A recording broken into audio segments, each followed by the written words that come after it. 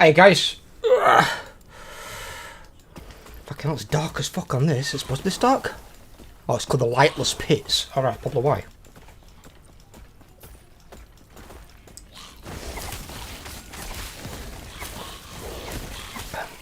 What the hell did I just walk into?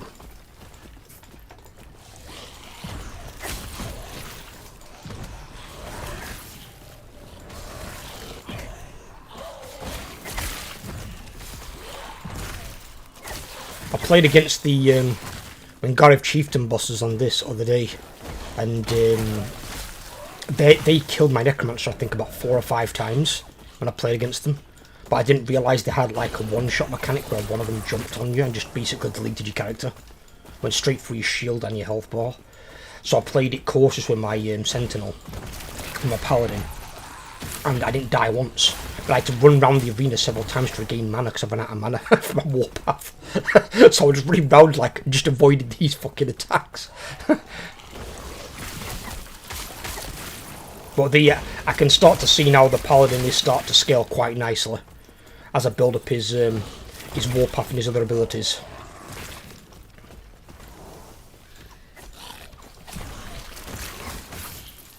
Necromancer definitely has an easier time like getting started and leveling up and stuff when they get minions than the Sentinel. Sentinel has a much harder earlier game. But I think the Necromancer's going to still be strong in the late game but might fall off in scaling. But the Sentinel's going to be super badass.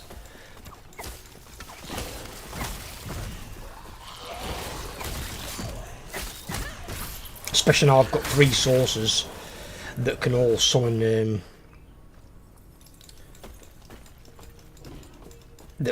Smite, and then Smite summons Fissures. So there's a lot of damage coming out of like just a few abilities.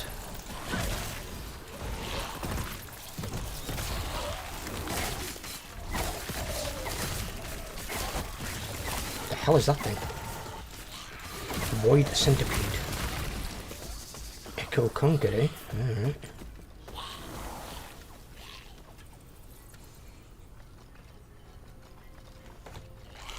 Well, that's better than either of mine, is it? No. Got way better stats.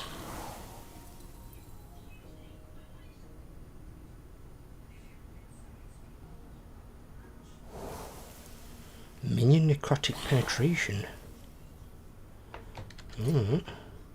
Oh no, because we want those. We want that thing for the ward, yeah. I do, I don't want a two-hander. We want our ward to be high.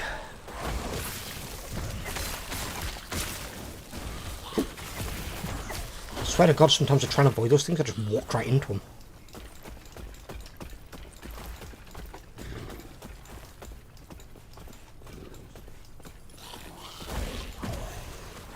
We're looking at the pricing of the Alpha 2 keys for Ashes of Creation. I mean, it's weird that they're charging people, obviously, because if you're doing an Alpha, or even a Beta, you want people to be able to get into it as cheaply as possible, or even for free. So you can get as much information and data as you can, so you can make your game as good as you can when you decide to finally release it. Now, if they need money because it's a Kickstarter project and they need money to like pay the staff and fund the equipment for the game, I can understand that. But if they were going to charge, like, one of their prices is £120 for an Alpha 2 key, and that gets you in from the start until they decide to end it, but it's going to be at least 6 months, I understand it. So breaking 120 across 6 months, actually not bad. And MMOs are the most expensive type of game to make, with the second most expensive being open world. And all MMOs are is an open world game on a much larger scale because it's going to have more than one player. It's weird whether they didn't just have one price point and say this is the price of an Alpha 2 key. Are you sure how you doing, brother? And basically say this, if you want to get in, this is what it's going to be. It's going to be $120 or whatever, because we need money to basically, you know, pay our staff and continue to fund the game. I think people can understand that. It'd be honest, it'd be, you know, you won't be trying to bullshit them and, you know, obfuscate things or hide facts. And then they could also maybe do something like saying, right, on our live stream on the launch day of Alpha 2, we're going to give away 100 keys. So if you're in the stream, you have a chance to get one of these free 100 keys. And then you can give 100 away, and the rest people have got to buy them. And then people who do want to get in, I'll have a chance of, you know, they can buy one at the price point you've set, and potentially they can make some money they need to continue making the game. I think an MO Kickstarter though is a really, really bad idea, personally. I think we should have the money for it beforehand. And then they need to learn from mistakes of companies like Amazon. Amazon, although being super rich and could afford to make a game, they made a mistake with New World when they didn't put in a subscription system. You have to have a subscription model with a MMO, because they're so expensive to fucking make and maintain. And then especially if the MMO does start to do well and starts to grow, and you've got to continue to increase the size of the team, it's a lot. It is a lot. It's a lot of money. Okay. An arena key. Don't think I have one of those. Oh no, I do have one there. How you doing though, brother? How's your day been? What is this thing? Anyway, this is a unique lantern thing. Controlling it we do. 7% more spell damage for United enemies, 150% chance to cast Ignite with fire skills and necrotic skills. 60% increased fire damage if you have killed an enemy recently, 100% increased armor while ignited. 100% of Hungering Souls base damage converted to fire. Hungering Souls ignite on hit instead of possessing. I'm guessing that's for some sort of like flame necromancer. I don't know exactly what to make of that thing. That is a relic, right, isn't it? Yeah. 15% increased minion damage, 10% increased minion movement speed, 49% increased minion health, 32% increased minion damage, 14% increased necrotic damage, 7% elemental resistance, 22 endurance threshold.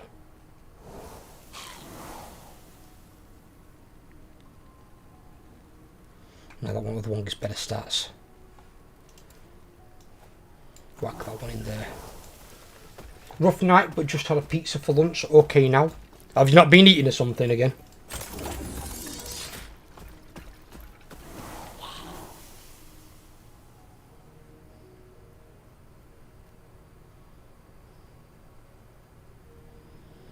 We can just sell all this shit though, can't we?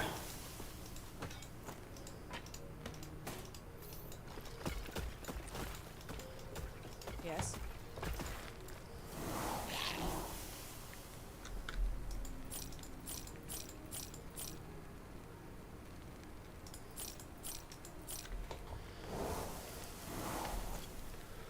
Sleep being shite for 2 weeks now. It's not because of the same thing as me, is it? Because I know you have asthma. For me, it's the heat. I don't do well during the heat. Neither me or my girlfriend do. And she's got her birthday right in the middle of August, like probably one of the warmest months. Which is really weird.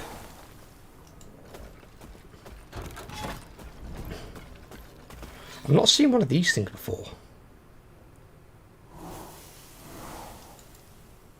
Devoured Armory. Rare amulets, arena key again. Wonder what the thing is about that arena key. Because arena keys seem to be popping up a lot in these echoes. I wonder if that leads to some good loot or something.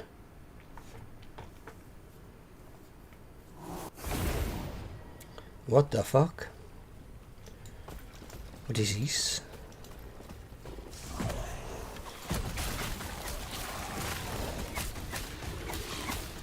Oh, oh.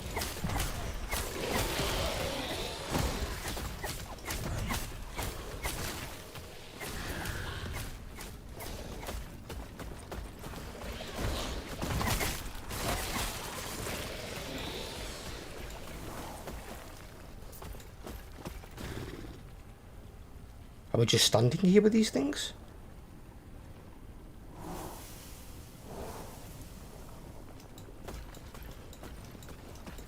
Starting new warlock now. Nice. I'm just getting through Monolith bosses. And then, like last night I was playing some last Epoch, but that was my Sentinel. I'm trying to get him, the campaign completed so I can get him onto here. Because I think I'm going to be streaming last Epoch once a week going forward. I might even stream it twice, it depends. Because if people are there to play Lethal Company with, it's fine. When you're playing Lethal Company by yourself, it's the same as Helldivers. Helldivers is just shite when you have to play it by yourself. I don't want to play with random people.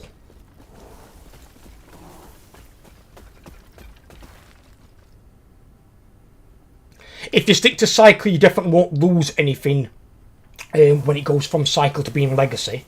But obviously, whenever a cycle ends, your character's going to become a Legacy character anyway.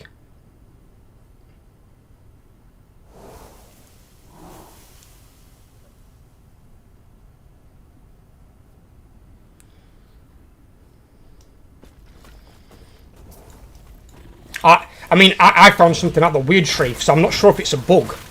Because I went on my Sentinel the other day. Technically, he was a cycle character from the first cycle. He'd kept all his gold. What he'd done is, all his passive skill points had all been reset. I could still apply them, but they'd all been reset.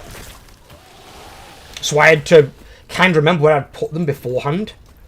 And basically I had to just re-put in all my passive skill points.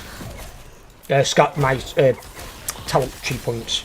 Not the ones for your abilities, the ones for just your character and your spec. So I had two different things happen.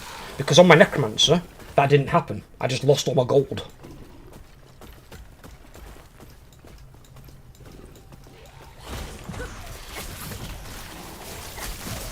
But yeah, I think unless you're racing through the cycle and trying to get as far into it as you can, Legacy is probably the best option.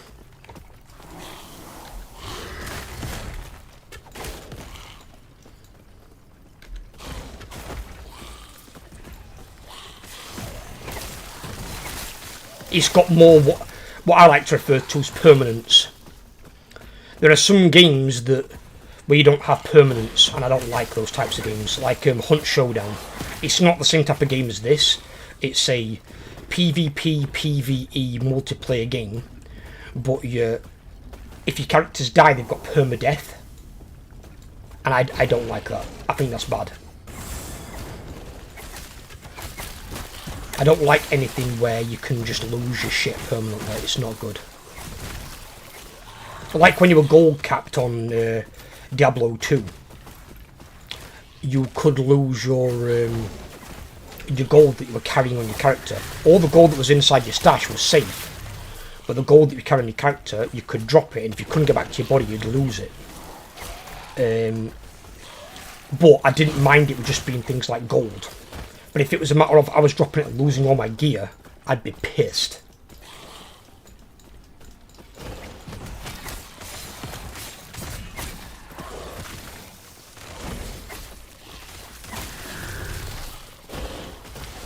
It basically, yeah, just a really high graphical extraction game.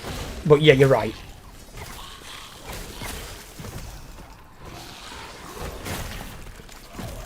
The only reason I gave Hunt a good shake is because it was Crytek, and Crytek did Crysis, but Crysis obviously was a single player first person story game.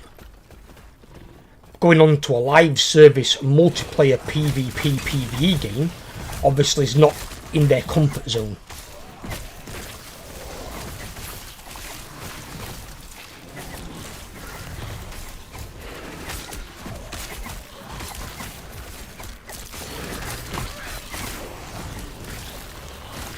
Level 69. We are one with Slanesh. You've got the Filth Lord number. Why do these fuckers keep spawning? Have I got to do something here?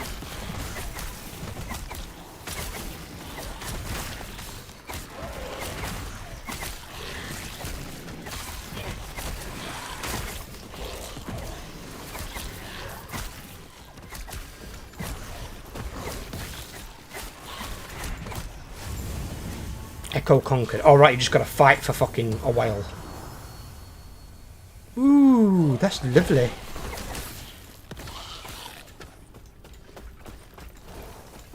That thing activating could make a good thumbnail. Might make a nice thumbnail like that later.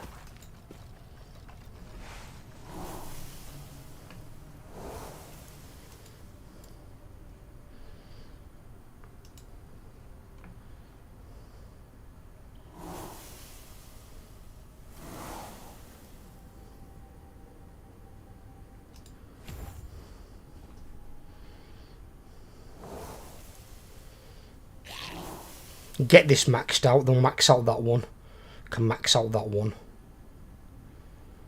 If I need that one.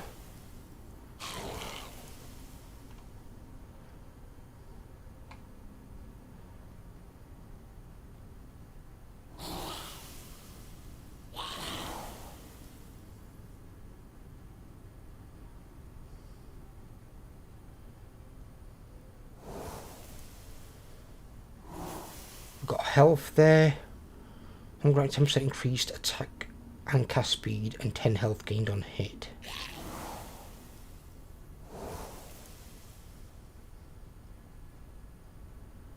Health, minion armor, damage reflected. Hey Cosmo, how you doing, buddy?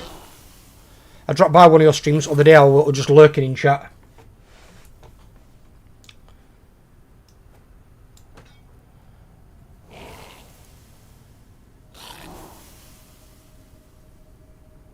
%304% damage over time. What the fuck?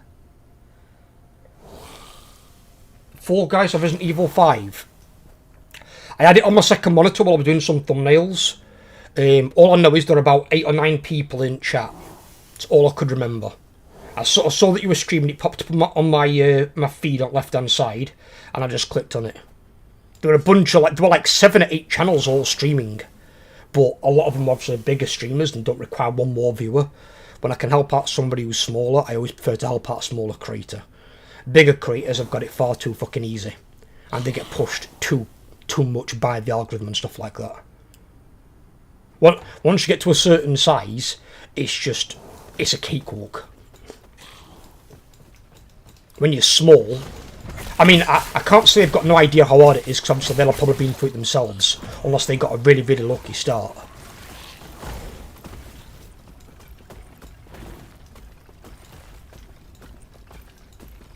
I feel feline today, meow. Mine are both sleeping, fortunately, at the moment. I'm just going to listen to this a second. She's popped to the bathroom. I'll be back in a minute. Oh, I'll be back.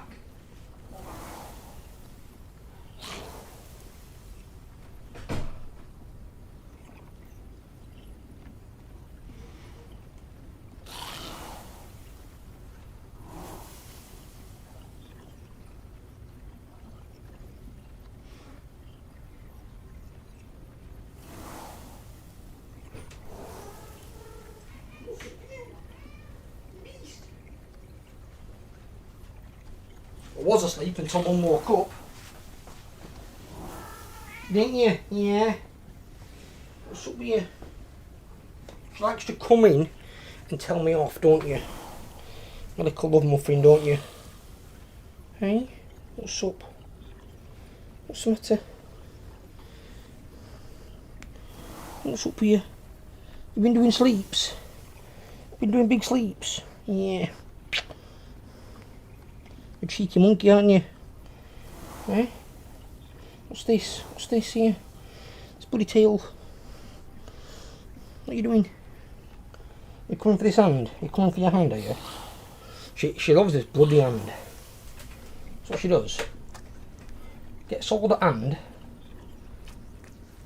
and starts licking bloody hand, don't you? Yeah. Don't you? Huh? What's up? What's up, my little baby kitten? What doing, little misty? Is it cuddle time, is it? Are you going to give Dad the cat debuff while I try and kill a boss? Let's do it then. There you go, you can have hand. Get hand. Get your hand.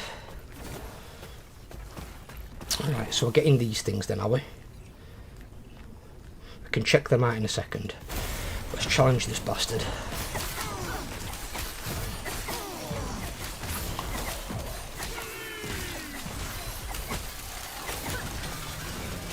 Oh, never mind. He was very, very, very shit.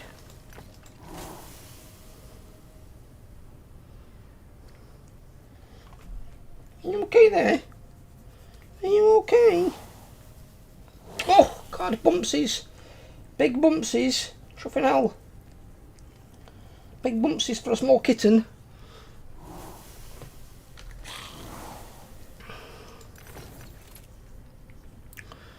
Fucking Christ, what? My Playco! My Playco, she's getting trained for Monster Hunter Wilds. She's gonna come and support me, aren't you, Monster Hunter Wilds, and make a cat called Misty. Gonna be my little Playco, aren't you? Yeah. Gonna be Daddy's little Playco. Yeah.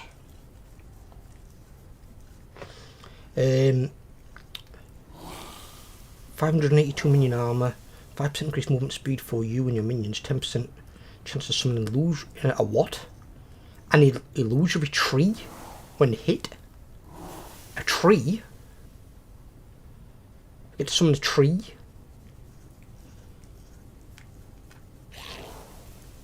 Imagine if it gets summoned and he goes, I am no tree, I am an ent.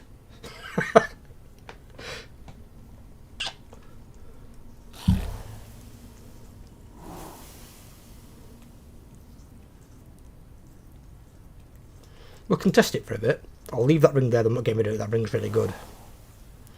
What have I got on these ones? Store control. Armour, increased movement speed, okay, a bit slower. Oh, it's got 223 ward decrease. Is that what current ones have got? Oh my god, that's disgusting. What's up?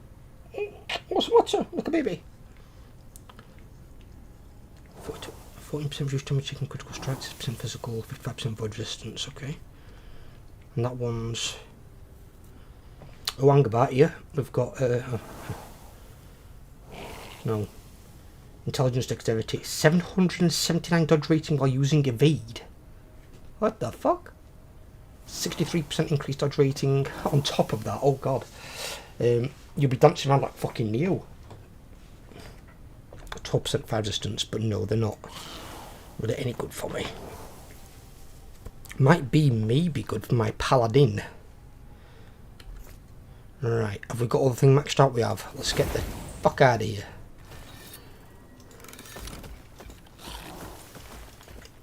Take care.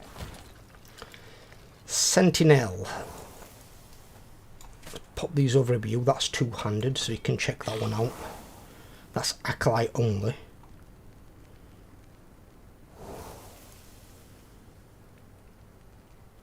A 100% critical strike avoidance. Fair enough. Oh, that's two-handed. Alright, put that up there. You can check that one out as well.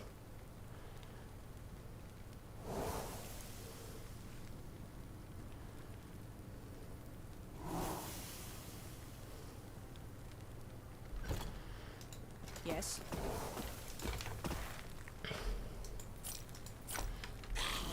Get rid of those.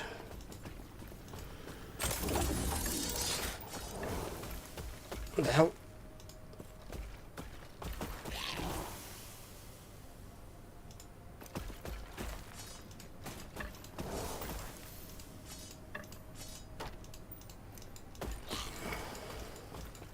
Yes.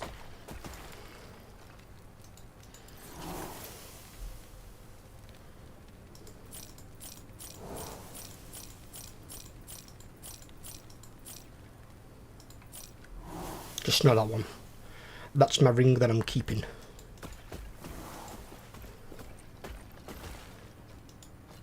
Right, we unlocked sight, didn't we, with this? Yeah, unlocked further range.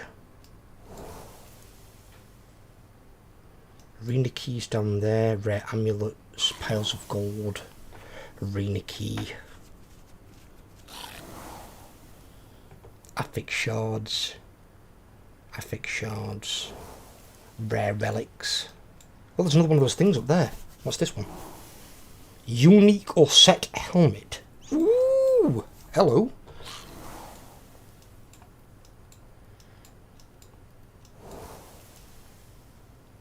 There's another one down here. How far do these fucking things expand out? Jesus Christ.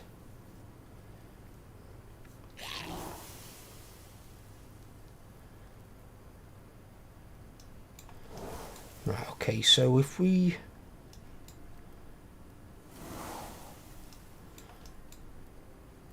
If I go here, then I can do that one. Then I can go there, and then I can do that. Glyphs. Start Abyssal Arena.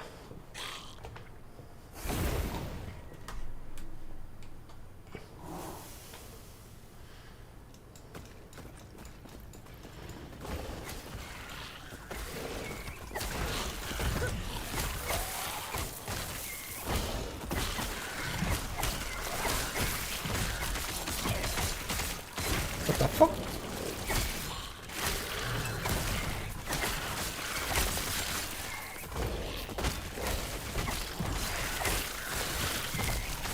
That don't look good. That don't look good. I'm getting out of that. What the hell is that thing? Oh, the big motherfucker with the giant shield. Put his ass down. Ooh! He's got a big flamethrower. He's like a fucking evil Autobot.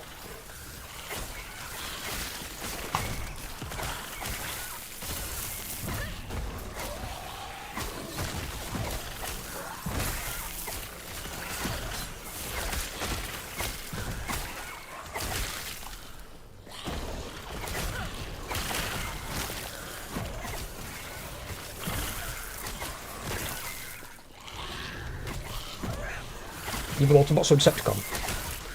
Yeah, but Autobots are stronger than Decepticons. That's why I call them Evil Autobot. Although I in the second Transformers film, I did like the old like one they revived. It goes, let me show you how they brought the pain back in my day. And he fucking curb stomps that fucking other Decepticon over that fucking wall and his head pops off. he's like, this old war veteran is a fucking badass. Autobots have plot armor, and Autobots have Bumblebee. And technically Ironhide, but Ironhide is done dirty in the third film. Because Ironhide, I'm not being funny, he survived the fall of the Autobot planet. Ironhide is the most experienced warrior. He's got more experience than any of the primes. Ironhide is a weapon and combat specialist. Ironhide should not have died. He should be up there with Bumblebee. When they killed him, I was like, what? I was like, you can't do that to fucking Ironhide. The guy's a beast.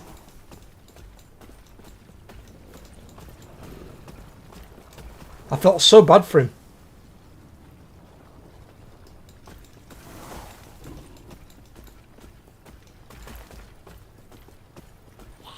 It's just a small arena, this one, is it?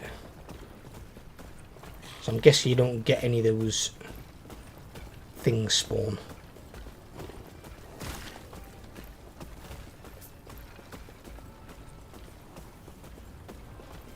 No.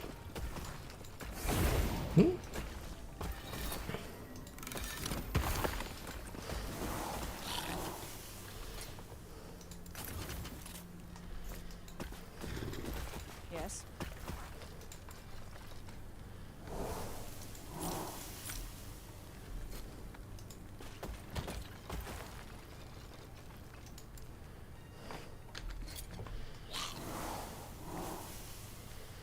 I'll pop that ring in there at the side of that so I don't slip by mistake.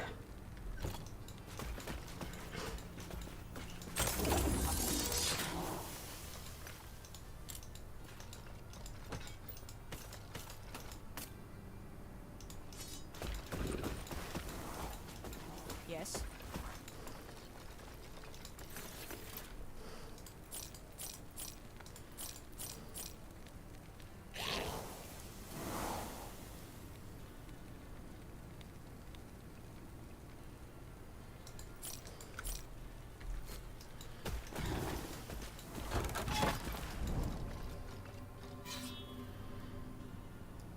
Docklands Arena, another arena. Ooh.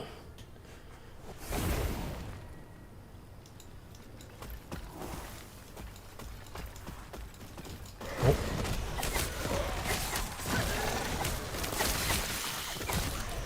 Is there Goddamn salamander. What the fuck has it got for a tail? Spiders.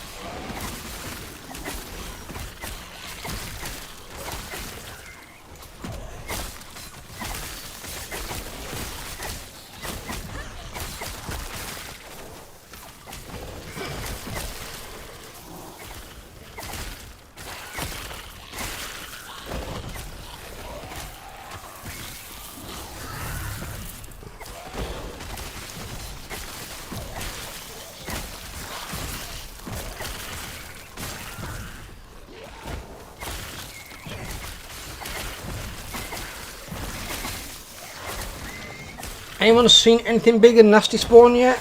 Other than that thing? I'm not seeing any Decepticon Autobot fuckers. No, I'm just getting big ass salamanders, massive tails. Could be something in the next Jurassic Park film.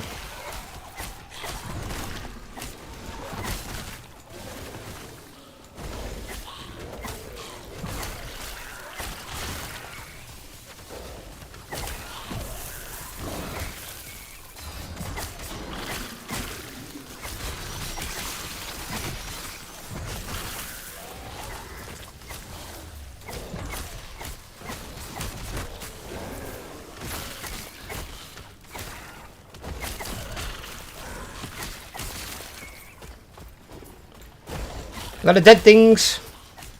Necromancer's dream come true. Going up on playing Necromancer at the moment, aren't I? On Warhammer as well. Playing Heinrich Kemmler. Now I've got my Mortis engines. That was it, really?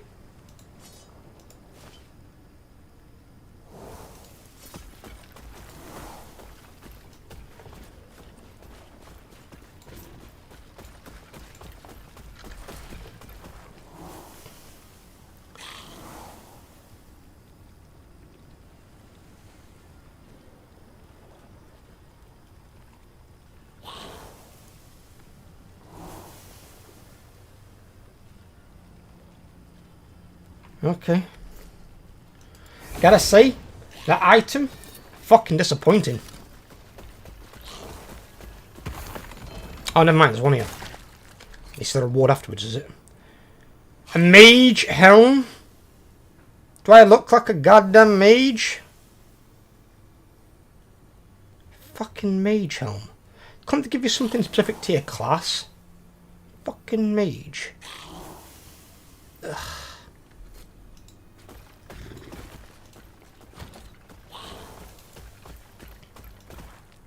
It's got forging potential we can use it for. Same with that one, I suppose.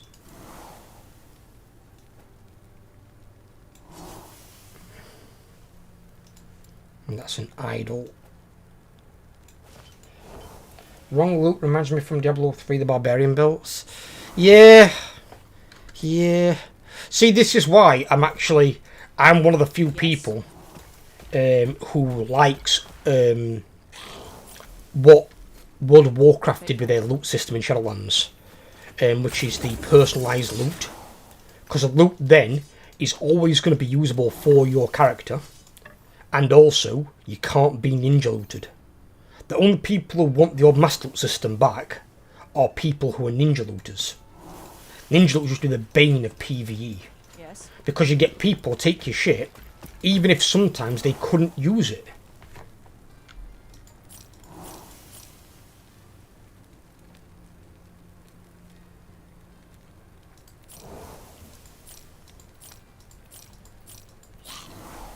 And that is one of the things that used to annoy me like hell with the game. Master loot is arse, I agree. If I made an MMO, there would be no master loot in the game. It would all be personal loot. Okay. So if you're in a group, you might get lucky and get some gear, you might not.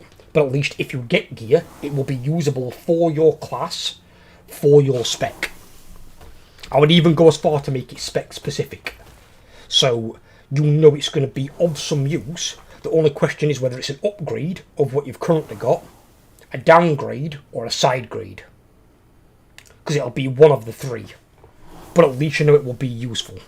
But at least then you ain't got to do any bullshit rolling for the loot. You just know that you've got some loot.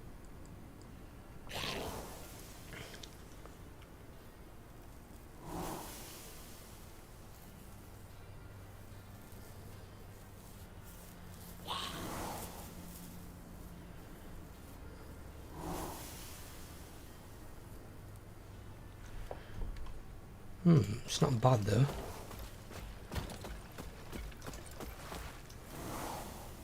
Pop that in there with that.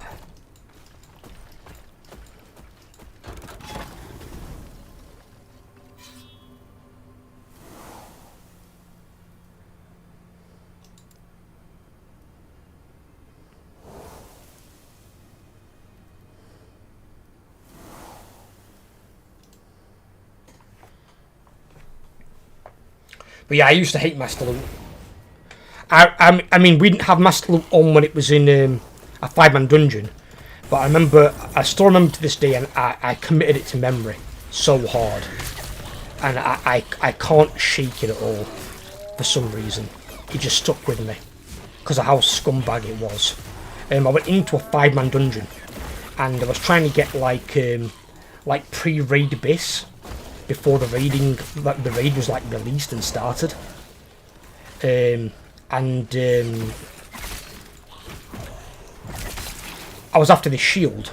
Shields for me have always been the hardest thing to fucking get as tanks, which is why, like in vanilla, I had to farm out the PvP shield reputation, because I never got lucky with shields. It was always the last thing that I'd get that'd be purple. That'd be the fucking shield, always. I went into this dungeon. It was the one where you go and fight against a big squid guy, and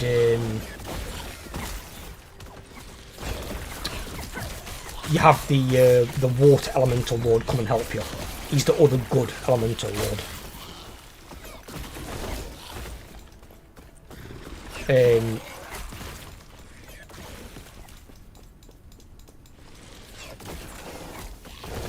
And I had to, we had to kill up bosses and stuff. It was in a cataclysm, and we went down, and we killed, I think it was the second to last boss, and the shield that I wanted dropped, and I was like, finally! I'd done so many runs of this fucking place. So, of the 4 teammates, 3 of them passed, because they didn't need it anyway, they can't even use shields, and then one of them, the mage, clicked need along with me. Obviously the roll went out because we both clicked need, and he wins the fucking roll, doesn't he? And I'm like, can you trade me that?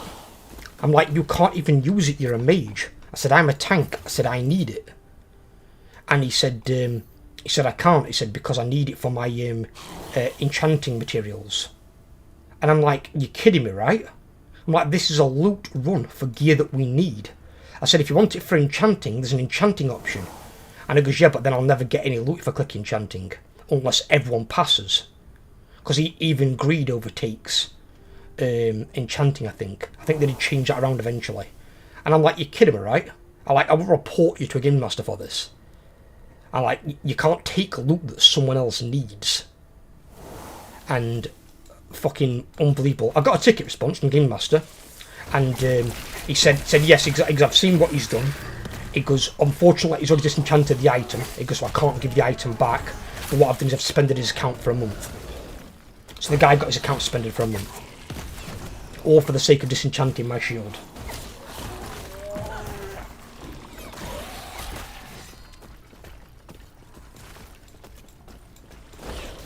Oh, I couldn't believe it. I was so furious. I used to fucking hate that shit.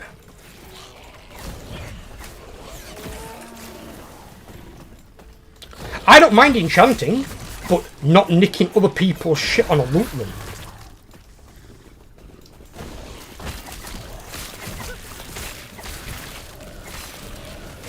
You want to disenchant stuff? Disenchant your own gear that you don't need. Or, you know, when you go out into a run and there's people needing stuff, just click your enchant button, and eventually, as I said, they fixed it, where if everyone clicked pass or greed, the enchanter would get priority. And then I disenchant it, but then obviously the enchanter didn't always get the gem or the dust. They did change that, so if you were an enchanter, you got the materials. Unless there's more than one enchanter in the group, then it would be a roll between the enchanters on who got the item. Ooh, temporal sanctum key.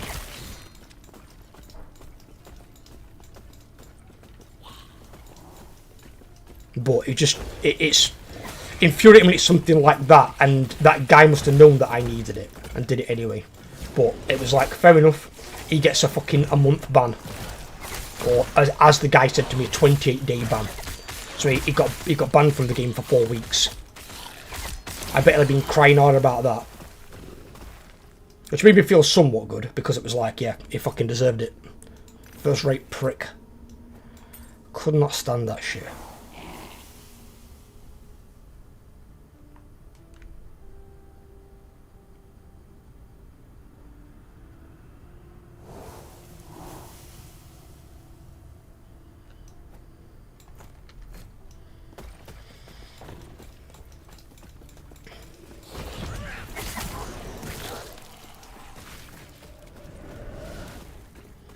Like at one point as well, we the guild that I was with, we got we were on AQ40 at the time.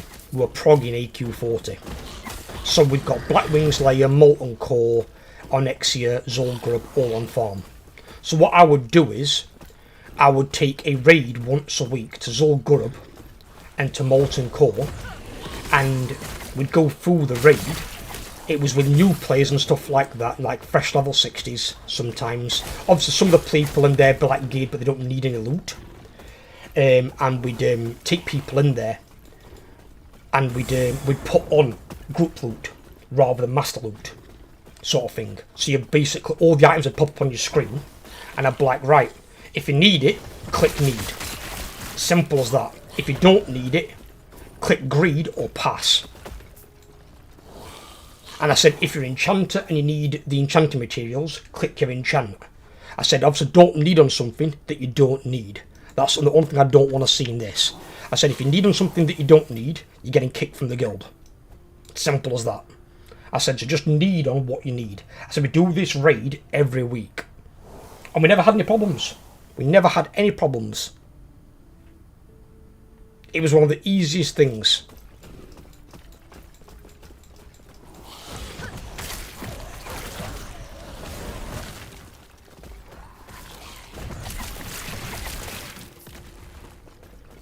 And when I go back to WoW to do Classic, that's one of the things I'll probably do again eventually. Once we've got like through the where everyone needs gear, you've got to have Master Looter on.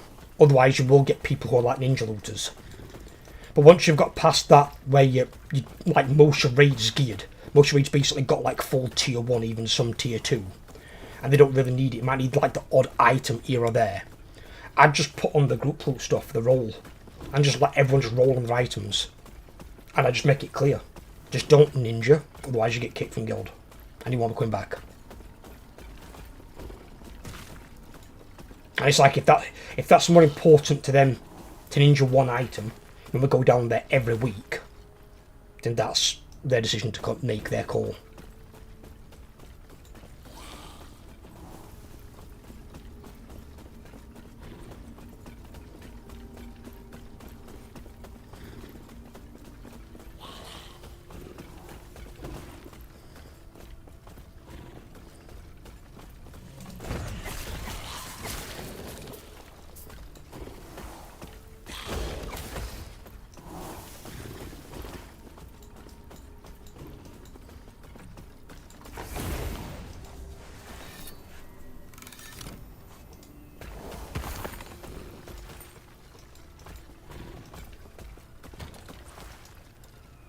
And also though, with this Ashes of Creation, the game does look to have a lot of potential.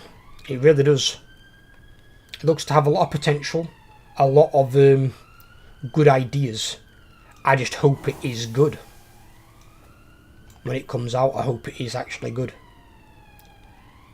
And if it is good, well, obviously I'd assume it's going to be a subscription-based game, as in my opinion, all MMOs should be.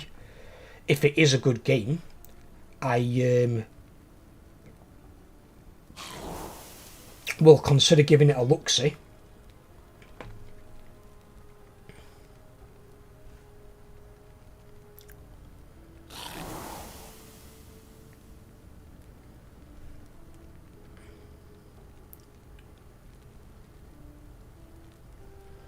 And I might even go and play that instead of World of Warcraft, because I'm not going to be subscribed to 2 MMOs at once.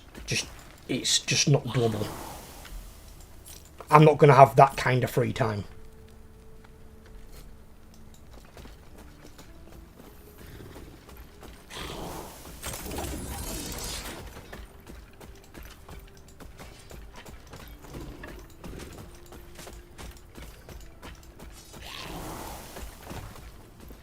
Played some Classic but ended up quitting because guild drama. 3 guilds died within 2 months just because of 6 knobheads. You'd have to give me some more context on that, Shreve. Why particularly 6 knobheads? How do 6 knobheads break up 3 guilds?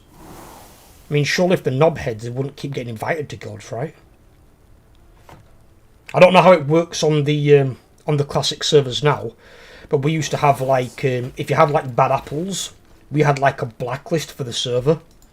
And we'd blacklist these certain player accounts. So basically, they couldn't get into guilds on them servers.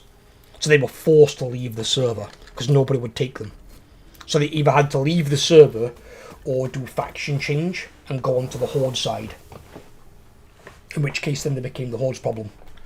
Because you know that people who are going to be knobheads like that are always going to be knobheads. They just don't... It's not that they can't change. Everyone's capable of change. Just they didn't want to change. Which makes it even worse.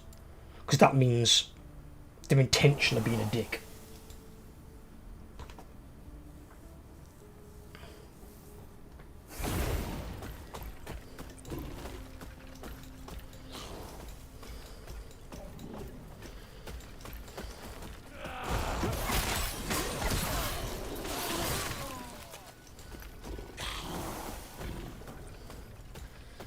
Those guys were guild officers, but they didn't do any work. They basically just were scamming people for loot, etc. So the first guild fell apart in a month. I don't think you were my community at the time, Shreve, when we had our... but I made a big mistake myself. I merged my Discord with my World of Warcraft guild for Shadowlands, where in hindsight I should have made a separate Discord for the World of Warcraft guild, is what I should have done. And...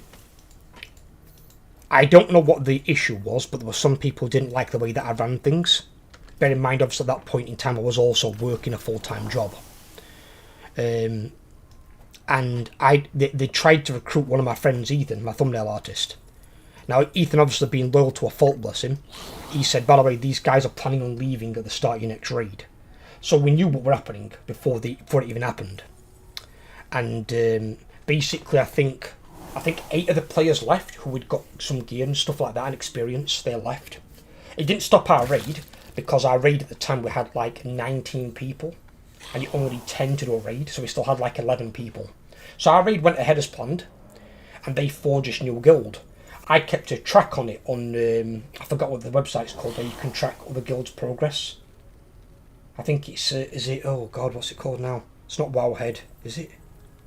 It's the other one called they have now. And I tracked their guild as well as mine. We cleared Heroic, which was our plan, to clear Heroic. So we cleared it eventually. We killed Dinathrius. We only killed him once, but we killed him. We got him down. Their guild only killed 8 out of the 10 bosses. They didn't even kill the second to last boss. So they didn't get past Stone Legion Generals.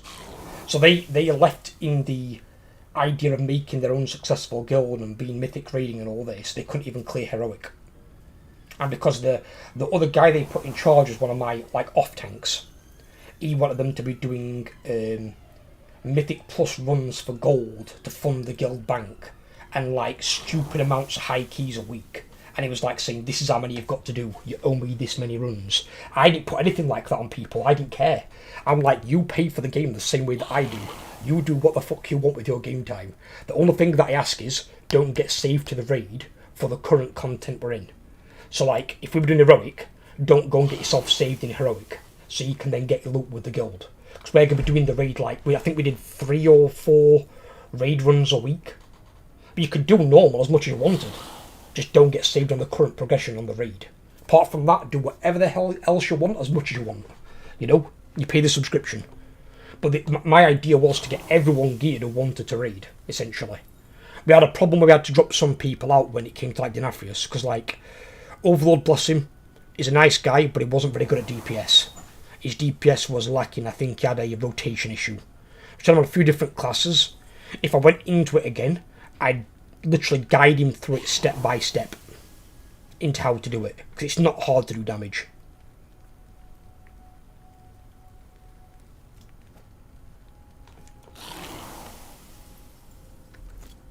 In fact, I would say DPS is probably one of the easiest specs to play. Healer's definitely the hardest, because you've got to keep everyone alive, including the tanks. And a lot of people just play like morons sometimes, and when they die they blame the healers. And it's like, one of the girls I knew who played WoW said, I can't out-heal stupidity. She's fucking brilliant.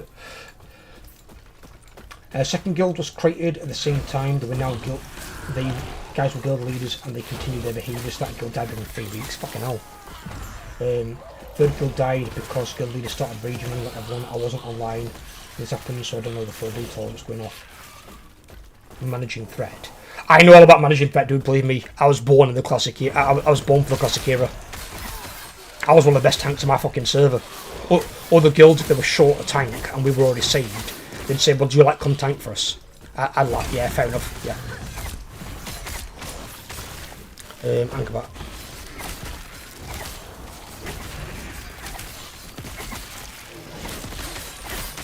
I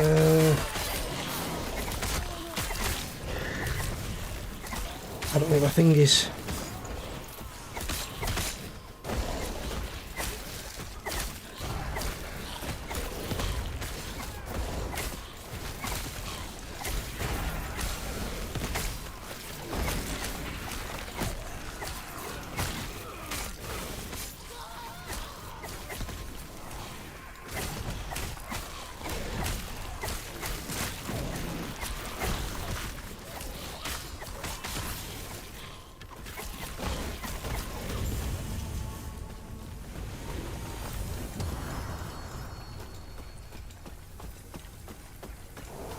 Nice.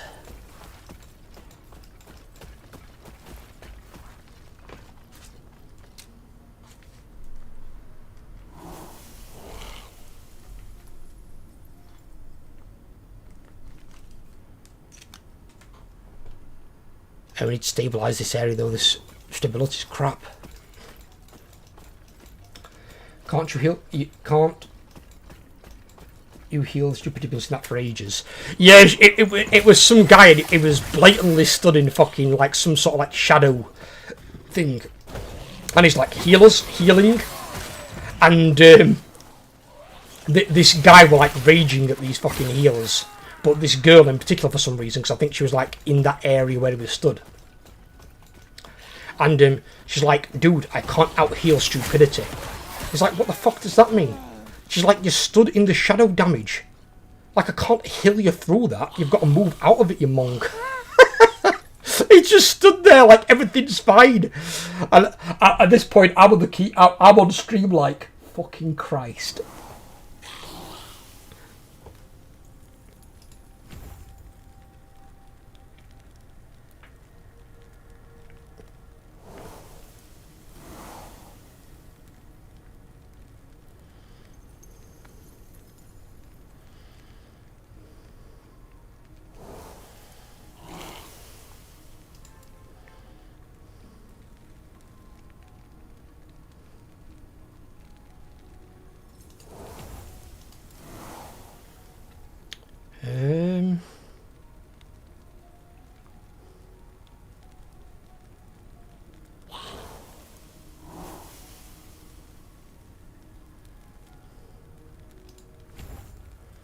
I play both healer and tank since I'm Paladin.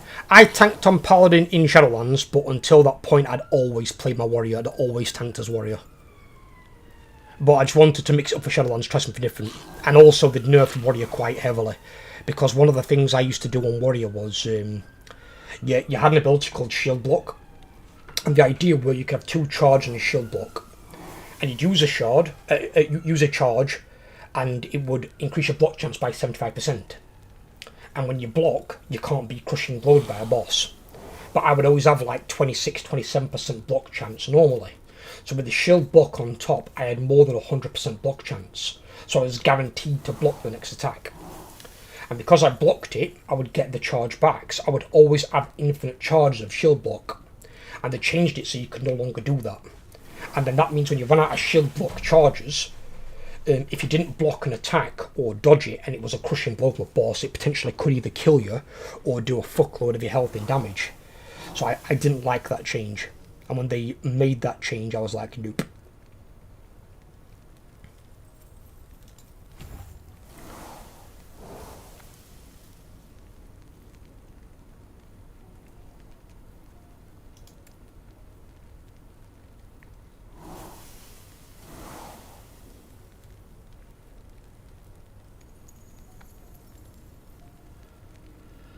Every time there is DPS who pulls before I get concentration down, I just let them take the hits.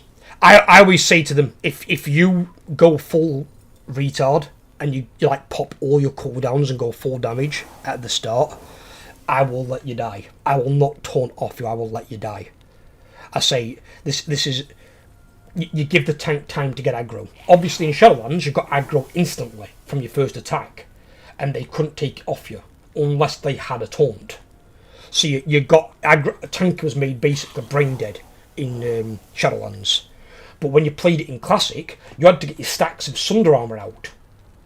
You had to get your stacks up and then start your shield slamming and build up your threat. If you get some rogue or some retard fucking mage or hunter that pops all his cooldowns and just goes, yeah, it's like, yeah, that's great, dude. I've got 1 Sunder. What do you think's going to fucking happen? And then he turns round and the fucking boss has got some sort of like frontal breath attack and just dicks the entire raid. It's like, you fucking moron.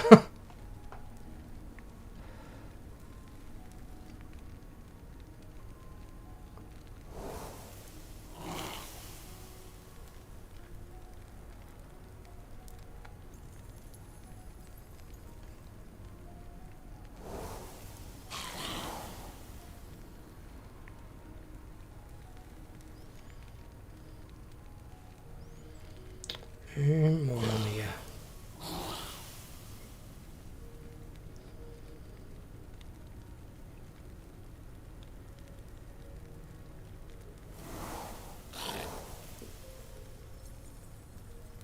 Yeah, just tell me that. Increased explosion damage.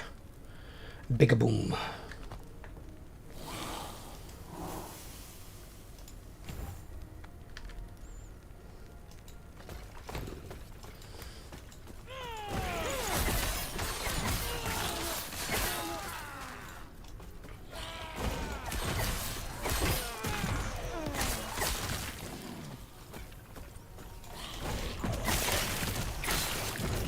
A lot of people have the mentality I'm DPS, therefore I do only DPS, nothing else. They've infused the mechanics so you can take off the interrupts and other defensive CDs because they don't do damage. Yes, I have met those kind of people before, and they don't last long in my guild. I'm like, are you a brain dead zombie? I'm like, right, well this is how you play the game. I'm like, I'm not telling you this is opinion, this is fact, this is how you play the game. And I said, bear in mind, I've also played DPS. You can't just stand there and avoid a mechanic. And I'm like, if there's a boss casting something that could wipe the raid, and every class has an interrupt, and you didn't use your interrupt, and you're one of the people there with the off cooldown, I'm like, then basically you just cost yourself repair balls, well as everyone else. And so what I'd say to them is, I'd say, right, because of that, you're paying everyone else's repair bills in the raid, as well as your own. And they're like, no I'm not. And I'm like, if you don't pay them, I'm going to kick you from the guild. 2 options. And I would say 70% of the time they paid the repair bills.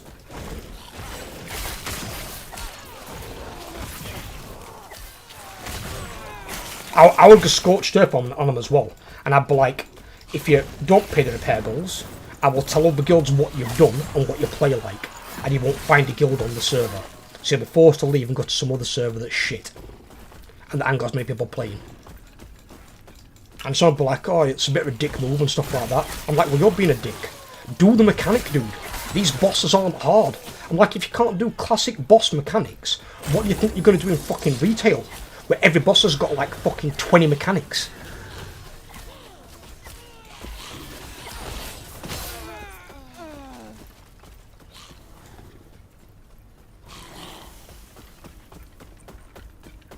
Whoo, damn, think about.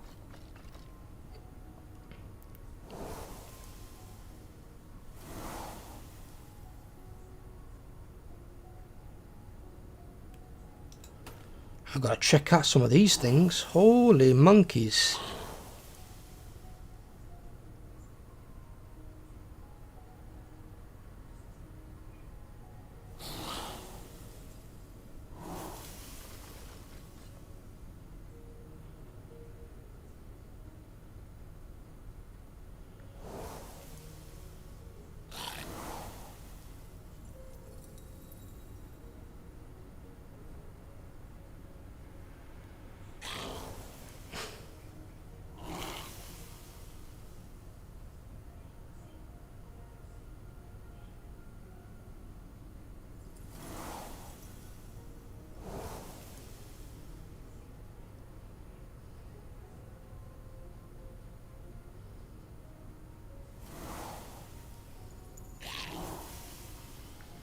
Tick that for my paladin.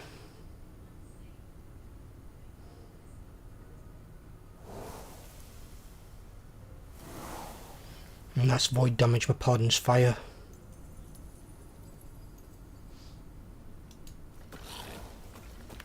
There's some not bad items there.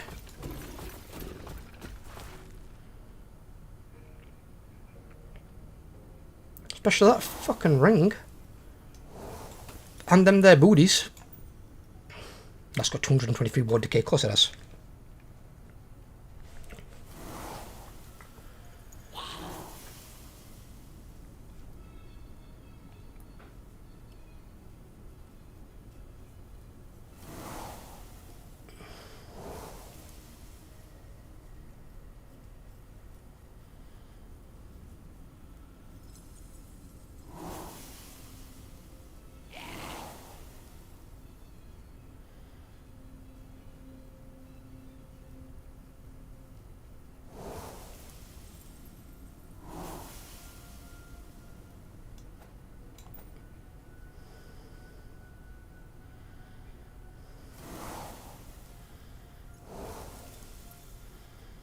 It's not going up that much.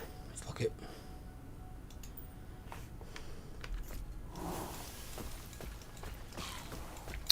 In retail side, I played most of DPS. I was Outlaw Rogue. Mythic Plus, I had to take care of every single interrupt since the rest of the group refused to do so. Glad Outlaws had 3 interrupts. See, personally, I don't think classes should need that. One thing I've always been advocate of is less abilities. I think every class should have 1 interrupt, 1 defensive, except tanks. Tanks should have 2. And then have an optional 3rd one they can spec into if they want, but they have 2 standard. I am Matrix. And then everybody should have either 1 offensive cooldown or no offensive cooldowns. And you just have your rotation that does damage. But like things like dots for like your Affliction Warlock, or if you have like a Bleed Spec Rogue or something, basically they can stack infinitely. There's no limit on the number of dots on a boss or the number of times they can stack. So then dot based classes become a lot more viable. A lot more like, ooh, that's a bit sexy. How's things? Well, not bad, brother. We're just discussing good old World of Warcraft. Some of our past experiences. While I dick over some Monolith bosses for some fat loot. Matrix has got out of his coffin. He has indeed. He has awakened from the coffin.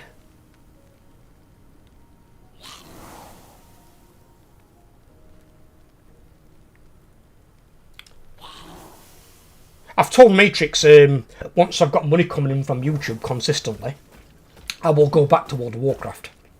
but it will probably be classic. Yes. Got some bad news this morning, so kind of had to. Oh no. What sort of bad news? Do I need to brace myself for this? Is it really, really bad, or is it like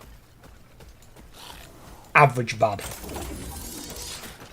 I mean, I suppose no bad news is going to be great, is it? I suppose. Hiya, Ethan. Yes.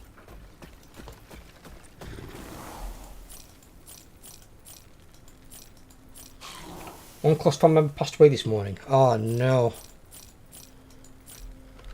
It weren't immediate family, weren't it, Matrix? I'm sorry for your loss as well, brother. If you want to talk, buddy, let me know and I can jump on Discord. We can talk. If you want to talk on stream, or if you want to talk after stream.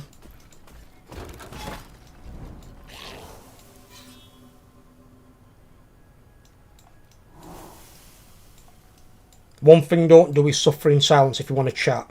Some people are like me personally, when I'm upset, I want to be left alone. But other people might not want to be.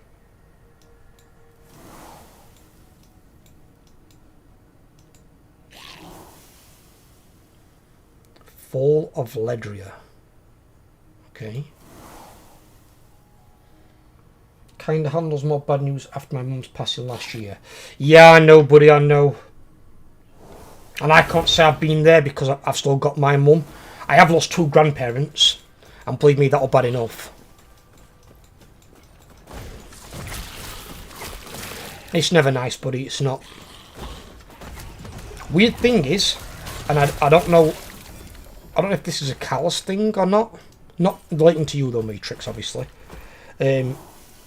Whenever I lose like a long time pet, whenever I've had a pet for like 10 plus years or something, I lose a pet, I always take that harder than when a person dies. I don't know what that is. Is that just me, or does that affect any of you guys as well? I don't like losing pets. What brings you here?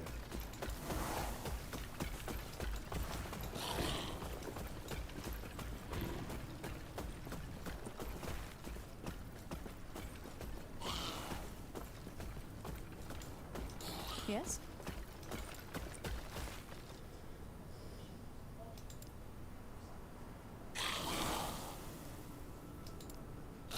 Stay safe.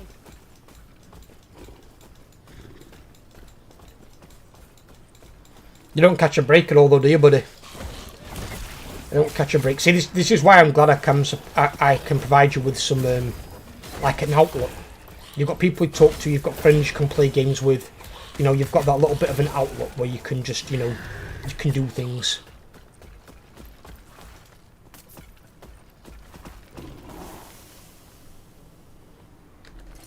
I'm glad to be able to provide that support. It's important that people have it. Because the amount of times I've read posts on people that sometimes people resort to like self-harm or even suicide, and they say I wouldn't have done it if I had some friends to talk to. And sometimes that ain't got to be physical friends you can go and meet. It could be somebody in another country.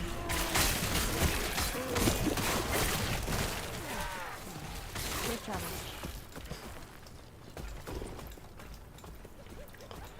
Yeah, I don't like those animals at all, buddy. I don't.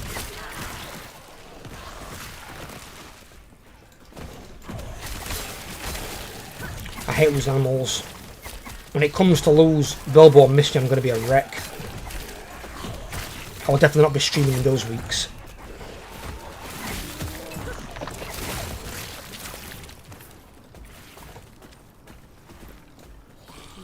Yes?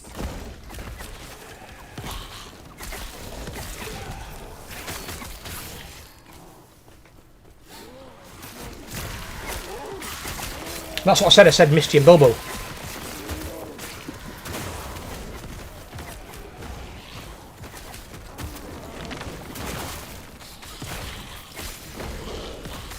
Of course, I'm going to miss my little girl. might be a little bit rambunctious, a little bit Yes. destructive sometimes, but I love her to pieces. I won't be without her.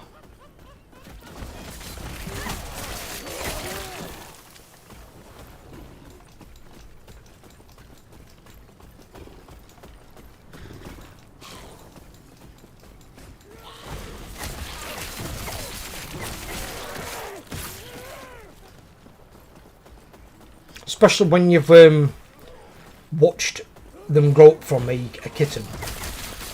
Watched them develop into their own little person.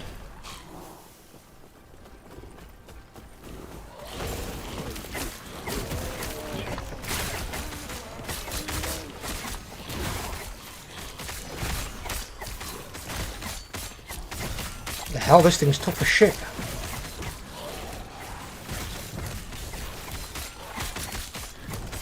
Huh.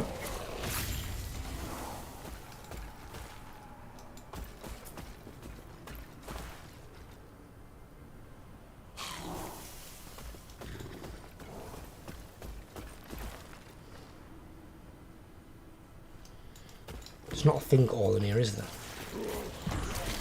Fat boy. But I only heard Bobo. No, I said Misty and Bobo. Don't forget me little Misty.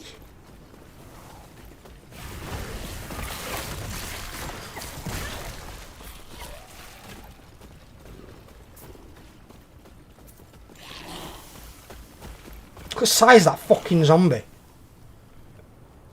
Lanky bastard.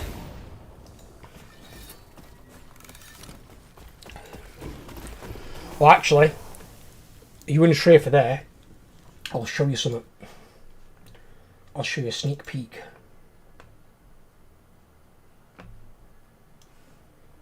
A future emoji.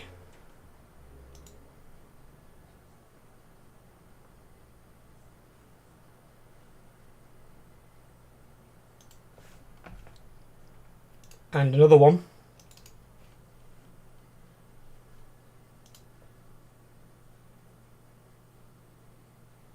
Emojis.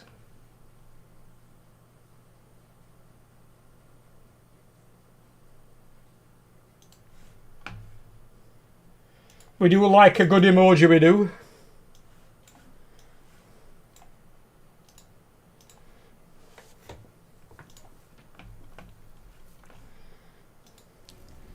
See if it looks badass.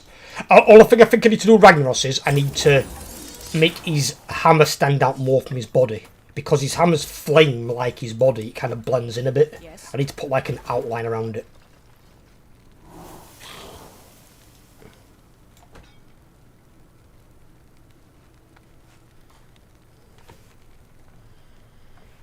But there are some more upcoming emojis. I was gonna put the Seathun on like a spook body, but I thought I tried it. It didn't look right. I thought it's just better off being the way it is. Like I'm gonna do one for the Lich King and Illidan Storm Rage as well. Yes. But they're better off just being on their own bodies, like the Legacy of King one. All I've done is colored in the body white, so it's got like the spook, like a bit of spook on it, essentially. Take care.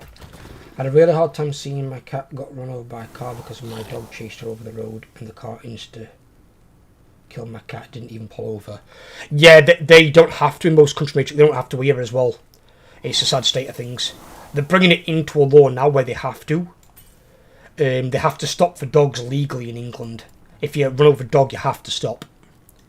Where a cat, you don't. But they're going to be changing that. And it's about time they did as well.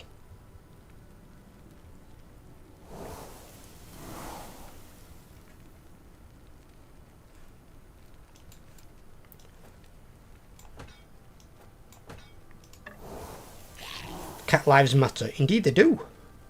Indeed they bloody well do.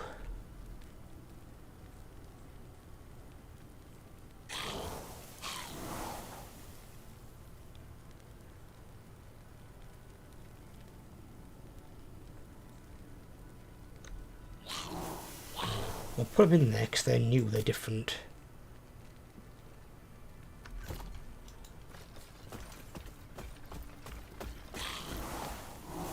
Two cats and two dogs so far. Fucking hell, I've lost more than that, dude.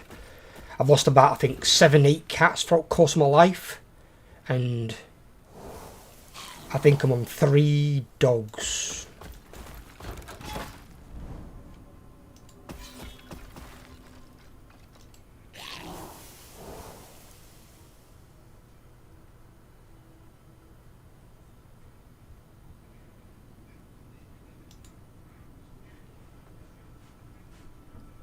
Was crushed after my dog died. Was only 9 months old and she had severe seizures.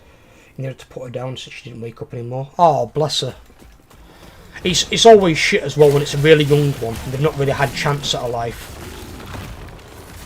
That's why I hate watching like stories about animals or films about animals, because they break me up. They really do.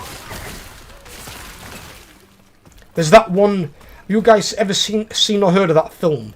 There's that dog that it has a number of different lives.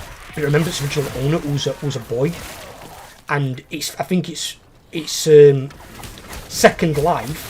It's a puppy, instantly at a high kill shelter in America, and it's getting put down as a puppy because they've got nowhere to house it. And it's like, well, you shouldn't be putting down a puppy. You should be putting down an older dog, really, because then at least that puppy's got some chance to live, and people are more likely to adopt a puppy than you are an elder senior dog. But realistically, they shouldn't put any of them down, in my opinion. They should have a no-kill policy. Well, that many people just discard animals. They do. I hate it when somebody goes and like drops a bag on motorway, or chucks a bag of puppies or kittens in a bag over a bridge into a river. And it's like, why not just take them to a shelter? They'll take them off you for free. That's the whole point of these shelters. We have it in here in England. We have something called RSPCA. I know in America they have PETA. And we've got the RSPCA over here. They've got shelters all up and down the country.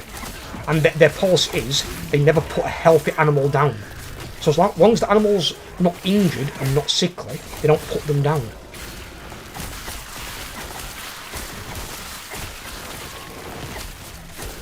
And speaking of animals, here's my little lady. Hey, darling. Hello. What's up? What's up, baby? We provide all the love we can, can't we, for just 2 of you? Yeah? We do. And you eat us at an house and home. Because you get fed lots and lots of times a day, don't you? Yeah? You're going to sit on your armor chair. So you're going to sit. So she's that small, she just sits there. Bilbo's asleep in his hammock. So Bilbo was being left alone. He's 8 years old. He likes his sleep. Come to darling. Yeah. Hey, what are you doing? What's up? Ain't she lovely?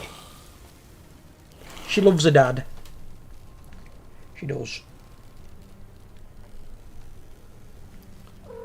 What's up, baby? You okay? What you been doing? Been having sleep, so you been playing? Huh? What? What's the matter? Come back on here. Oh, come on then. I'm getting hand. Is it hand time again, is it? Hey? What's up? Oh, my darling. I love you too. Time to harass old Spec. I don't mind. I love her to pieces. She can harass me whenever she wants. My little darling. Don't get me wrong, she rips up parts of my carpet that piss me off. But it's because she's a baby, she's a kitten. Kittens do it. You've got to think of them in the wrong way, like you would do a baby. Babies can be destructive, they can be annoying. And it's not because they're mean to be. They don't know what they're being, they're just a baby. And she's the same way in a kitten. She'll learn as she gets older. See, Bilbo, only time Bilbo knows me is when he's sick on the floor, which is because a long-haired cat quite frequently. But even then, he doesn't do it on purpose. It's because he gets fur balls. It's the downside of having a long-haired cat. So I just take it in my stride. Until Bilbo arrived in the apartment, my apartment never had sick on it. I never spilled anything on it, apart from maybe an odd bit of coffee.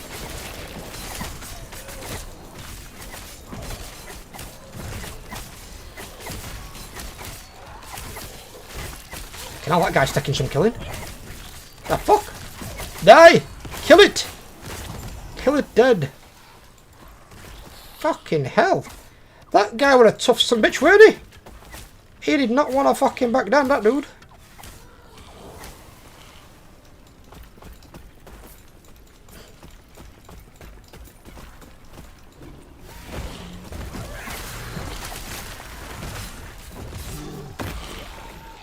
This is what bothered me as well. Like, do you know when they had COVID? When COVID was out, and a lot of people adopted animals during COVID. And then when COVID ended, a lot of them started giving up animals or abandoning animals. And it's like an animal's not just for an event because you're locked indoors, provided with entertainment. They're for life. They're not a temporary fucking thing. They're for the life of the creature. Otherwise, don't have them.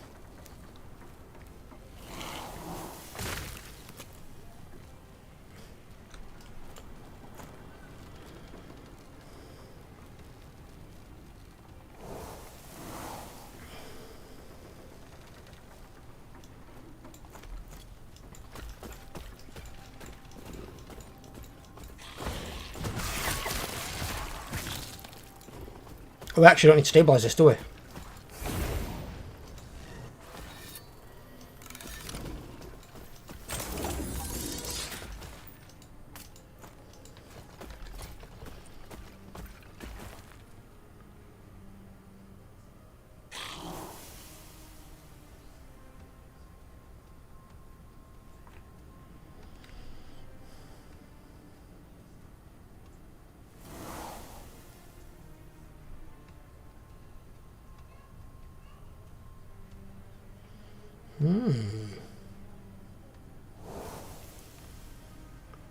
We're at 328. See what that does differently. How much is it going to increase to?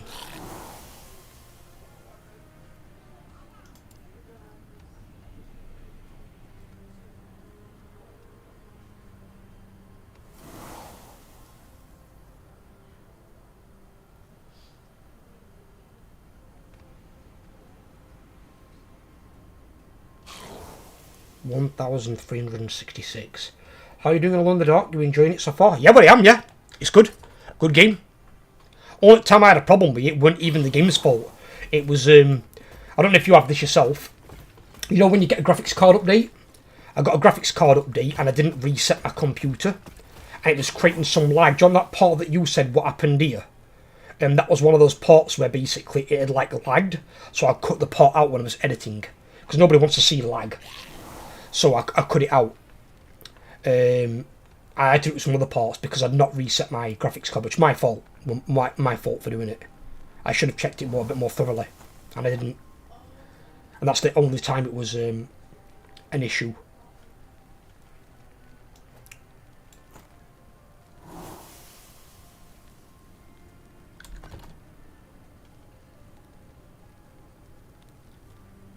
Guess you have NVIDIA. Of course I have NVIDIA. There's no point in getting AMD or ATI, whatever the fuck it's called. Yes. They're inferior. Well, example is, it's the same way I always look at Apple and Take care. Windows, or Microsoft, and NVIDIA and AMD, whatever it's called, or ATI. Windows had to bail out Apple when Apple almost went under. Purely because there can't be a market dominator or market majority. There's got to be at least one competitor. So the only competitor at the time was Apple. So Windows, legally, by international law, had to bail out Apple. But because of that, Microsoft owned like over a third of the shares in Apple. They don't own a majority, but they own enough to know what's going on when they bring out new products. They've got people on Apple's board. When the same thing happened with AMD, they had to get bailed out by NVIDIA because they were making graphics cards. And they were the only other graphics card competitor in the market at the time to NVIDIA. So NVIDIA, again, by international law, had to bail out AMD. And NVIDIA have got a massive share of the base of the companies of AMD. So whenever AMD bring out a new graphics card, NVIDIA know what they're bringing out years before they bring it out. The technology they bring out is never going to be as good as NVIDIA's, because AMD have got none of the shares of NVIDIA, but NVIDIA have got loads of the shares of AMD, Because if it weren't for Nvidia bailing them out, AMD wouldn't even exist. AMD always offer you more cards at a cheaper price. AMD offer you fewer cards at a higher price, but a much better benchmark. If you want quality, you go Nvidia. If you can't afford the quality Nvidia, then you look at AMD. That is the only other way that you do it. Where with Apple and Windows are different. Windows are more geared towards gaming. They do support a lot of gaming, and all games are built around Windows systems. Very few are built around Apple, because Apple's more focused on photography and the business side of things. That's not really meant for gaming. People don't really game on Apple. There's no such thing as an Apple gaming computer, because Apple don't care about the gaming market. They've openly said it. It's not what they want to focus on.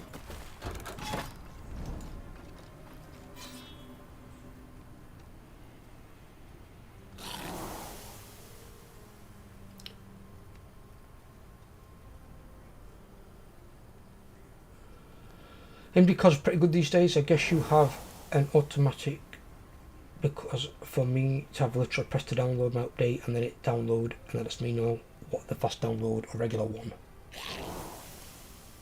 I don't know what that means, Matrix, I'll be honest with you. Video quality has plummeted the last few years, the new cards are pretty ass for that price. I don't know. I mean, to me, I've got the card that I've got, my card's great. I've got no problems with it. The card's always an improvement, not just on the gigabytes, but also the quality of what you get. The difference is that I don't do. Never buy a new graphics card for Nvidia every single 2 years. Wait 4 to 6 years, then get a card, and you'll get a massive difference in your card. That's what you want to do. Never get a card every 2 years. Did your update come all random when you played the game? My update had already happened. I'd just not restarted my computer. I forgot to restart it. You're always supposed to restart your computer after a graphics card update.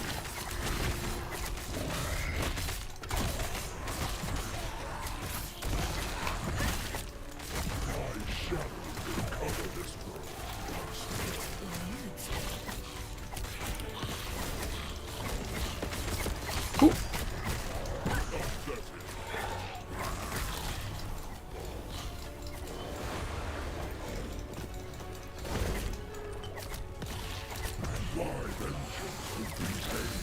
Ow! Oh God!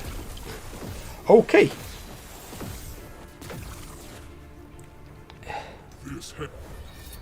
I could not get out of that in time.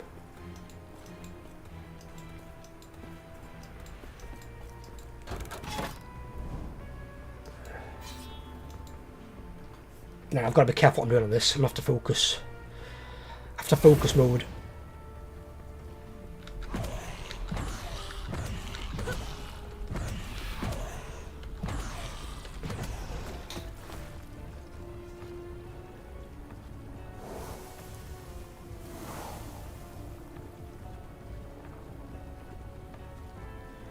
Got an AMD RX 7800.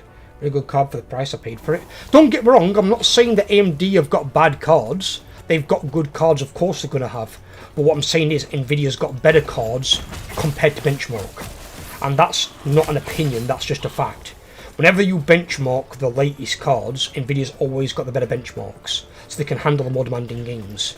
That's just how it's always been. And because Nvidia owns such a massive share of AMD, when they had to bail them out, that's why. It's not some like underhanded corporate thing, it's because they bought a lot of their stuff.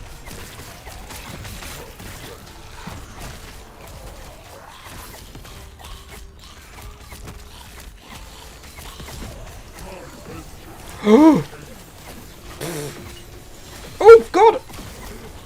It does that really fucking fast.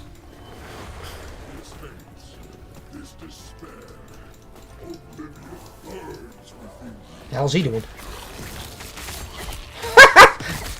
did he bug out?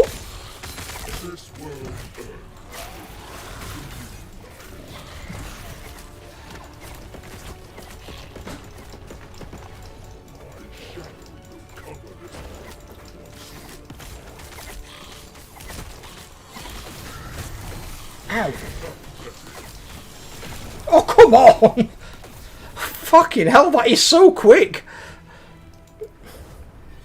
See, this is why I would like to be able to move with W, A, S and D, and not with the click of a mouse. Clicking with a mouse is so much more difficult to move than it is a W, A, S and D.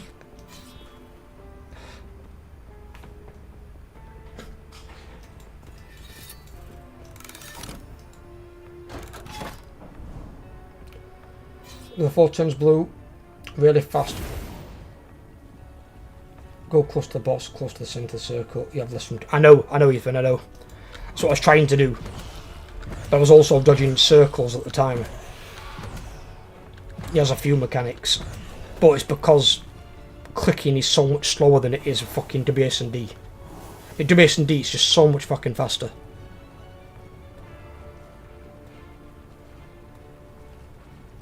Clicking is an outdated ass way to move.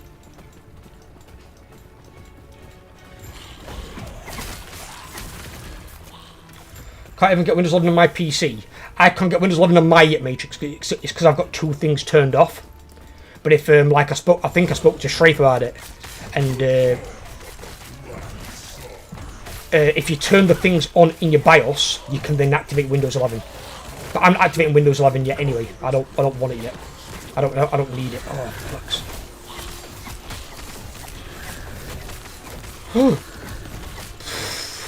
Fucking hell.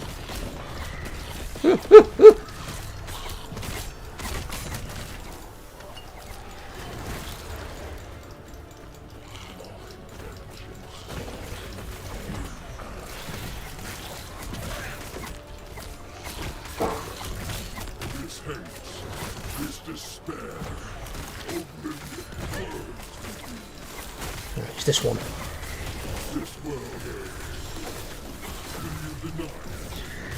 Jesus, that is so fast that comes through.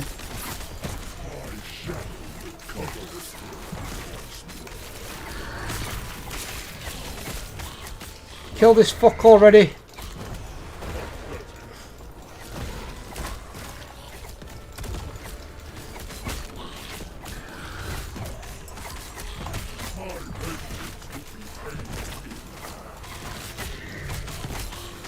He's going for it again. It's going that way, okay. There. Oh! Got him. Choose a blessing. 38 health. 1.5% of spell damage leached as health. 45% increased void damage. Well, I don't do void damage for a start. I'll just take more health.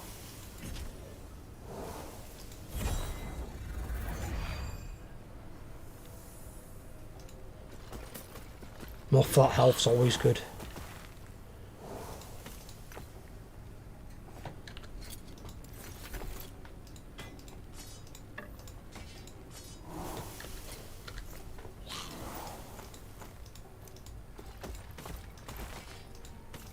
Fucking Ray.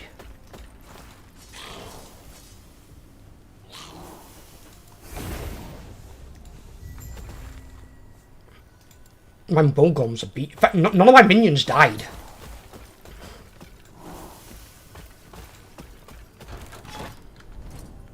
My minions are fucking tougher than I am.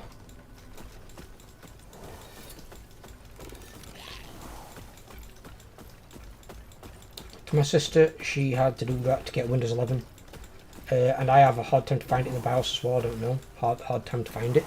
If in doubt with that Matrix, my advice to you would be, because I can't do it directly for you, look at what it is you need to change, what Windows is telling you need to like update, and then have a look on YouTube for a guide, because I guarantee you there's somebody who had the same computer as you and will show you what to change on the BIOS. It'll be a relatively quick fix. For me I've got to change 2 of them. I think one of them's to do with my hard drive for some reason. I think it might be because it needs to be an SSD, and mine's not. Mine's a hybrid. But I'm sure there's a thing you can just click on to change it, and then there's something else.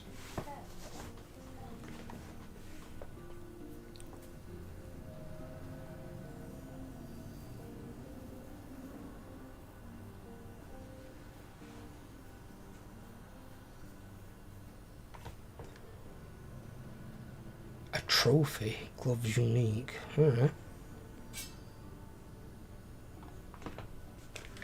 You know what, babe? Yeah. Want to tell everyone that you had a lovely birthday? Golden to save you. Good, Late yeah. night. Trying to find this thing. Yeah, she had a nice birthday. I bought her a little gift. And then I bought her a cake. And I paid for 2 meals. 2 different meals. So I want to treat her. She should have a nice birthday.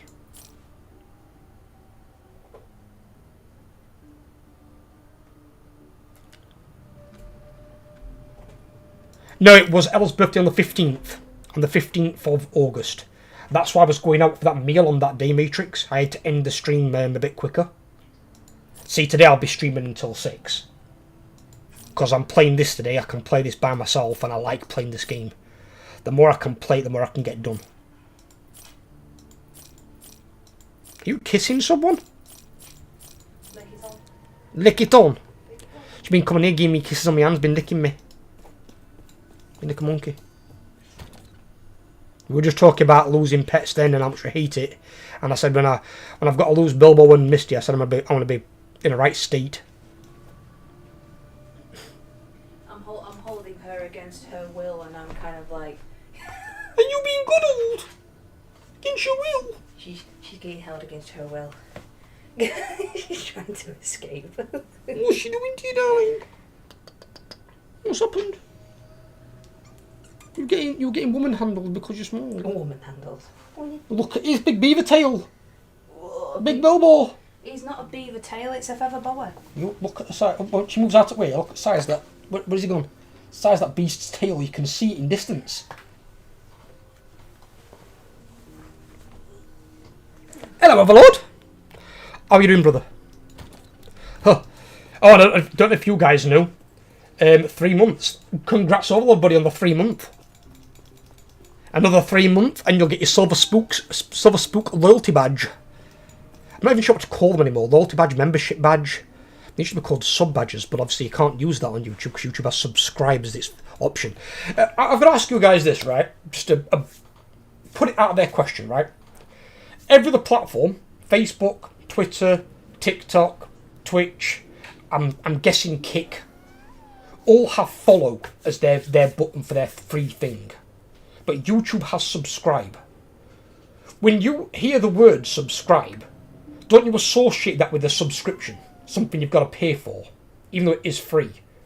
My mum a few weeks back when I rung her, she's like, oh yeah, I'm like, get some of your friends to subscribe to channel if you want to. She's like, how much is it? She asked me how much it was to subscribe on YouTube. I'm like, it's free, mum. She's like, why is it called subscribe then? Just out there, YouTube, anyone might watch this, hear this, whatever, review it. Maybe consider changing your fucking subscribe button to a follow button. Because nobody associates subscribe with it being free. And you're probably scaring off so many potential subscribers from channels because they think they've got to pay. And then your join button, you leave that as a join button if you want, or call it membership or what the fuck ever. But you can even call that a subscribe button. Because it's so fucking weird that you have subscribe as your free button.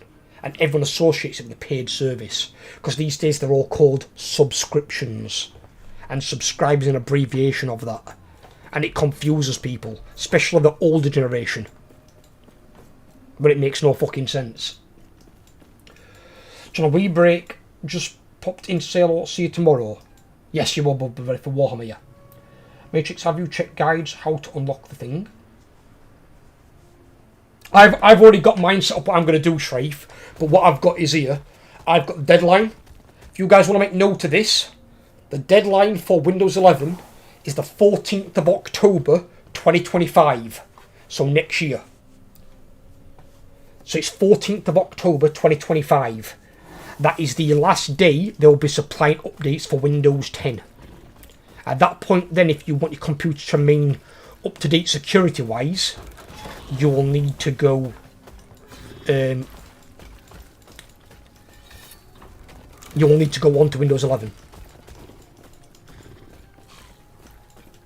So when it comes around to my birthday next year, not this year, I will probably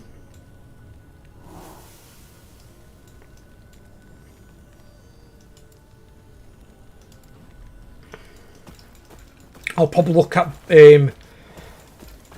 not doing streams for the week and then fucking run my BIOS to get it all good and done.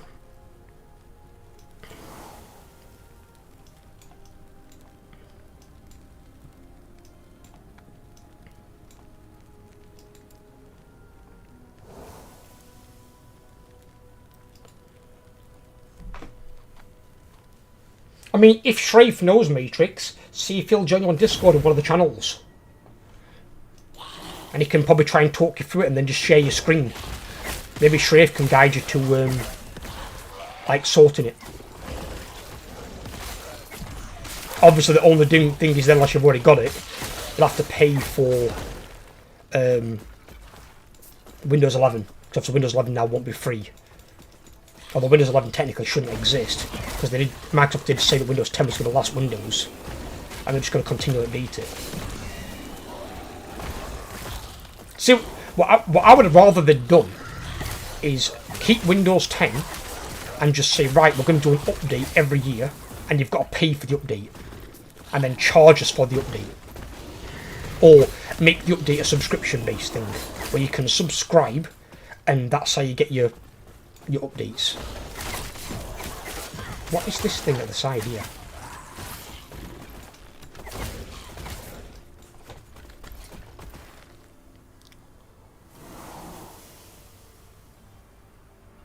Ooh.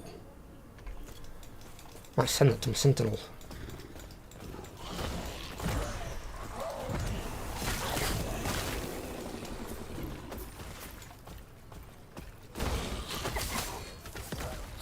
The hell is that?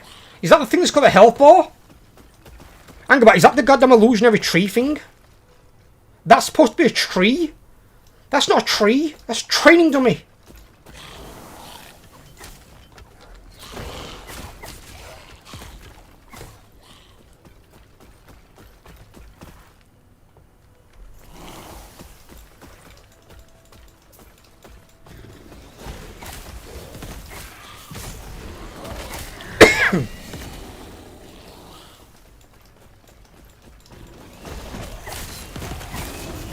I don't know if I can show my BIOS when I get there.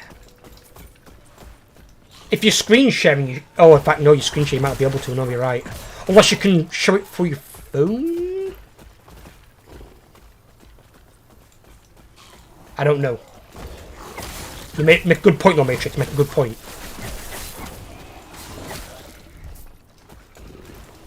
Because no, technically, you wouldn't have Discord active on your PC. It'd be on a different device.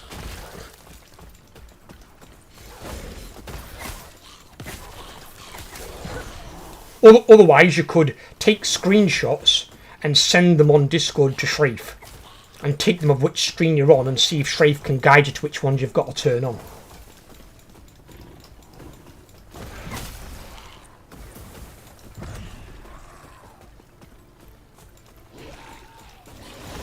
I have no doubt he'll see it right away. I'll be honest with you, I don't like fucking on my BIOS. Which is why what I'll do is normally, I'll look up a guide first. Or I'll get the guide up on my phone on YouTube. And then I'll use that guide while I try and sort the BIOS on my PC. And then I'll just use the same one. Because there's always going to be somebody out there that's got the same computer setup that you've got. You're not going to be the only person on the planet with it. So then all you do is look at their guide. And use their guide to sort your stuff.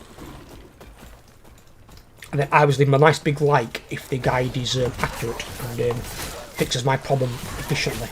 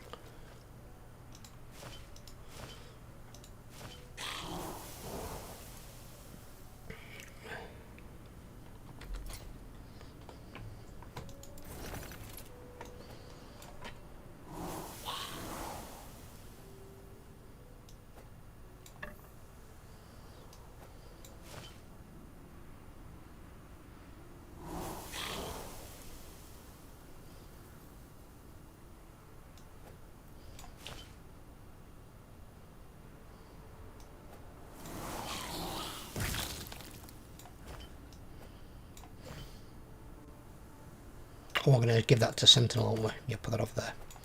We ain't got a mage, I don't want a mage.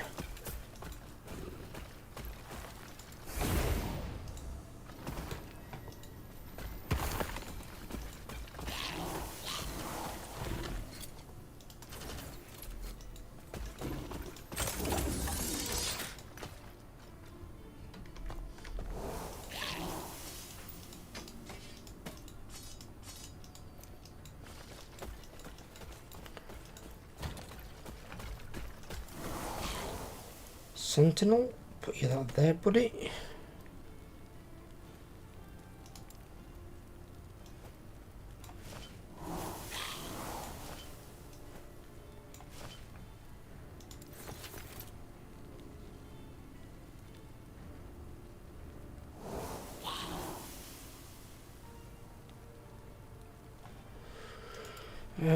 Popping that one in there just in case. I don't think it'll. Oh, in fact, no, it won't be as good. No matter.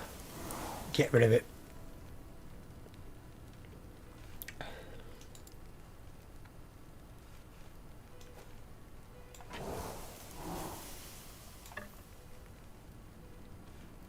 That's oh god, we're out of space on this. We can afford to buy some more stashes if we need to.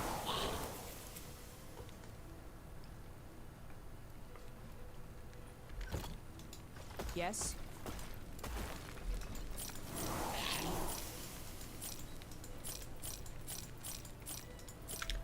Sell all that shit.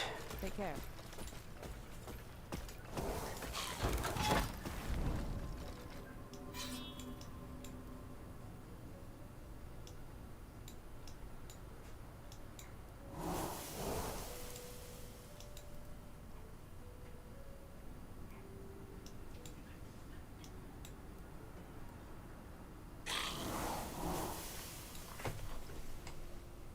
What are you doing?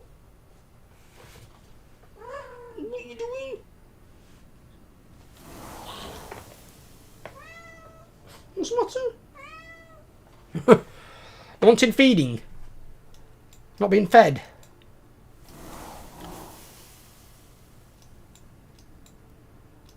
See, one thing I will tell you guys is I'm having a roast later on by Mrs. She's a phenomenal cook, really good cook. Doing a roast chicken, roast potatoes. We have these. Well, we normally have 4 corn on cobs, but there weren't any, so we've got smaller corn on cobs. But oh, it's gonna be so good. I can't wait for it. I love her food. It's so good.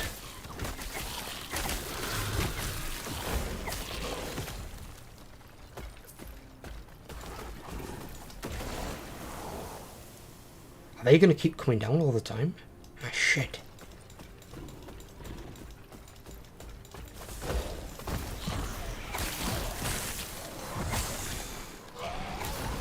Just sent me a Chicks video guide. Should get things set up with that. Nice. Thank you straight for popping that, buddy. I appreciate that. I would normally reward you with some spook gems, but alas, it's not something I can do on YouTube. When I'm able to start buying some game codes, I'll probably send you one.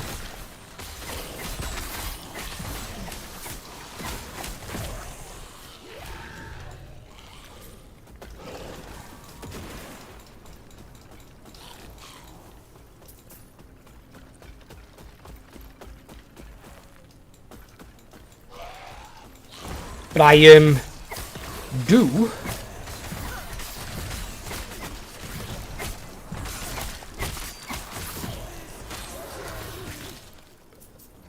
have about, I think I tried to work it out the other day.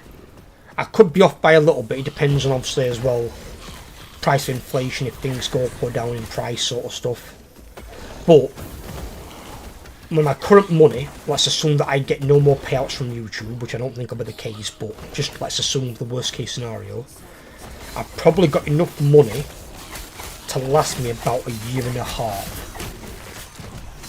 on YouTube. So I've got from now until, like, call it January, February 2026 to see if we can get the channel to where I need to be, where I can bring in, like, consistent income, where even it don't have to be a massive amount of money, just enough money where basically I ain't got to go back into part-time work. So let's say anything from 450 to say 800 a month, something like that. Then at least I can cover part of my bill. Well, I can cover all my bills at 800 easily, definitely. And have some money left over for myself.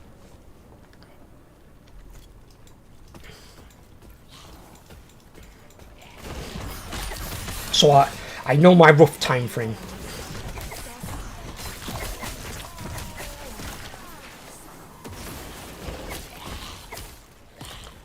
There's enough shit to dodge.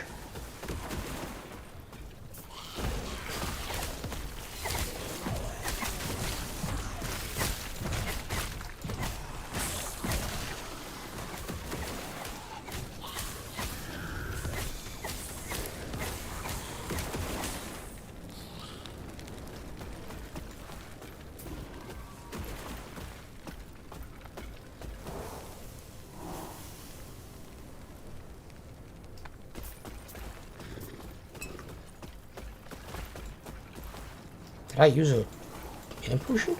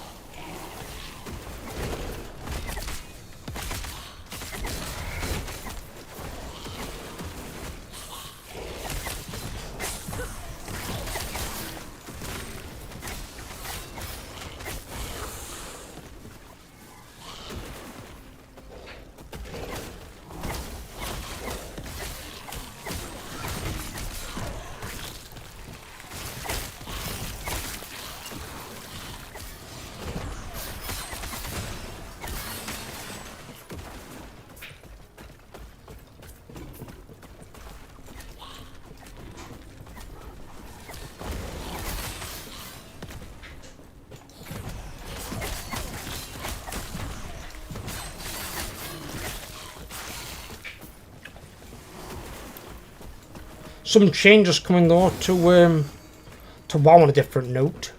I'm watching one of Max's live streams, the Master of Liquid.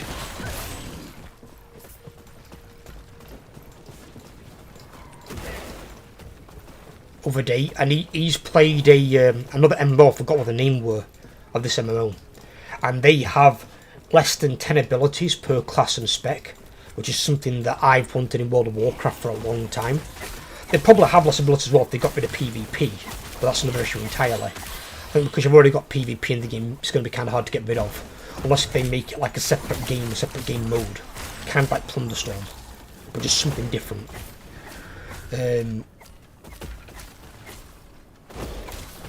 But if they could, that would solve one of the balancing problems.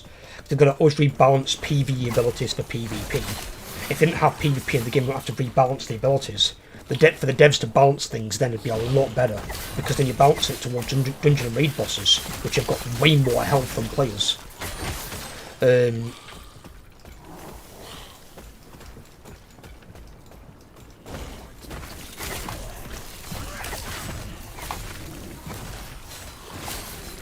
But this game anyway, he said most of the game's garbage. He said, but the raiding is the second best raiding experience over the mythic raiding in World of Warcraft. And all the classes and specs have less than 10 abilities. So, I know it can be done. I know they could have as many abilities as this. They could have like 7 abilities, something like that. Well, I think there's more like 5. But you could probably do it with like 7 or 8.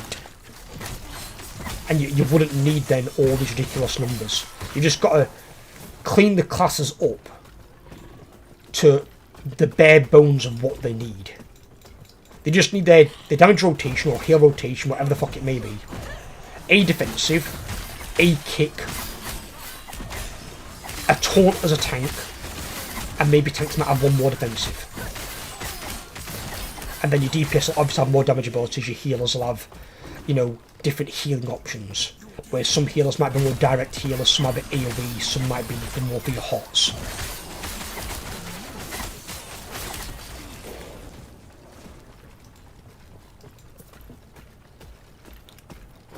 But there's definitely ways that they can do it if this other MMO's done it. And Max has praised them that highly. It's good to know that at least it can be done if MMOs want to try. And it's another way to reduce a barrier to entry. Because a lot of new players, like my friend who joined the game, when he's got that many abilities, he doesn't know what to get rid of, what to keep on his bar, he hasn't got a clue. Now, if all your abilities are relevant, you know to keep every ability on your bar. If your abilities aren't relevant, why are they even part of your class and spec? Because some of the abilities are more tailored for PvP. But a player who's new to the game won't know that.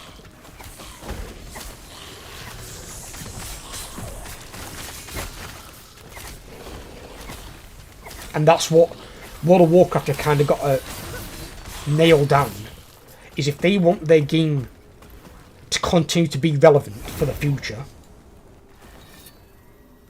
they need to figure this out.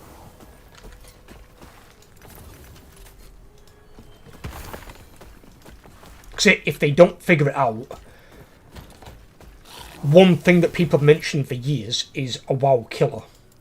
The WoW killer could be WoW itself. If the dev team fails to adapt to changing circumstances. As people get older, they get jobs, they get girlfriends, fiancés, wives. You know, as people get married and get more mature in whatever it is they're doing, they need to adapt to the fact they'll need a new audience. And the new audience isn't going to want the game to be an overly complex piece of garbage. Otherwise, once your current group of players retires and starts to die off, as they die off, your game dies with it. Because then that means your game's only meant for a type of generation. And considering most players these days have COD brain, they don't want 20 fucking abilities. They don't. So they have to simplify their game. It's not a matter of want, they have to. The players playing the game now won't be playing it 20 years from now, more than likely. Because they'll either be retired, or in some cases dead. You know, they've got to come to that realistic fact. These people aren't going to be around forever, they're just not.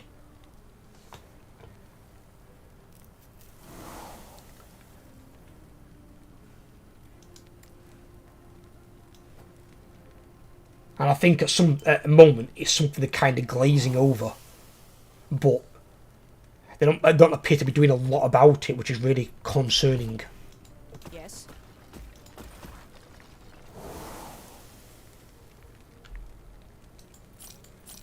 I mean, they've tried something new with Season of Discovery, but I think Season of Discovery personally is garbage.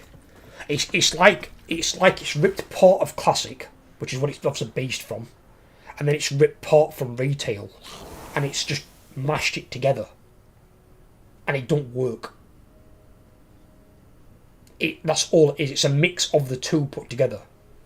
But all they've really done is split their player base into three. There's people playing Retail, people playing Season of Discovery, and people playing Classic. And that's what they've done. They've split their player base into three. They're all paying a subscription, which is all that Blizzard care about, but they've split the player base into three. And I think if Blizzard wants to make like a PvP based game, which a lot of people liked, even people who didn't know what World of Warcraft was, I think they should look at bringing something like Plunderstorm as a separate game and not require a subscription. It should either be free to play or be like a one and buy game. So you buy it once and that's it. You haven't got to pay for it again. One thing you might pay for then is like if they're doing it kind of like a live service like Call of Duty, where they're bringing like map packs, or they're bringing new abilities, things like that. Or if they do bring in like characters, or you can customise your character, something like that, that sort of line.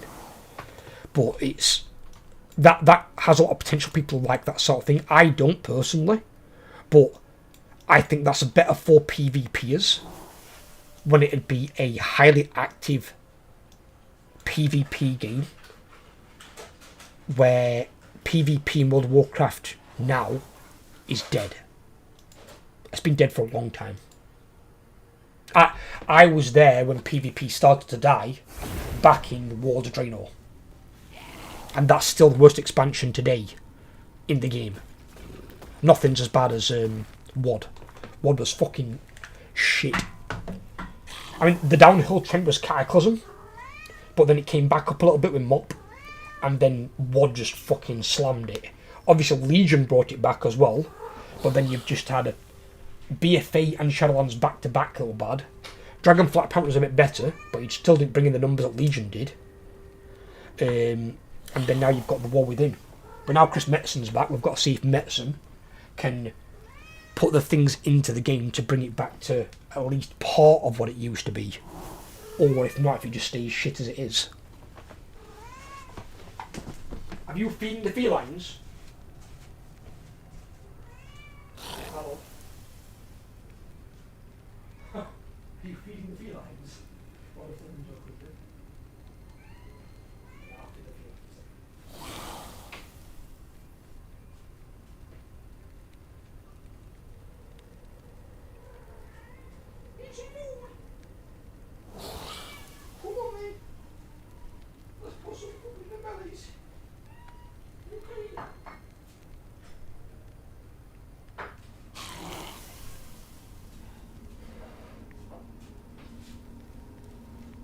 Why for a big beefy cat have you got such a feminine cry? You know? You're an absolute unit of a cat, but you cry like you're a gerbil. Darling, what is the liquid on the floor? It's just coffee. Where is it?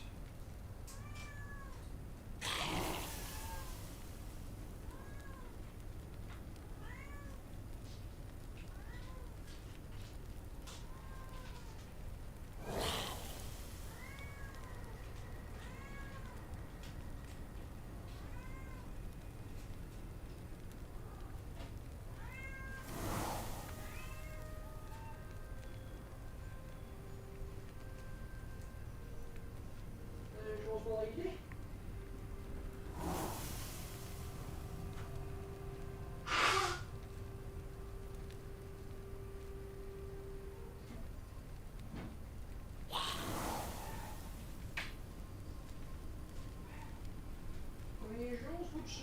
Yes.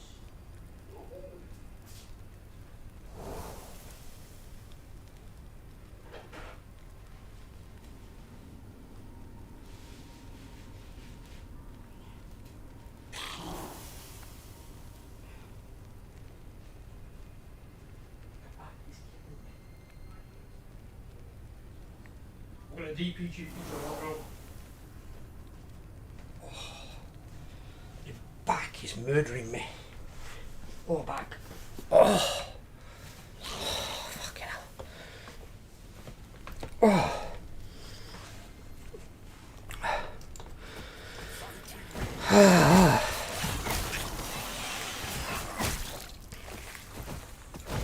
A lot of things all dying at once.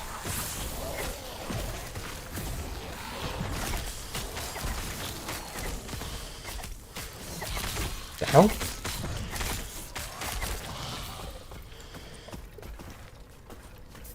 So that thing will take a while to die.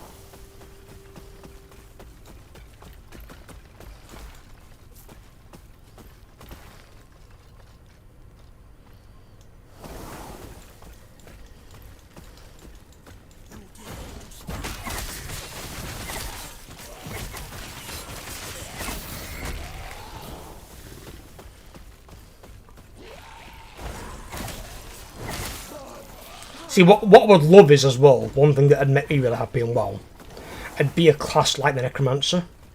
Not a Necromancer, for obvious reasons, because that's like the Lich, which are on the bad side, or like, you know, with the Lich King. But I suppose you've got Death Knights could do it. Death Knight could essentially be, like, raise, you know, more than just one minion of undead. But then you've also got the Warlocks. But they have, I forgot what the one's called that summons all the things. Because you've got Destruction Affliction. Is it Demonology? I think it's Demonology. But the Demonology, what it needs to do is, it needs to offer you, like this, 5 permanent minions. And then the minions, like this, have their own, like, miniature skill tree, where you can buff the minions in certain ways. Either they can do a certain type of damage, or you can make it so there's more of the minions, or less of them, but they're tougher and do more damage. So you can go for either a quantity or a quality approach, essentially. And I'd like that where you could just play full-blown lazy boy like Necromancer. And they could do it where like all minions take like in this, take like 50% less damage from all sources. So your minions are like hard as fuck. And basically a full build be your minions. And all you do is you have one temper minion like I've got my zombie. And it could be like, I don't know, a suicide imp. That basically just runs in and blows itself up. But then you can choose if it's going to be like a mega imp, like an imp matron. Like a very big fat imp. Or a horde of smaller imps. And then you could choose the type of damage they do. It could be like fire damage, it could be chaos damage. You know, they could do different things. They could have it where they explode and apply a dot. There's so much they could do with that, but I think a full-blown laser boy build like that, that'd be something that could do good damage. Because the minions need to be attacking a boss while everyone else is doing mechanics. But it would also be really, really good for people who want to have a simple class build to play. Like I think for Hunters as well. Hunters is another one. Hunters have got Beast Mastery. Marksmanship should be the one where you're focusing on your doing the damage. You might have your one pet, but then you can have a lone wolf where you have no pet. And then you've got the one that's their like melee version with the fucking spear, which is like your Rexar type thing. But I think the Beastmaster one should be able to have like an army of beasts that are permanent minions, and then you can buff those minions. So you can choose like say 5 pets, and you can have 5 different pets up at a time, and they're all permanent with you, and you can send them in to you know, they can do decent damage. The pets basically can do the bulk of your damage. Like in this here, only thing that I do is summon a volatile zombie. My other minions are all permanent. They do more damage than I do, and I can only summon zombies until they're out of mana. They should have something like that where they've got the option. Some might say, oh, it's too simple, I don't want to play something that's like got very little to press. Not everyone will. The whole point is it's not for everyone. It's for the people who do. Why do people love playing lazy boy builds on like PoE and on Diablo? Because not everyone wants an intense build where you've got like a 10 button fucking rotation. And if you fuck up the rotation with like 1 button, you then do fuck all damage. If you can just send in 5 minions or an army of minions, I mean, how many minions have I got here? We've got 2 wraiths, 2 melee skeletons, 2 ranged skeletons, 1 death knight and 1 golem. So I've got 6, 7, 8. I've got 8 minions in total. And then I can summon 3 volatile zombies. My volatile zombies are temporary. They will eventually just blow up themselves, like that. But they basically become my attack. Volatile zombies are my attack. I don't run up and hit you with my weapon. I summon a volatile zombie that goes and blows up near you.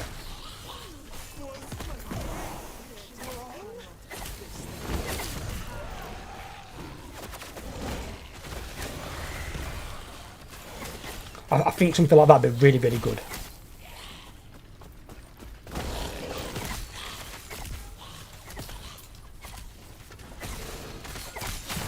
Also then as well, for newer players, something that'd be really good is if they, you know, the minions are doing the bulk of their damage, and all they've got to do is summon these suicide minions that are running and blow themselves up. They can focus then on learning mechanics. Because let's be honest, a lot of people have trouble with mechanics, especially in retail. And if they could have something where all the pressure's off them, all they've got to do is summon their minions, they go in, minions survive and they do the work. They go and do their damage. And then they can summon in their temper minion every now and then to come, blow up against the boss. But if they've got like an intense mechanic phase where they can't really focus on summoning a minion, then they just focus on the mechanics. But at least then, they can understand the mechanics faster, and they should make less mistakes. And if they do make a mistake on a boss, like let's say, and it's their first time you can understand, but then at least then it's like, what we're happening? You're playing the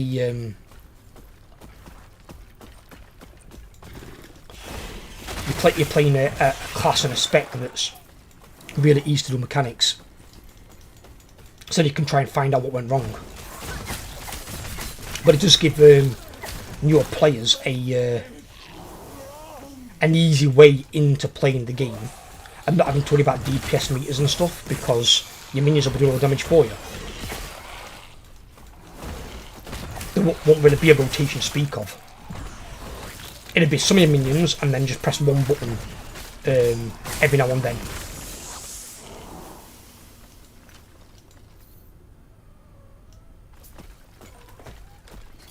I think that's the thing these days as well.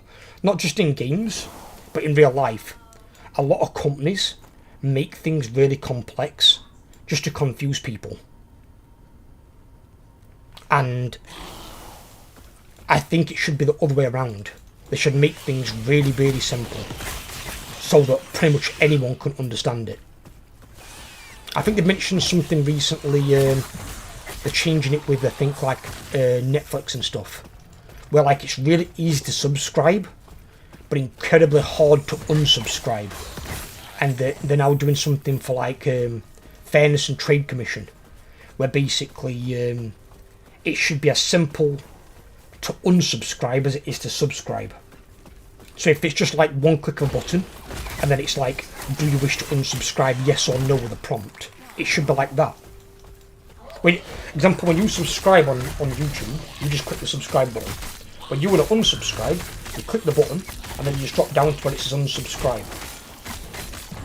So what the hell? Okay, that's what happens when I'm not watching what I'm doing, apparently. What the hell are my minions doing? Why aren't they protecting me?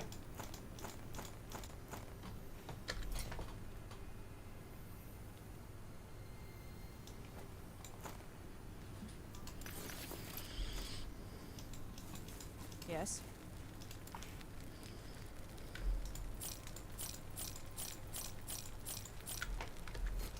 Take care.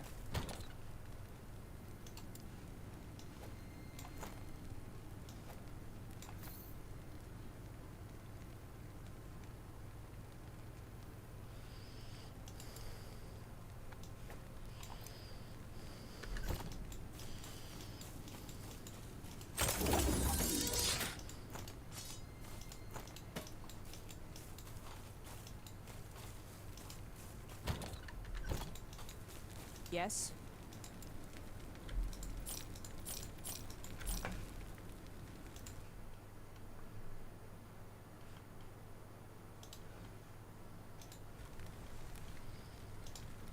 Take care.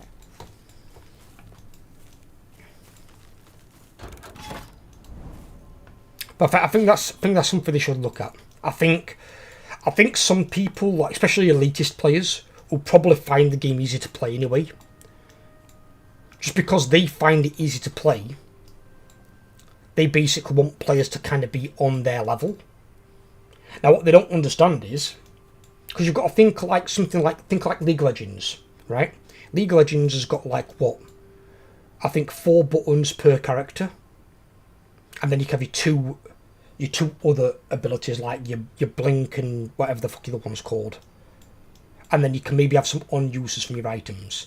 So you might have 6, maybe 7 abilities max. So you're talking definitely less than 10. And that is a really high skill capped game. and that's going to have a successful esport for a long fucking time to come. That's one of those games where an esport works, but that's purely designed for PvP. You have a PvE element in it with the creeps or minions sort of things, as well as the dragons and the Baron, whatever the fuck it's called, as well as the big crab thing, Shelly.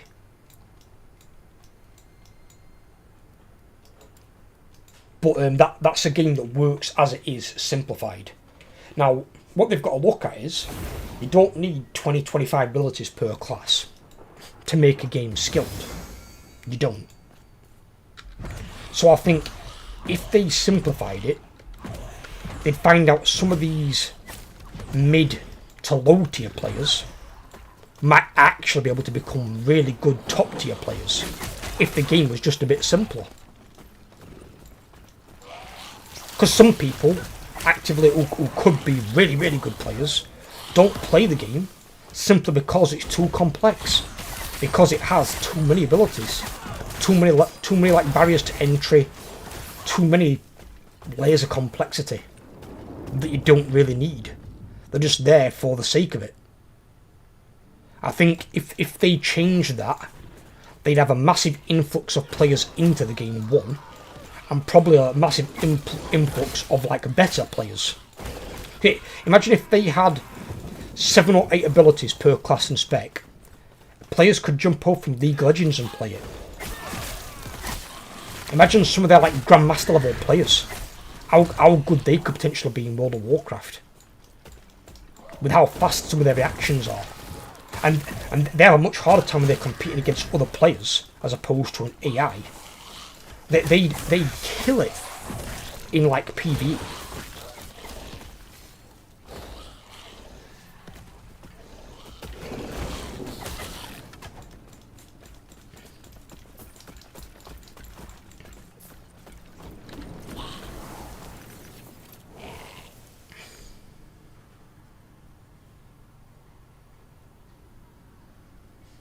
And that brings up to 40 wood. No, it's not enough. What have we got in here? No. No.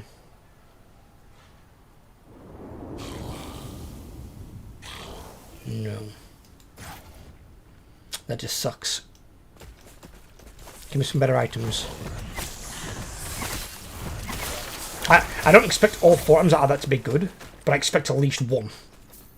One out of the 4 to be somewhat fucking usable.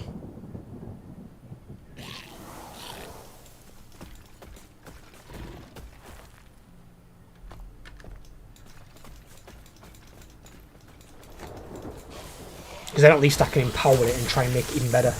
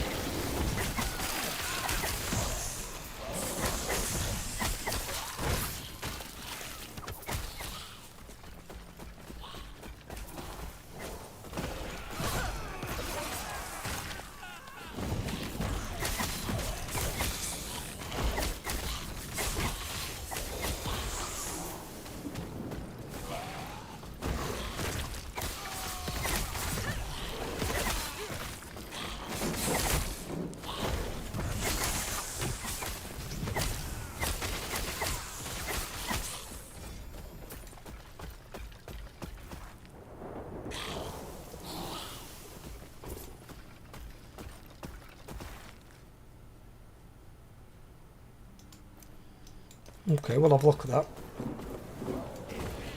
Might be good for my sentinel.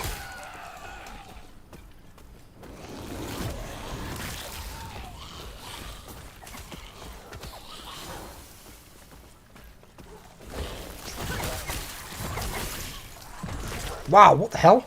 Someone just crit for 5,600. I want stuff there. Might be my zombie. That boy did a lot of damage. He went up with a bang.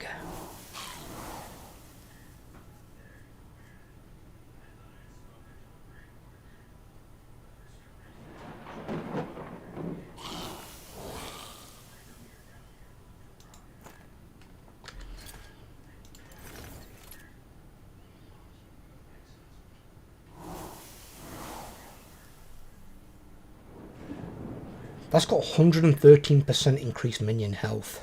None of my minions don't fucking die.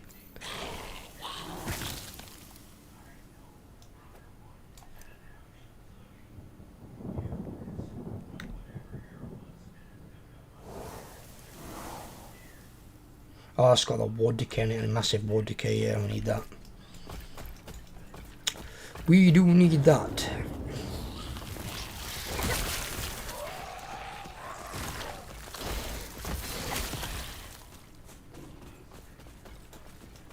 Let's try and stabilize this fucking rift.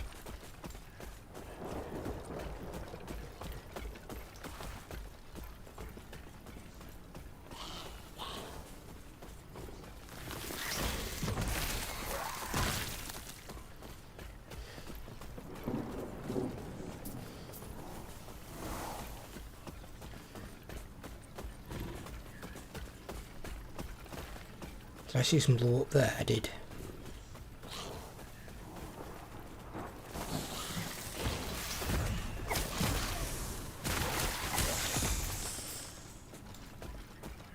That's fully stabilised. There we go.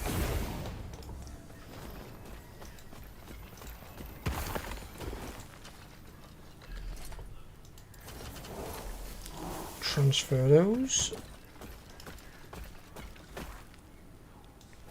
And pop that in there for him to have a look at.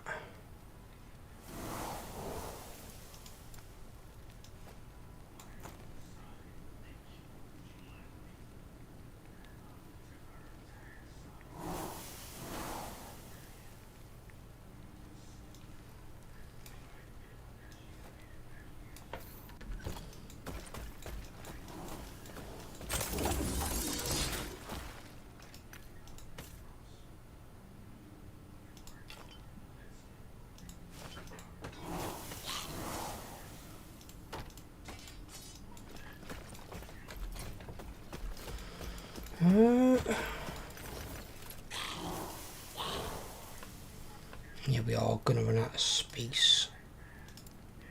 Confirm.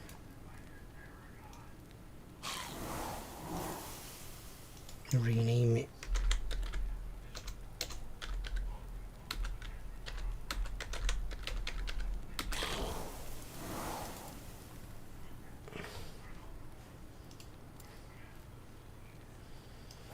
What I'll do is we'll take some out and then we can pop more keys in that top corner. We'll put the rest of them in there.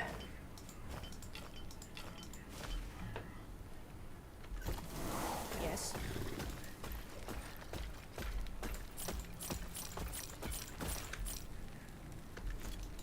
Take care.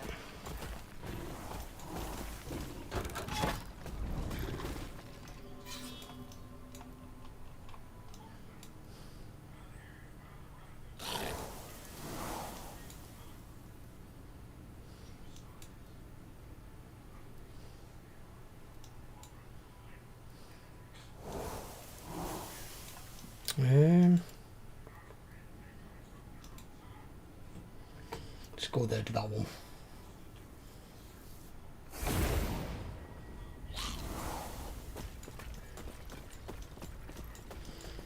This place looks spicy.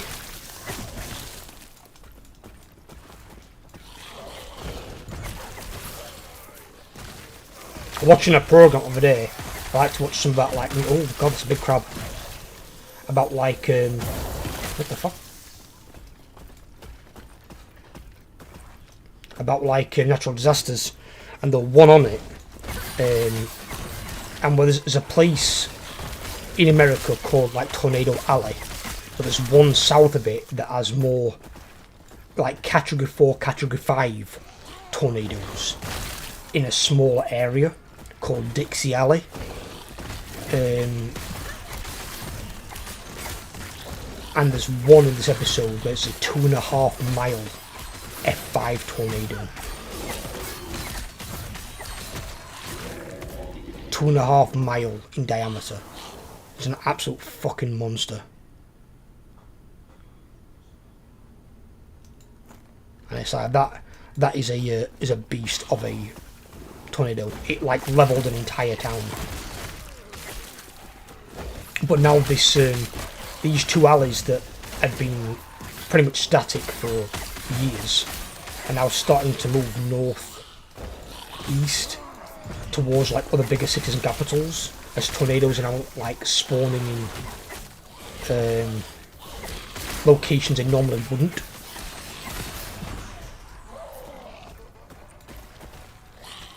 And they think that's due to global warming. It's having an effect. And they don't do something about it. If you get tornadoes that size spawn a city, you're going to, one, potentially have a lot of dead people, but also have a city in ruins.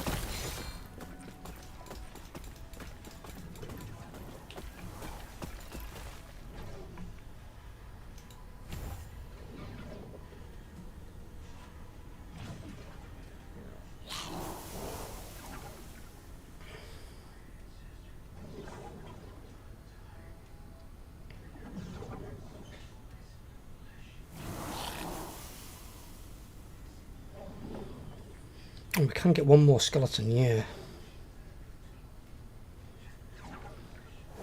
In fact, no, it don't work for us, I don't think, does it? Because it's an odd number. We don't actually get one from that.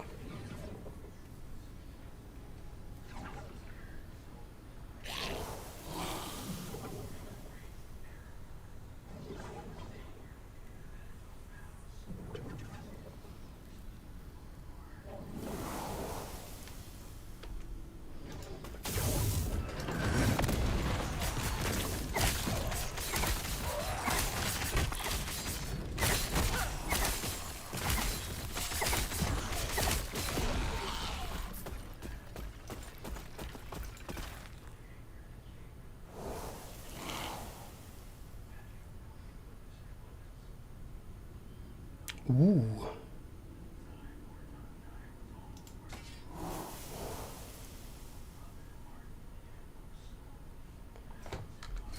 Try that one out for Sentinel. Could be a good one.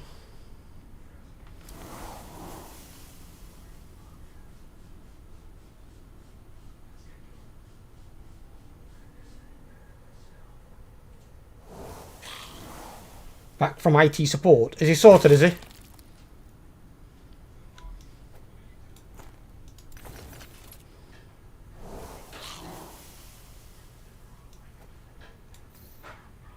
Yes and no. That's never good.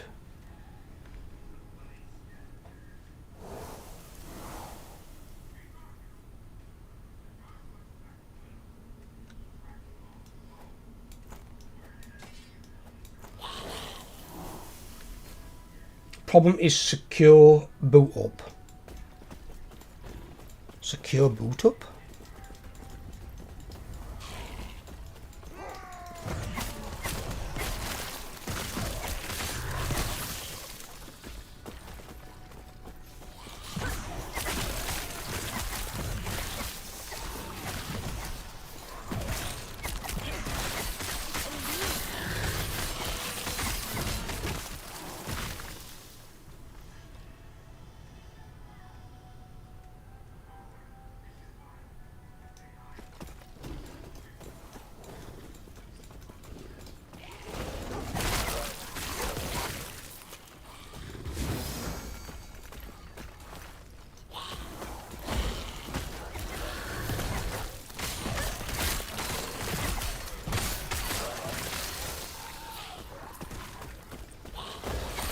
This particular version won't allow enabling it, which is needed for Windows 11 to be stable.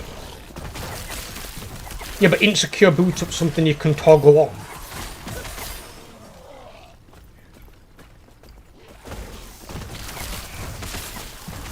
It depends if Matrix wants to do this.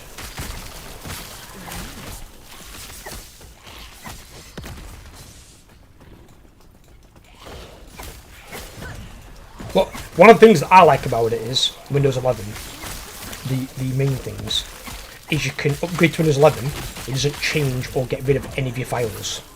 They're all still there. It just updates the operating system. It's almost like a major update. I think that's pretty good because it's less disruptive.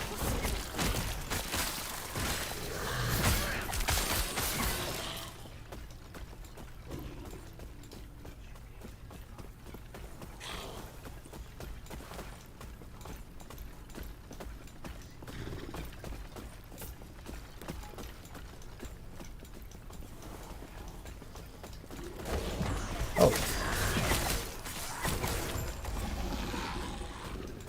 From that thing? Really?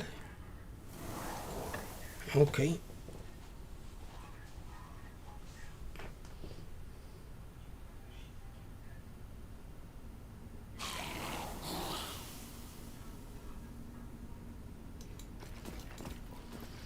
Oh, your stability's maxed. Yep. And get us out of here.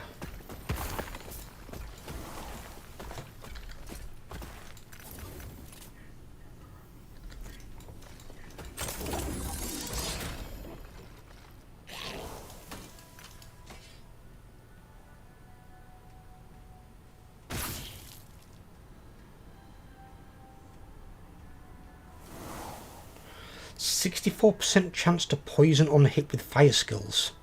How the fuck does that make a sense?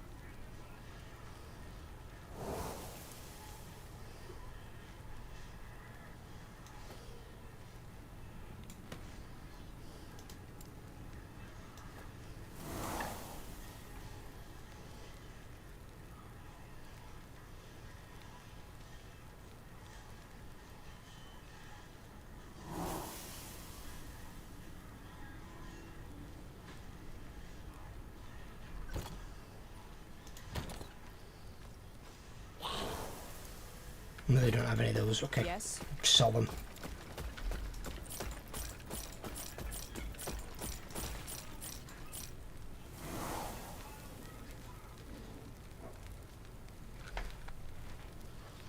No, then again, we've got other ones now. It just gives one anyway. Take care.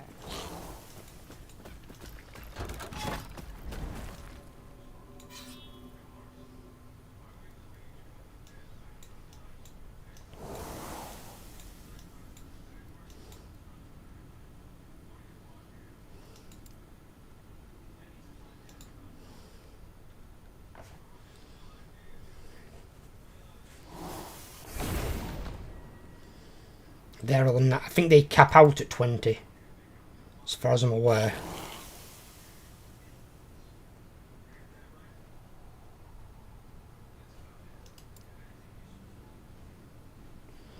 It's got one more I can put on that. One more on that for the wraiths. Darling, Yo! do you have that salty in your top drawer? I thought it was on the thingy, wasn't it? On the, Oh man, thingy into it, yeah. on the possibly. bookshelf. Yeah. Don't worry, sorry. Well, what is it you need it for? I'm just sorting some stuff out.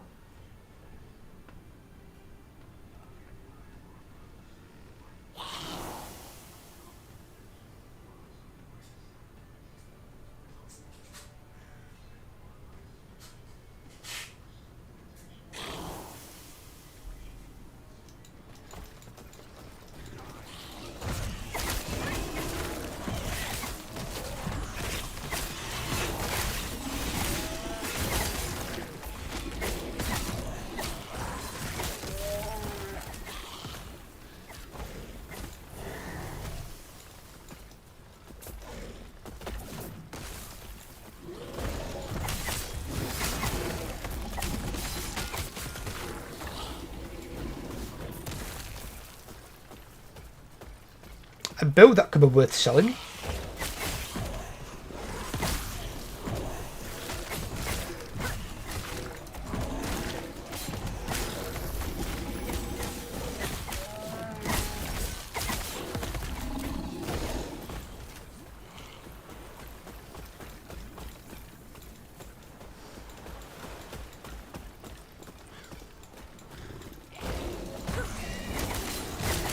Why does one of these look like a giant Pokemon?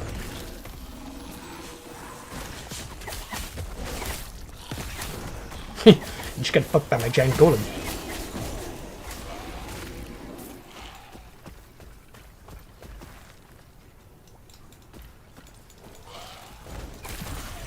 I'll see your giant, and I'll raise your giant.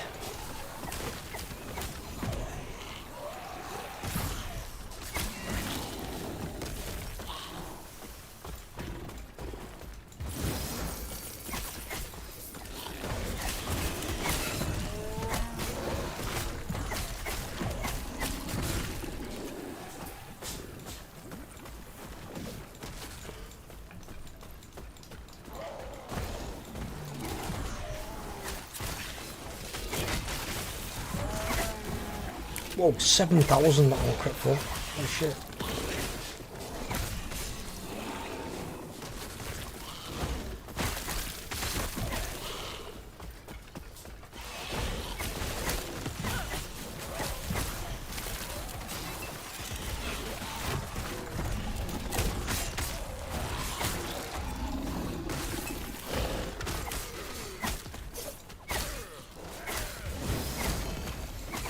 The hell?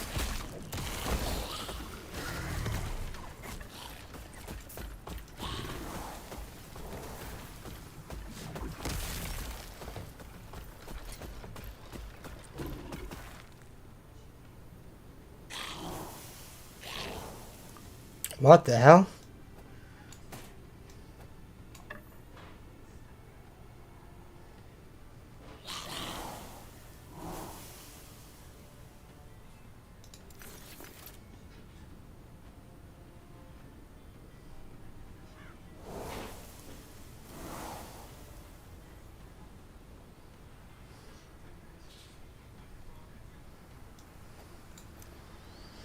$53 war decay threshold, 4 potion slots, 94% increased minion damage, 35% increased chance to find potions, 5% fire resistance.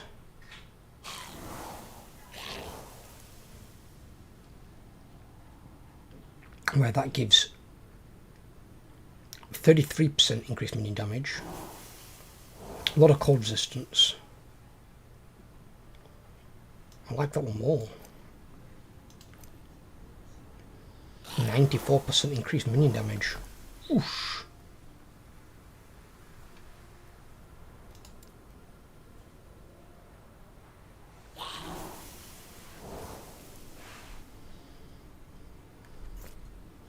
And it gives me a reward decay threshold as well.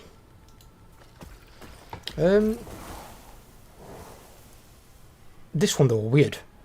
So it gives you a lot of armour, lightning resistance, 65 armour, 15% less damage taken while wielding a two-handed melee weapon, which is really good for my Sentinel because he wields a two-handed weapon. 39% increased melee damage, 31% increased health. You do not regenerate health.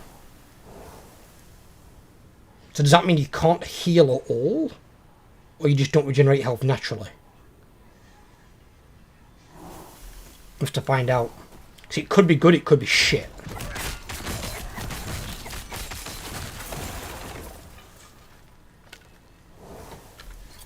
Because the fact that it gives you less damage taken while wielding a two-handed weapon, that's pretty fucking good.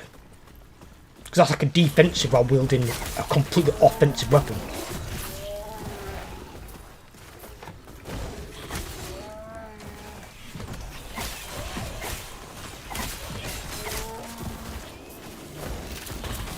You talking smack about IC? No, I'm talking about that armour I got there. The armour's a bit weird. Because it has like... Again, they do it on a few other items, which is kind of strange. They'll give you like a legendary item, but it'll have like a negative on it. And it's like, why has it got a negative? If it's legendary, it's supposed to just be good. It's not supposed to have a negative with it. I was talking about Sheriff. He weren't talking smack, he was just saying about your options you've got. I think I've got one of the same ones, Matrix, but I'm pretty sure both the ones that I need to enable, I can just go to my BIOS and literally just turn on.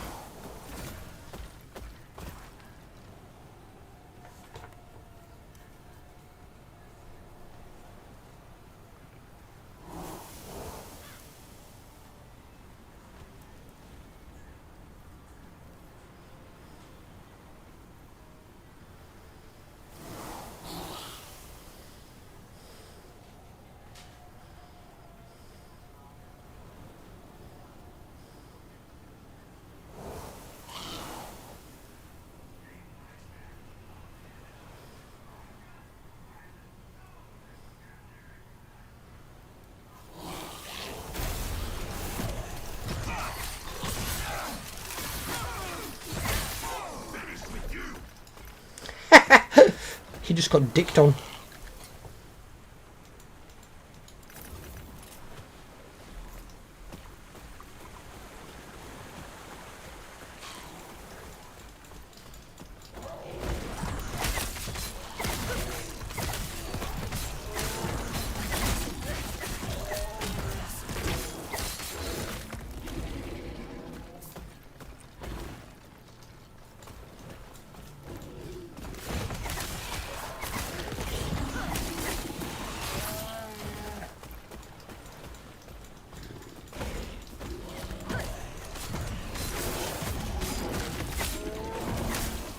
Tell you a story about Matrix once, Trey. Funny as fuck.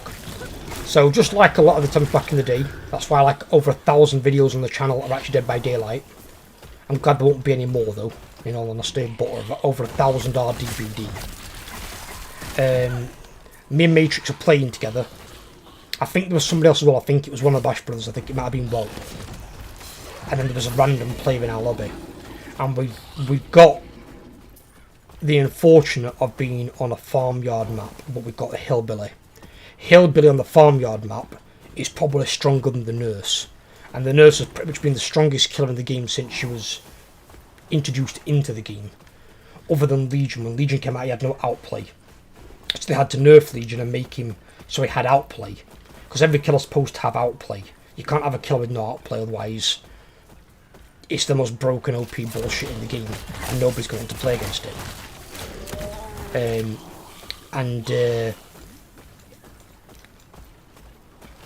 We got on the one of the farmyard maps anyway with the cornfields, because the cornfields you can run straight through them, so they don't offer any resistance to movement.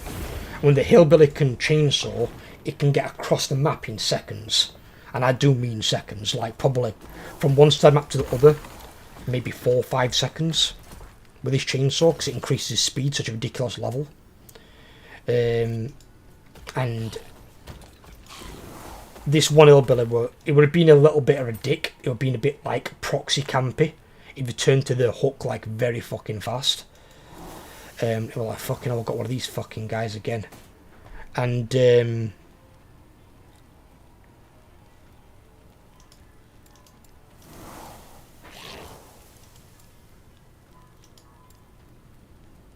he was chainsawing after me as I was trying to get out the door at the end of the match. And he'd got a turning add-on on, so he could turn corners easier with his chainsaw. Because the chainsaw's normally quite rigid, you can't really turn corners, you've got to go in a straight line. Yeah, you can put on one turning add-on, or you can put on 2. One that moderately increases your ability, and one that slightly increases. But you can put them both on, and then you can almost like turn round corners ridiculously. So you've got to be then, I think it's those hillbillies, really fucking careful. Because even on tight corners they'll get you. And obviously chainsaw's a one-shot down hit. Unless you put on this other add-on that I don't think anybody uses, because it makes it the chainsaw's not a one-shot down hit, which is really fucking weird. Yes. And it got the moderately turned add-on on, along with I think a faster like startup with his chainsaw, so it charged up faster. And he turned this fucking corner and went straight into Matrix, because Matrix jumped in front of him to take a hit. And I'm like, what are you doing? It's like, I'm taking a hit for you. I'm like, against a chainsaw? And he's like, yeah. A chainsaw being a one-shot down hit and then nobody was anywhere nearby to say Matrix. He just tanked this fucking chainsaw for no reason. And the guy would have missed me anyway, because when I went into the main entrance of the escape, I turned left, straight round a pillar. So the hillbilly's turn wouldn't have been that severe. So he would have stopped, and once his chainsaw ended, he could have only hit with the mouse 1. And I'd have been out the exit anyway. But Matrix just stood there, was like, "I'll save you, Mr. President!" and just took his chainsaw straight to the face.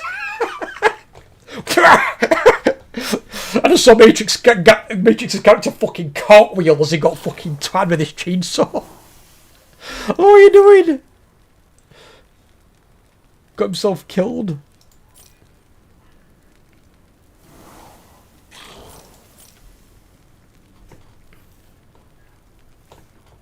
$1,000 IQ move. It was brave. He just there was some questionable ethics behind it, I think, there.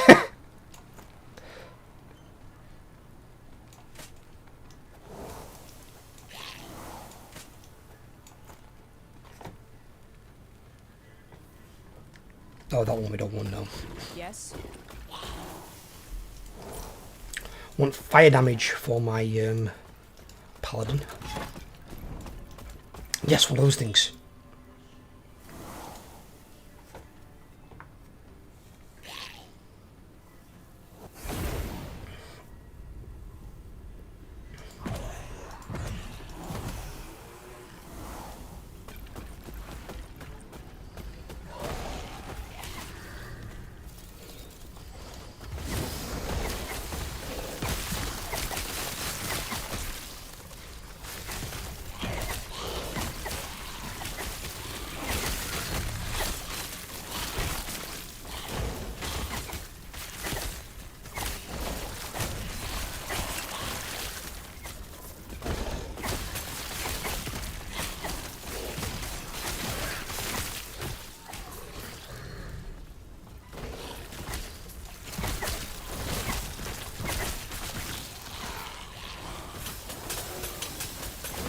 Ooh.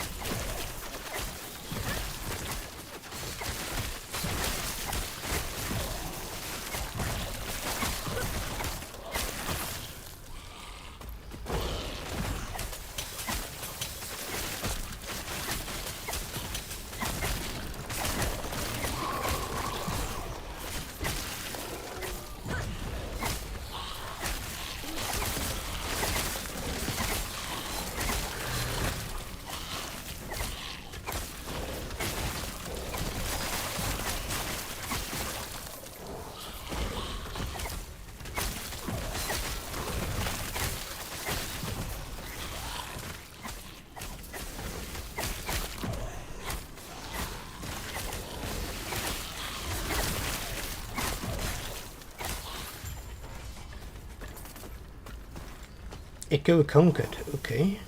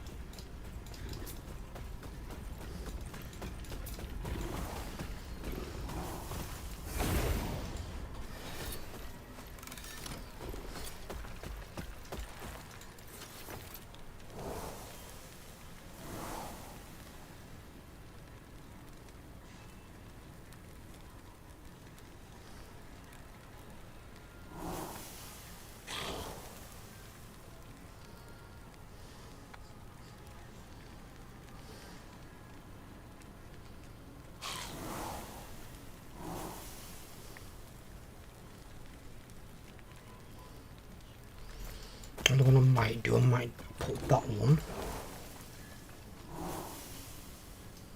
in there with him to have a look at.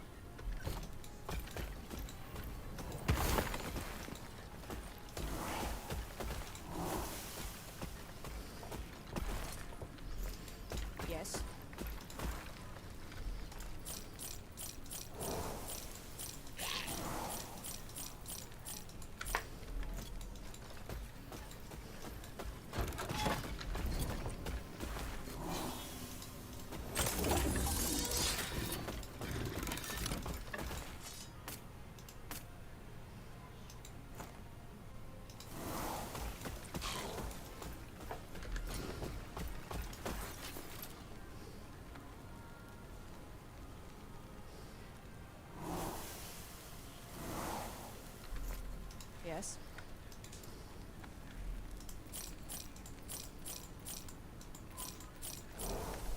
Get rid of those.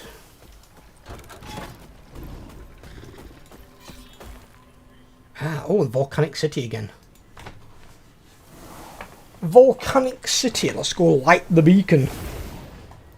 Summon the Rohan Riders.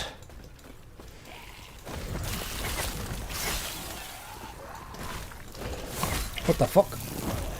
Think about it, if this is a Volcanic City, why they got fucking Yetis?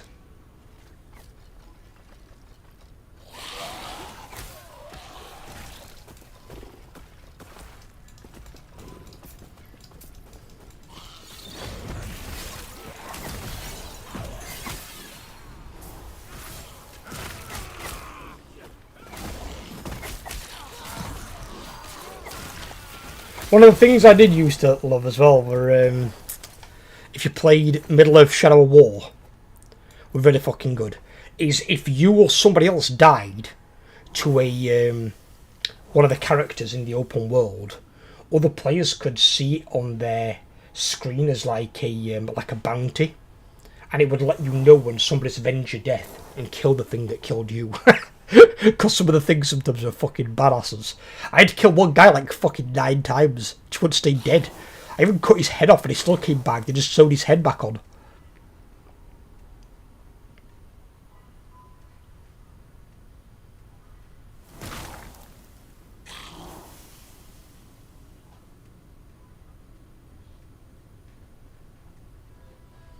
That is a weird fucking belt, I'll be honest.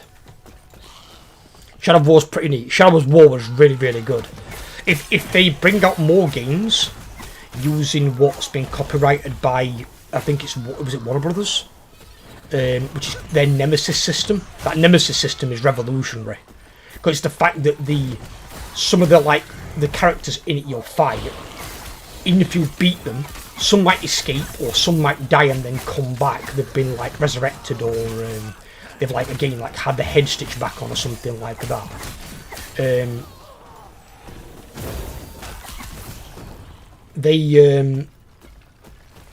That system itself is really, really good, really decent. I like how it adds character. Something like that in like Skyrim or Fallout or Far Cry, that'd be really, really good for their games. If you get an enemy that has like the Nemesis system and comes back and they just get stronger. it'd be so cool. But that's what some of those games need. That Nemesis system though is awesome. I do like it. Because like in your playthrough, it might be you just killed the guy one time and he's done. In my playthrough, this guy might be a fucking Sauron Slayer. I remember what Saul told me. I got the game for Steam Store and Saul got it and started playing it. And I think it's the first orc boss you come across. Basically, you're not supposed to fight him at that point. You're supposed to basically just like stealth out the camp and run away. But Saul, being Saul, didn't want to like ignore it. He wanted to fight the guy and kill him.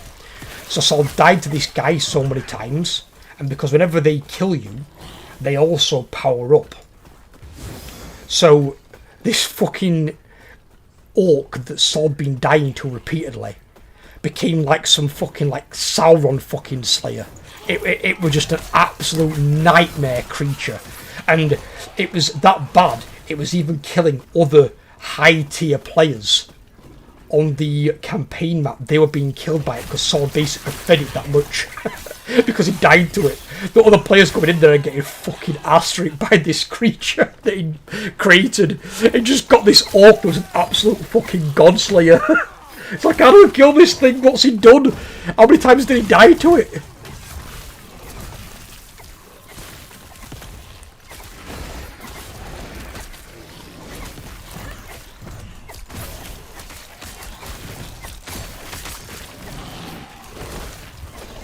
And the worst part were as well when you had higher level players dying to it in the open world, they were also powering up this boss.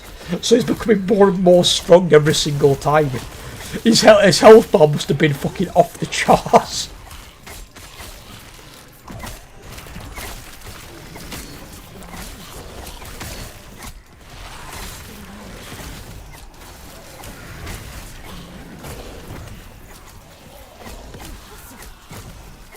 You played Classic, Shrave.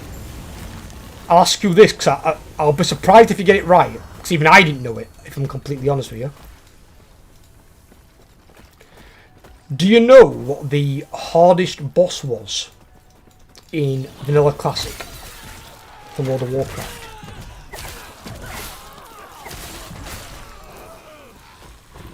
And it'll surprise you, because it surprised me. Because I was like, why is it that? And then the guy explained why it's that, and he's actually right. What do you think it was? Obviously, you've got Raggy Molten Core, you've got Nefarian in Blackwing's Lair, you've got Seath on AQ40, you've got fucking the Troll Dickhead in Zul'Gurub, you've got Osiris in AQ20, you've got 4 Horsemen and Kel'Thuzad and Sapphiron in Natranas. It weren't a world boss, no. I know you're thinking Emirates, but I'm talking in a raid. I'm talking a raid boss, not an open world boss. Because raid bosses at that time as well didn't scale, so you could actually attack them more than 40 people to get an advantage on the boss. Raid bosses didn't start scaling until, I think, Cataclysm.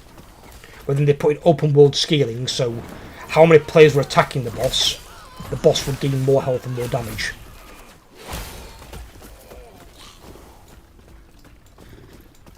Just think of what any boss you think of. What boss did you think was really fucking hard?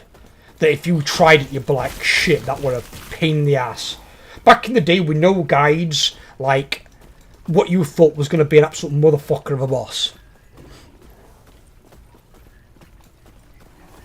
I mean, I thought, personally, it would have been 4 Horsemen. Because 4 Horsemen was a guild destroyer. As was Razorgore and Valastraz the Corrupt. Because Valastraz had an RNG mechanic that you couldn't account for, even with boss mods.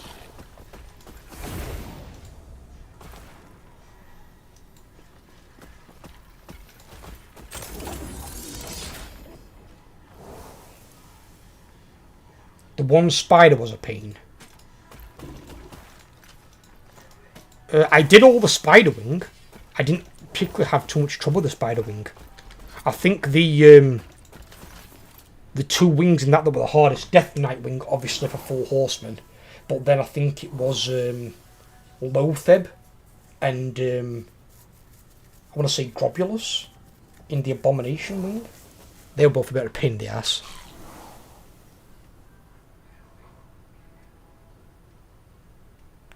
The spider wing's actually probably one of the easier wings in the thingy. But this'll shock you. And this still holds true today. No Vanilla Classic guild has killed this boss in this form. Which is going to shock you. It's never been killed. One guild tried it and came close. I think it was Exiles of Fate, and they got it to 2%. Hakar from Zul'Gurub, but with all 5 priests alive, which buffed the boss's health and damage, and each priest, because there were 10 bosses in Zul'Gurub, but there were 5 priests in Hakar. There were 4 non-priest bosses that you could kill. But if the priests were alive, they all gave Hakar an enhanced ability. So basically, he had his own mechanics, and then he got another 5 mechanics from each of the priests. Because you could just go straight to Hakar. You didn't have to kill any of the priests. So if you want to do Hakar in hard mode, for the hard mode, like, I suppose, like bragging rights, now there's an achievement attached to it as well. By killing Hakar with all 5 priests alive, he never got killed in Vanilla Classic. Not one guild killed him, with all 5 priests. I was like, what? And I was like, they're actually right. Actually right, not a single fucking guild killed that bastard. But I can see why. Because with some of those priest buffs, that would have been a brutal fight.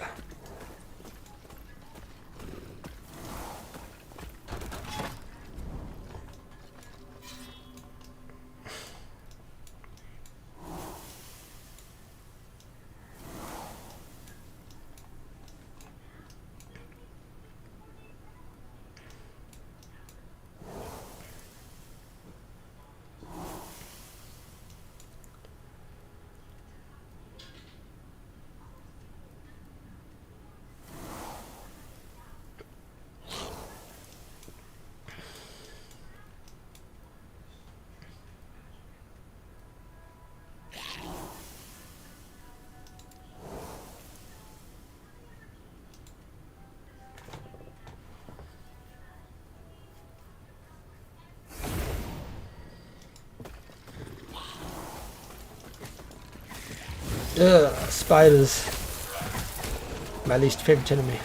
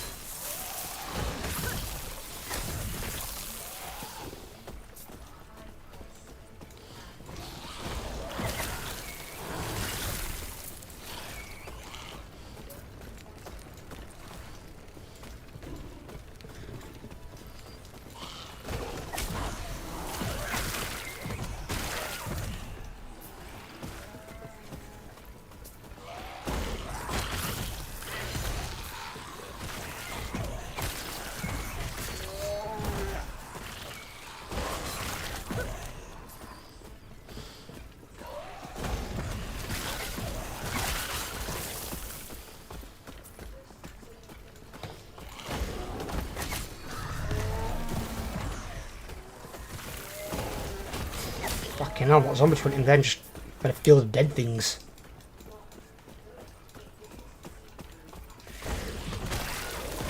Why are there so many spiders?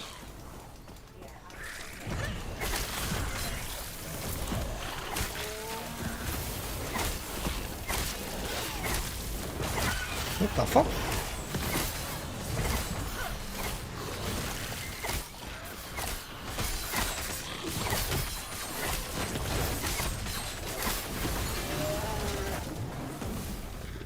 That fucking armored phoenix will fucking be a pain in the ass. What the hell?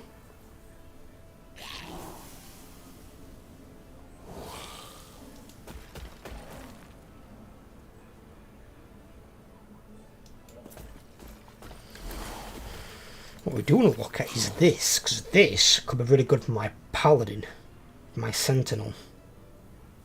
133 ward decay. I know I don't need them because I've got 223. Intelligence, strength, armor, and dodge rating. He's not high enough level to use them yet, but I bet those would be quite handy for him. Because he does have a ward as well. So 133 ward decay, probably quite nice.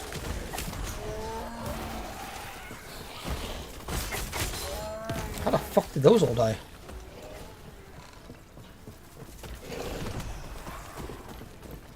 Oh, we've got beetles on our side.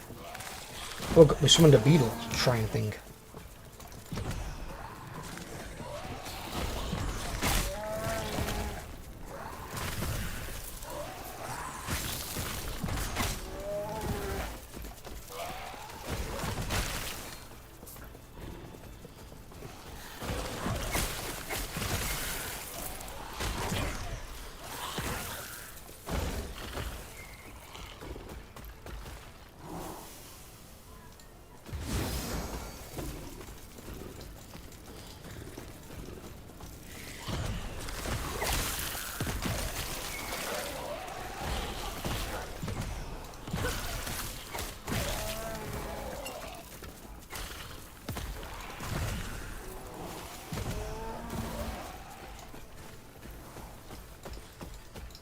These all summon ice beetles.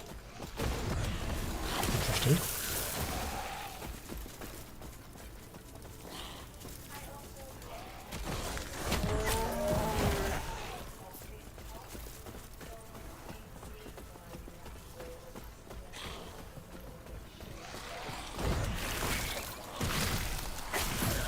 Fucking hell, look at buffs the enemy's got.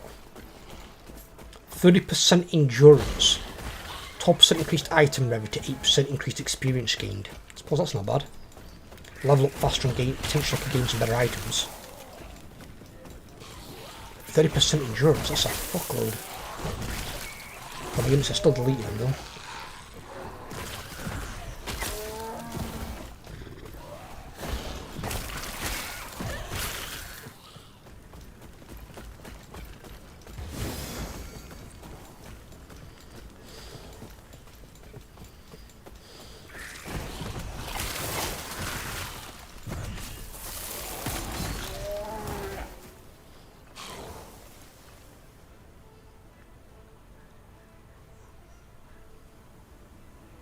I'll avoid damage now. My paladin's flame is all about the fire. There's a flame in.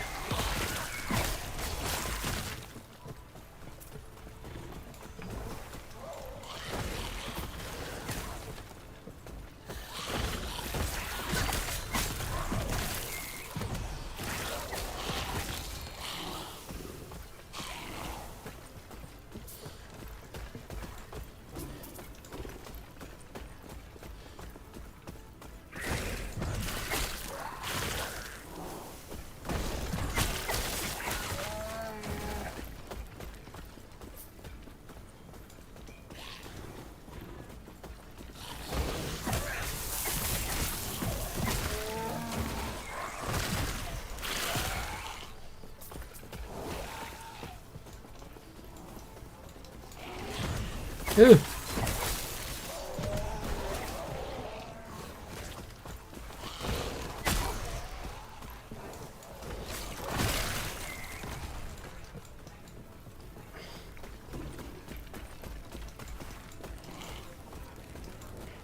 Oh, it's max stability. Once stability is maxed, I'm all good. I just want to get the stability maxed out. I'll pop that in there for him. He's got so many boosts to have a look at. Next got my sentinel. He's got some fucking gear to look for, that boy has.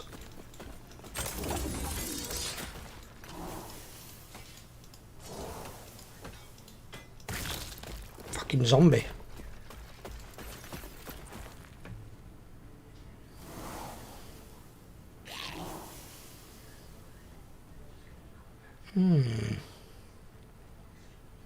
He does do some fire damage as well as some void damage. Could let him have a cruise at that. Yes.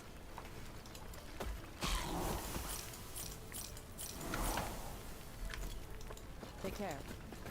Just as a thought though, as you, I think you said it, Shrape, as well, about the Sentinels.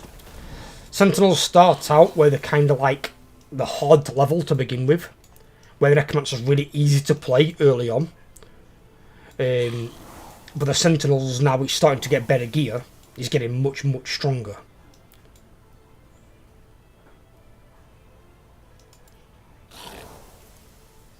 So he works like the Barbarian from Diablo. He's very gear dependent.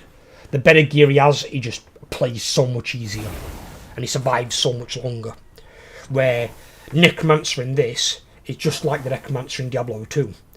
Where you have your... Well, if you're playing minions anyway. If you're playing minions, your minions basically carry you through it.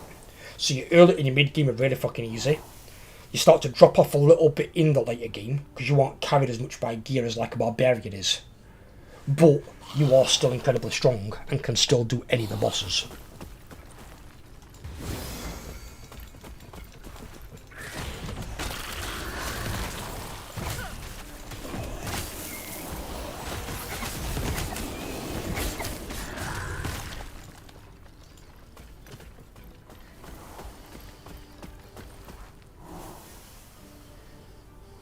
Think about what was that? Why have a freeze run multiplier when it's for fire?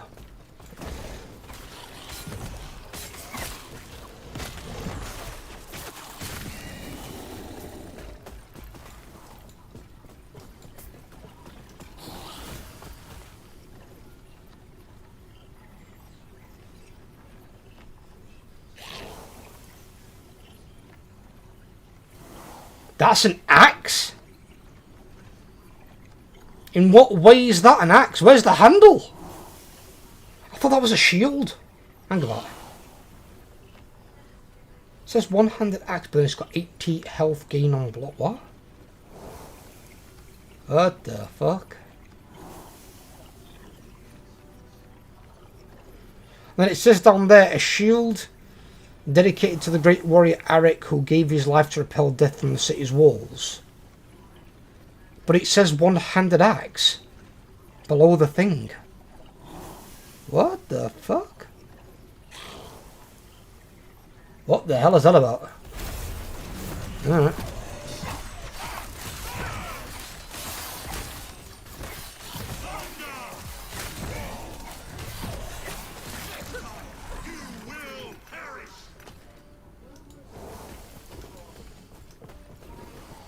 I'm gonna buff the fuck out of that hat though, see if the hat gets any better.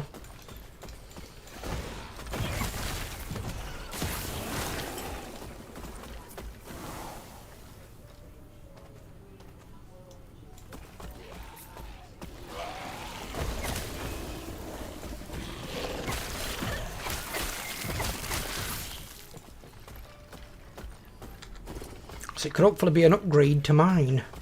That one's got what that I can need to get rid of really. It's more than 74% increased minion health. It's buffing my boys.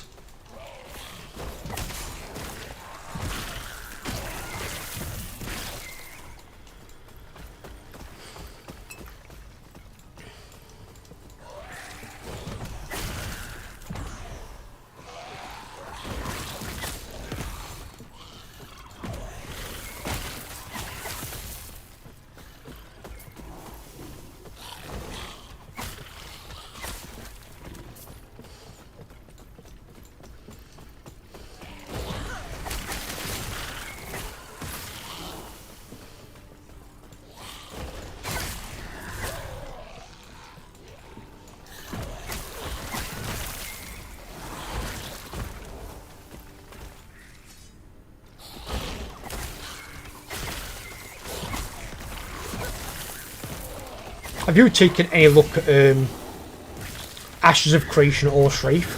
What's your take on it so far? I know it's not out like fully released in a sense, but I know there's gameplay footage of it. Obviously, it's better graphics than most MMOs that are out because it's doing an Unreal 5. But graphics to me are secondary or even tertiary. The main thing is gameplay.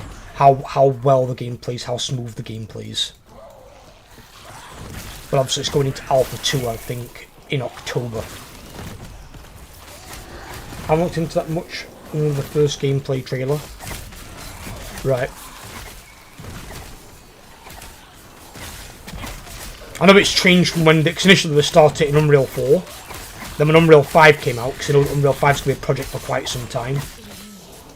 Because it'll be quite a while before we see Unreal 6. And even then, if it's a game they can upgrade, they could probably just upgrade it as the next Unreal comes out, I suppose.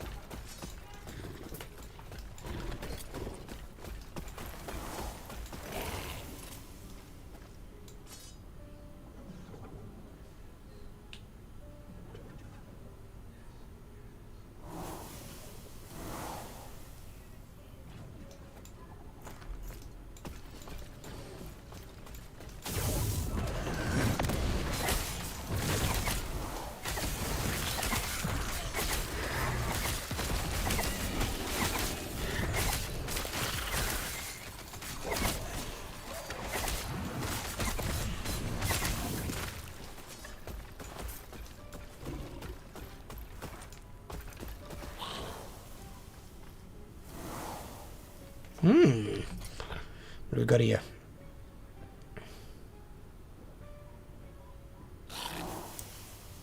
It's actually shit.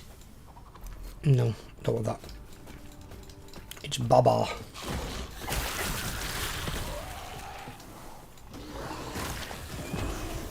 Wow, that guy just got hit for 2,500 to buy something. Guessing maybe the Death Knight.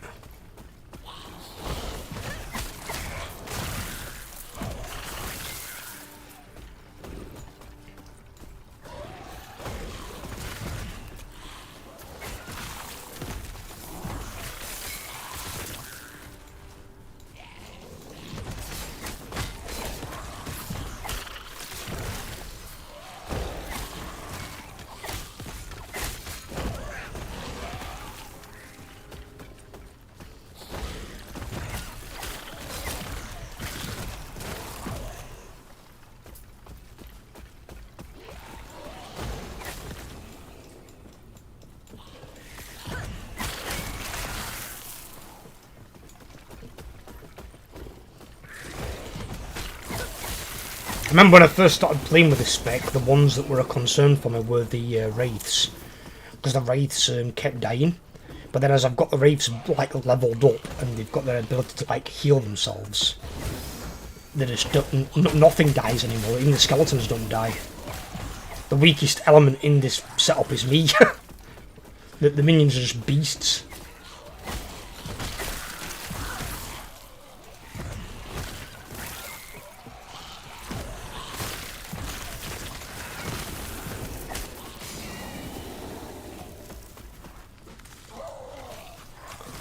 A volatile zombie speed affix shard thing. Interesting. Just got my Warlock online. Very nice. Very nice, brother. Now the fun begins too, right, buddy? Get him all set up, get all his stashes rebought and everything.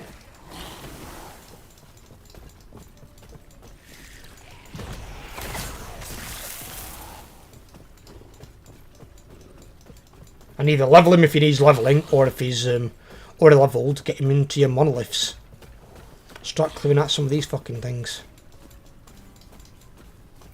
This is one thing now that I know I can do with this. I'm just going to clear out all the monoliths. I'm going to do all of them. Get them all cleared out, and then you can just clear out all the like fucking separate little islands in there as well. This is the kind of thing that you need for like a good end game. Because like the end game of like, you think like Diablo 2 for example. obviously you went through normal nightmare and then into hell. And then on hell, you'd try and do runs in certain acts to kill the end boss, to farm the loot you wanted, try and get the runes you wanted. You know, that's what you did. You did that to farm the gear. Obviously on this, you just target the monoliths once you've unlocked them all. But I like some of the big bosses as well. They're challenging. They're good. You've got a lot of mechanics coming at you. Diablo had a few of those in Diablo 2. He had a few that you had to like just not be in, like stood in, otherwise you were just dead. Yes.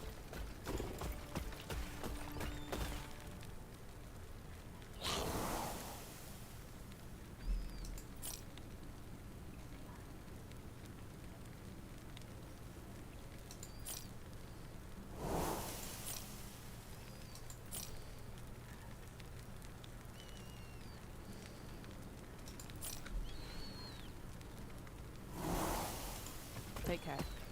Hmm?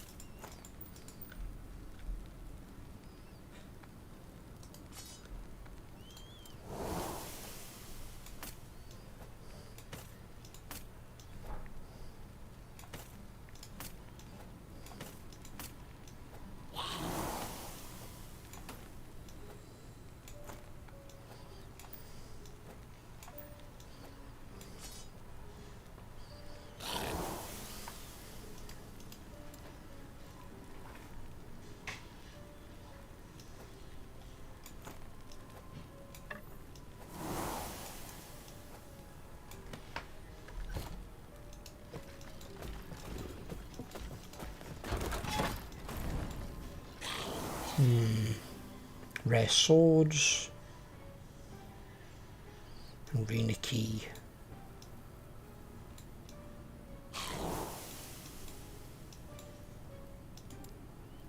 We'll go there, then we can go for the rare swords, see if that unlocks anything else in the area.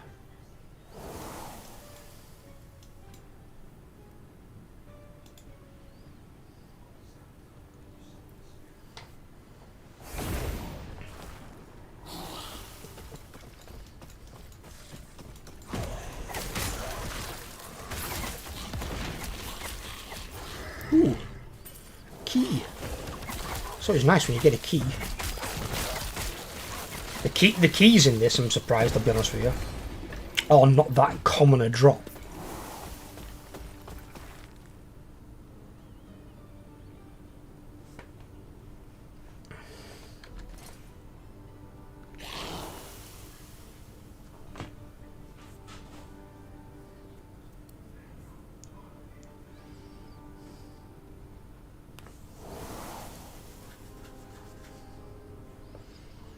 No, that's better.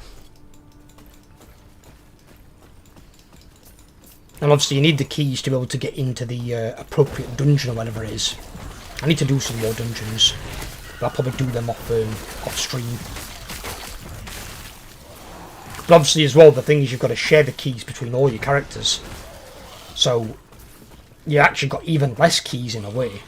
Because unless you've got like 2 keys for the same dungeon, you could say, right, there's one for this character, one for that character. Imagine if somebody was playing 5 characters.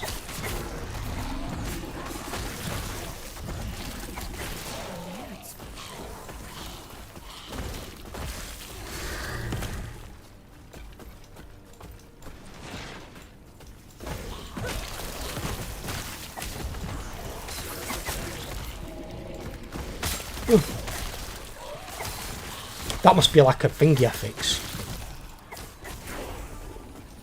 Oh, level 72.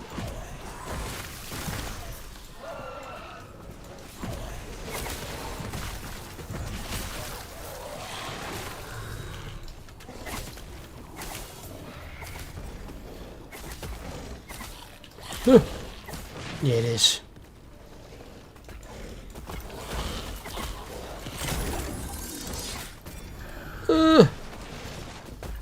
trying to... Hey, B-Man, how you doing, buddy?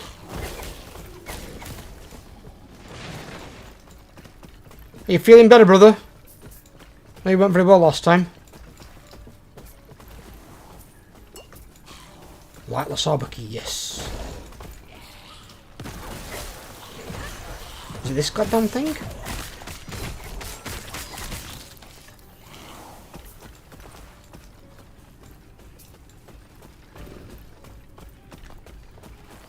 I think it was that thing.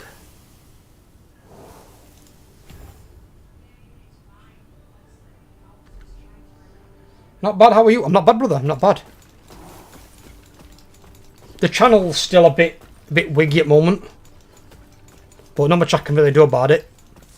It's in basically your guys' hands and the other people who are watching but aren't subscribed. Basically, as I like to refer to them, as the audience. It's down to the audience. All I can do is just keep making the content. But you've now got a lot more variety on the thumbnails. Like all the thumbnails going forward, even for Warhammer. I've made some new thumbnails for Warhammer as well. Like I think there was one yesterday. There's a new one today as well, which was me taking Marienburg. So you're going to see a lot more variety in thumbnails. I'll still keep the numbers in the upper right for you guys, so it's easier to see. Because I think everybody wanted that. They made it easier for them to determine which one they were on. And then obviously I've got my face on there in like a bigger format. Because I'm not afraid to hide my face. I'm not one of these faceless YouTube channels. I think people respond better when it's actually a person, rather than some faceless disembodied voice.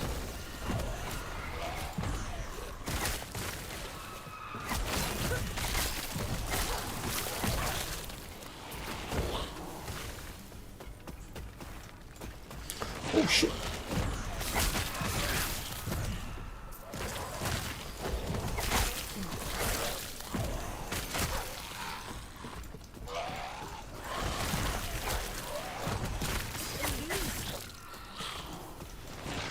It's one of the things I've noticed looking at a lot of other channels.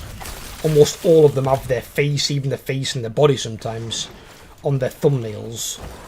All of them in some big format. Or all of the like your bigger YouTubers. Some don't. There are some exceptions like H2O Delirious, Vanos. They don't. But a lot of them do.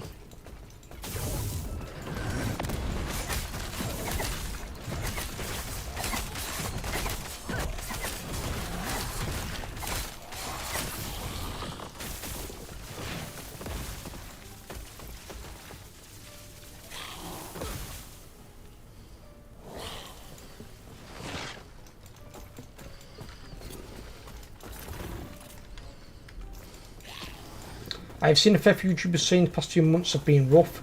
My favourite channels is going part-time. With its staff, it's not quite getting the traction they needed. Yeah, this summer, unless a lot of people have been out for whatever reason, it has been ridiculously slow. I'm talking like next to zero growth. Views actually weren't bad last month, despite the fact that we lost 10 subscribers. But views this month aren't looking great. They're below what I'd consider my average. Watch time doesn't really matter for the channel that much anymore, because you only need watch time. You need 4,000 hours when you get above 1,000 subscribers to get fully monetized. And we had over double that. We had like 8,500 watch time hours. Even now I think we've got like 7,800. So watch time's not that big of a deal. That's one that can go down. The only thing you want from watch time is you want your watch time retention on your videos. That's the important thing.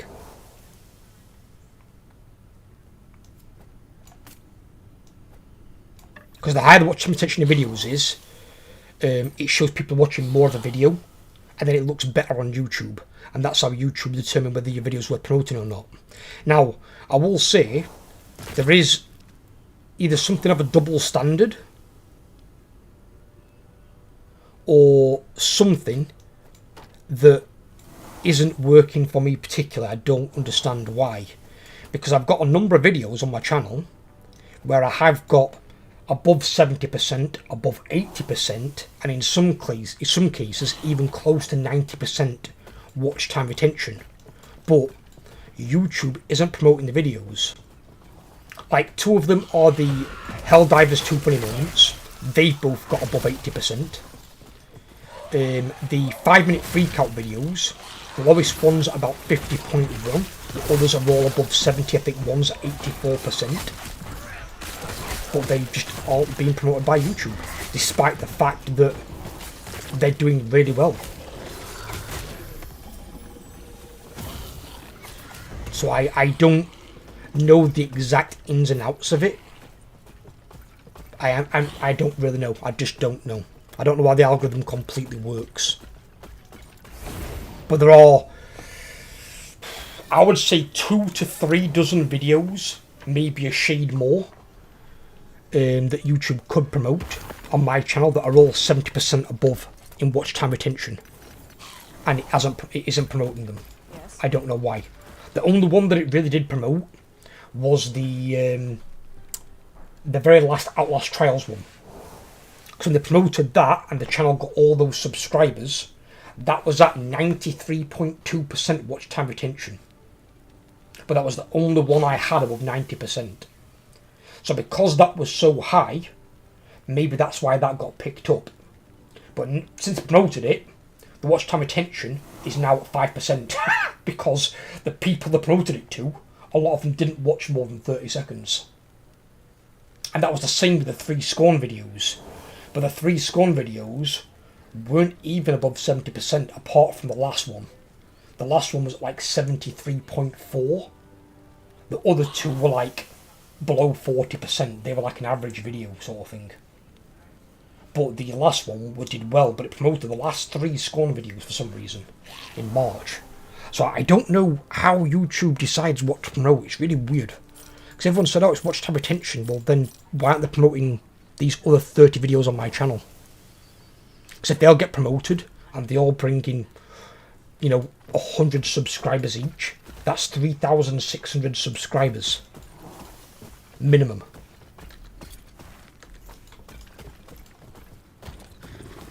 So I don't fully understand. Sometimes I think it might be the channel, not my channel, but the channel in question that gets promoted. Sometimes it might just be luck. It might be RNG. I don't know. I honestly don't know. I'm perplexed.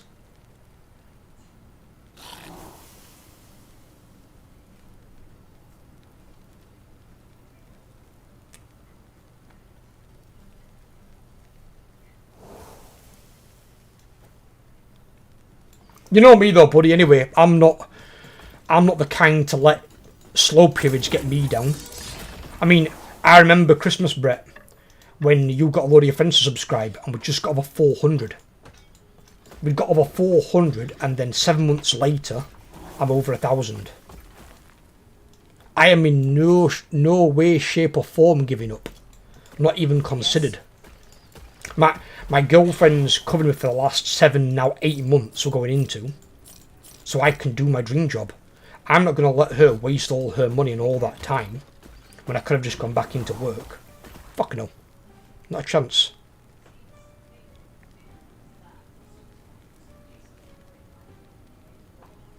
It's not even on the cards.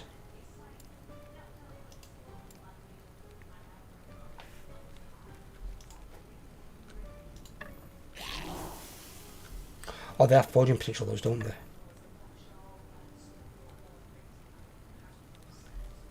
These don't.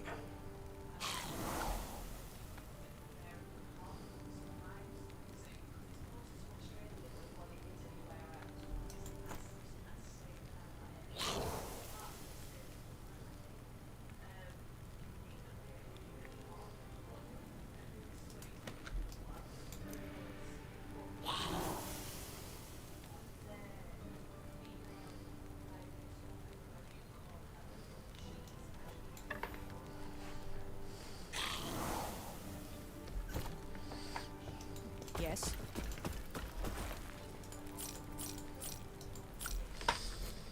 feel like YouTube's a weird place getting picked up by the algorithm. It obviously pushes big channels first, and then sometimes smaller channels will randomly pop up in there too. I mean, sometimes it can pop up new channels. Some new channels can. I've seen some new channels where they've been going like, say, 3 months, and they're already above 100,000 subscribers. So sometimes new channels can just get real lucky. But that's what a lot of people used to refer to as the YouTube lottery. Because it feels like a lottery. Because how much content would a channel make realistically in 3 months? Most channels will do anything from 1 video a day to 1 or 2 videos a week. So if let's say you're doing 1 video a week, in 3 months you've got 12 videos on your channel. That's going to take your audience no time to watch 12 videos, unless they're all a fucking hour long. And the majority of videos on YouTube aren't going to be an hour long. So if you've got 1 a day, you've got 90 videos, thereabouts. That's a bit better. Well, if it's like you, it's 200-ish. It'd be about 180, yeah. It'd be close to that mark. But most channels don't do 2 videos a day. There are some channels that do more than me. I know one channel that does 6 videos a day. Don't ask me how the fuck that works. I don't know. I'm not doing fucking 6 videos a day. Fucking takes long enough to do fucking ones I've got. Ooh, got some sexy shit here now. Slayer's Audacy of Acid. Sexy bio. That could be good on my Sentinel. What's this one giving us? 34% increased minion health, 593 minion dodge rating. Do they get dodge rating? 10 ward per second. Hello, Mr. Bodyguard. Now, see this one here, Brett? Explain this one to me, right? So, looks like a shield. Says in the description at the bottom that it's a shield. You look right below the thing at the top. It says one-handed axe. What the fuck is it? Is it an axe? Is it a shield? If it's an axe, where's the hilt? Where are you holding it with? I don't know what that is. It looks to me like a shield. But it's saying up there, one-handed axe, unique marble dedication. I don't know what that is. Is it one of these like transformer type weapons that you can transform from an axe into a fucking sword? It's a shax. It's fucking something. Everything is an axe if you use it right. Yeah, but I'm pretty sure an axe is a sharp edge. I don't see any sharp edges. I mean, you could probably crush someone's windpipe with it by dropping it on them, but you could do that with your boot. Well, I've got to challenge this boss for it anyway. Let's challenge him. I want my items.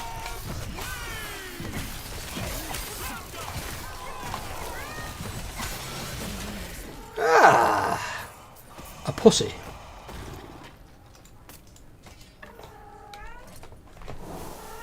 What's up with you? You're being fed. Stop being a monkey. That one will be sold. And probably so will this, because I've got no idea what the fuck this thing is. I mean, not being funny, on there as well it even says range 1.9 meters. What is it classed as? What is this? I don't know what this is. What does it compare to on here? Does it actually go in there? Is it a thingy? I need to look at it. It's a shield that's an axe. You wield it in your main hand.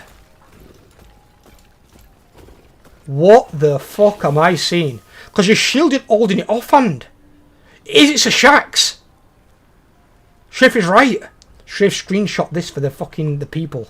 This is a main hand axe that's a shield. It's a shax.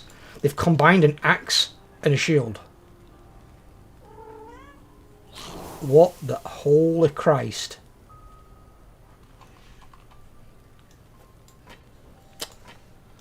That's weird.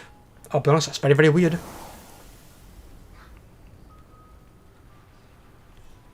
Why is that a thing in the game? Why is there a shax?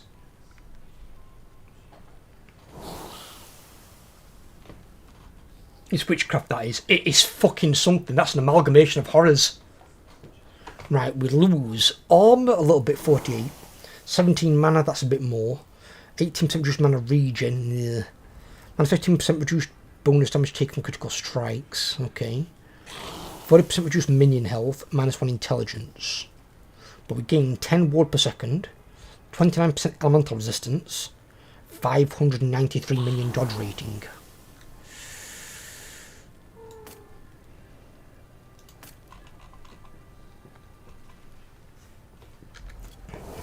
And we look like a Call of Duty Ghost member. Okay.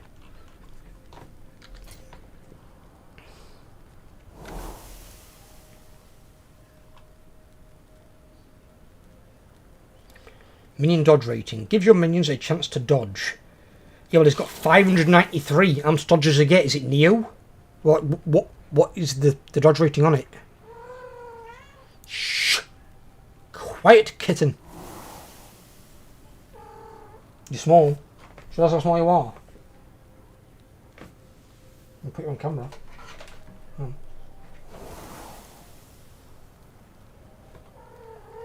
You. Tiny one. Tiny one.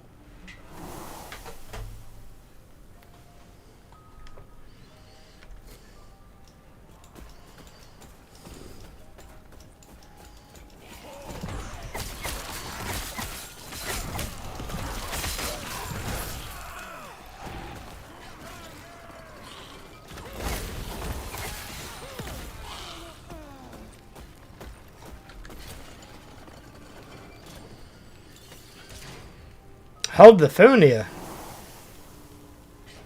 That one is really good though.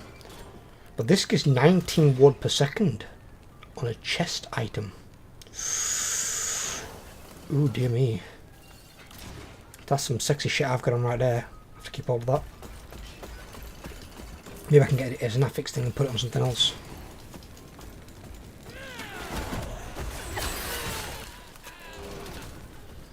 It's okay. It's not even a flesh wound because I've got a shield.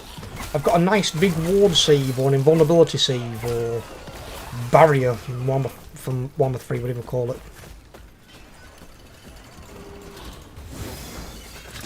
I'm basically an agent of Zinch.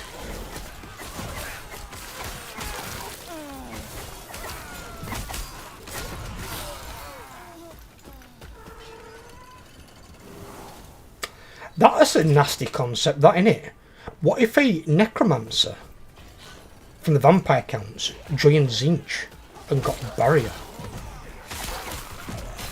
Can you imagine necromancer on a whole lodestone corpse cart with fucking barrier? He's big.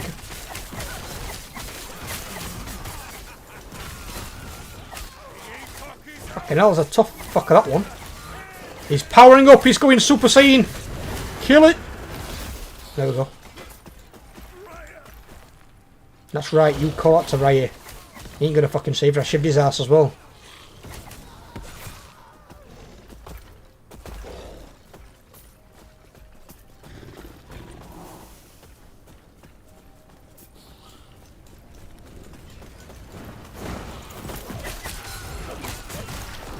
So what I think that Shax was, since Shrafe's now cornered the word, I think that Shax was something they put into the game to support left-handed players. Because if you're left-handed, you wouldn't have your shield in your left hand. You'd have your shield in your right hand, and you'd have your main weapon in your left hand. Because that would be your more comfortable hand. So I think that is for left-handed players. I think that's what that is. It's a left-handed player item to make them feel at home. So they've got a Shax that's a dirty shield and a fucking axe in one for left-handed players. Those 1 in 7 special people.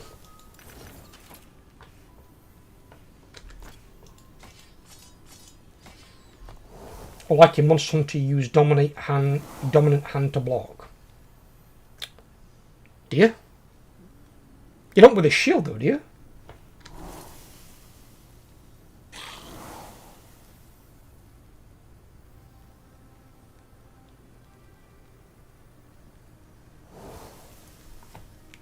Is it really? I didn't use. I've not used a shield in it, Shrape, so I don't know. I've only tried out two classes: the great sword and the samurai fucking sword one.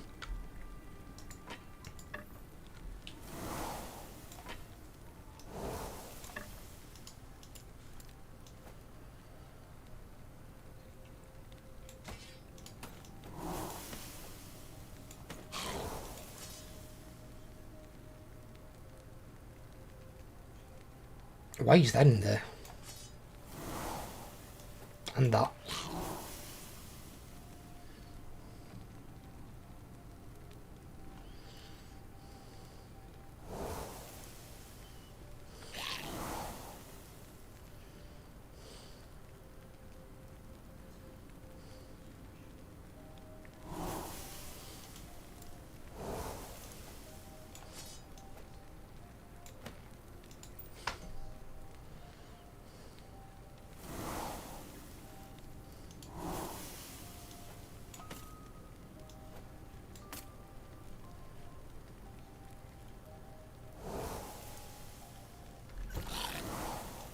Yes.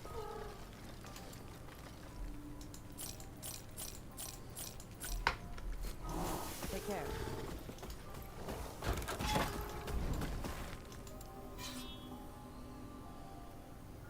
Oh, shields. Yeah, I would never have my shield on my my left hand. Can you imagine as well being? Imagine if there were like in the 300 Spartans. Imagine if there's one Spartan in there that's fucking left-handed, and he's got to have his shield on his left hand so he can be in the phalanx. Imagine if he had his shield on that side. It'd be like, well, can he be in the shield wall? Won't it be weird if he's got his sword on the same side as the other Spartan at the side of him? They're both fucking trying to hack through the same fucking hole. Like, get out, Bob! Get out of fucking way! Let me fucking shiv this twatting fucking slave from fucking Xerxes' army.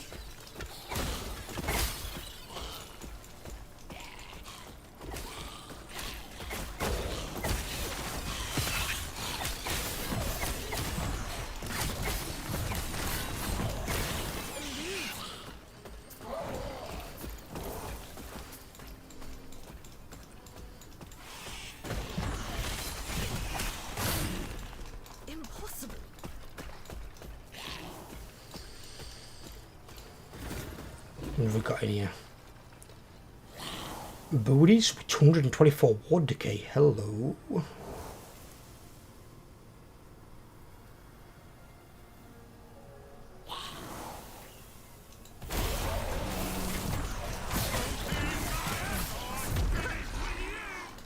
What the fuck? That guy died faster than they spawned in.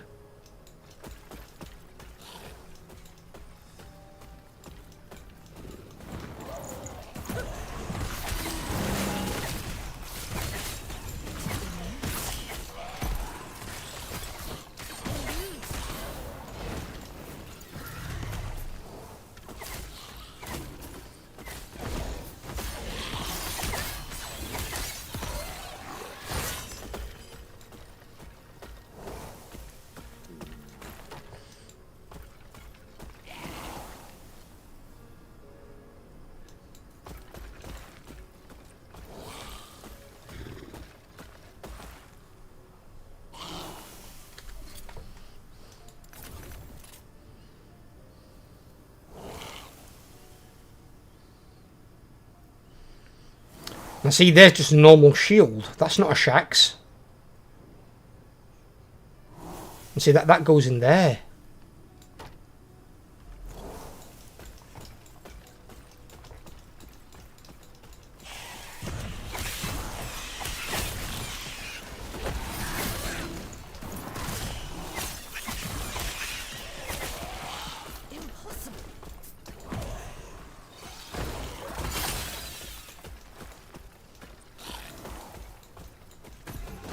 Huh.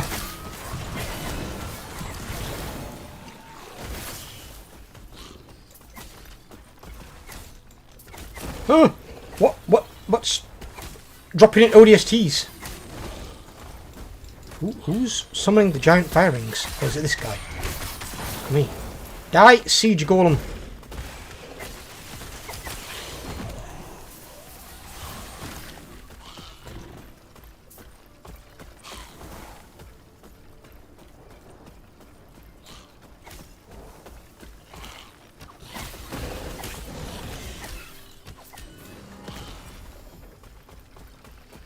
A one-handed axe? What was it got?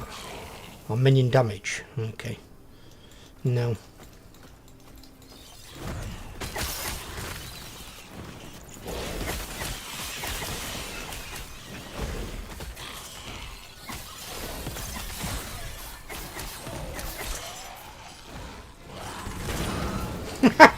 Trying to strength that big guy and just blew him the fuck up.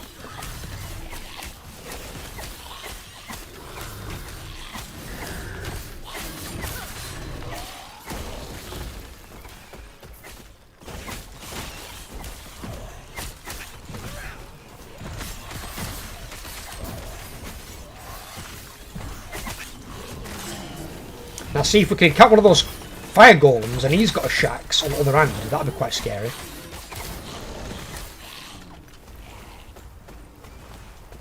The hell? There's one more somewhere. He keeps dropping bombs on me. Where is he? Where is he? Where's the blister wielding badass? He's there. He's there. That giant fuck. Make him dead.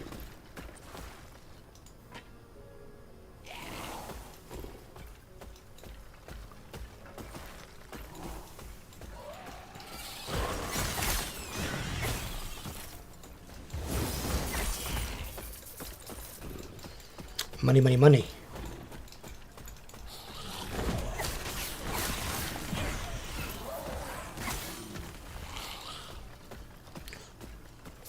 Ooh.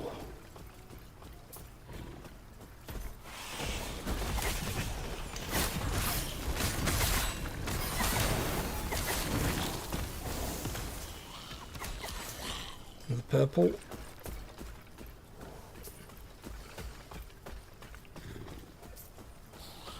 Ooh, there's a thingy thing. One of the mages, see if he drops anything of worth. Last couple haven't. Where is he? He's over there. He's over there. Him. That one with fucking cannon on his back.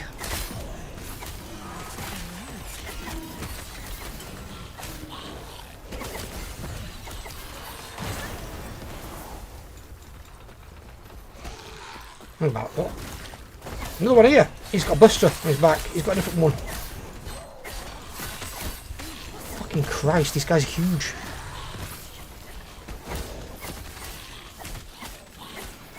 Huh.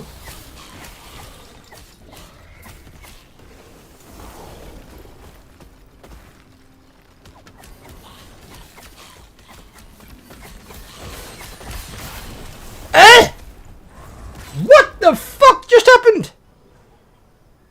Killing blow type. What the hell was that?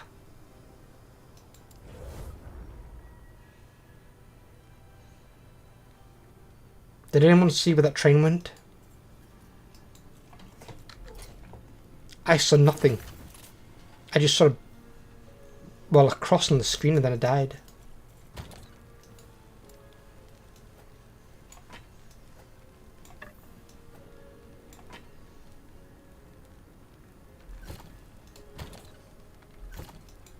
Yes.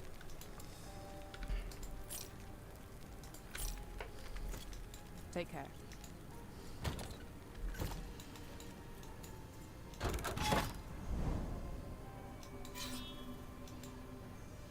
I have to start that again. I've got to complete this one to get to the other one that I want. Ah.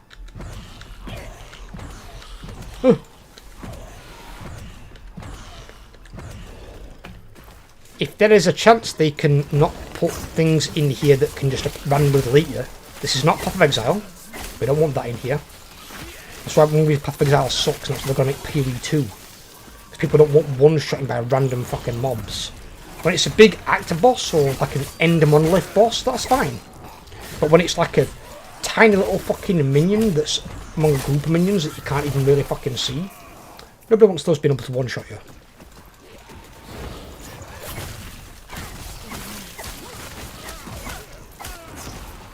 I was just going to do the bloody exiled mage as well. And to be fair, they don't normally drop anything good, but...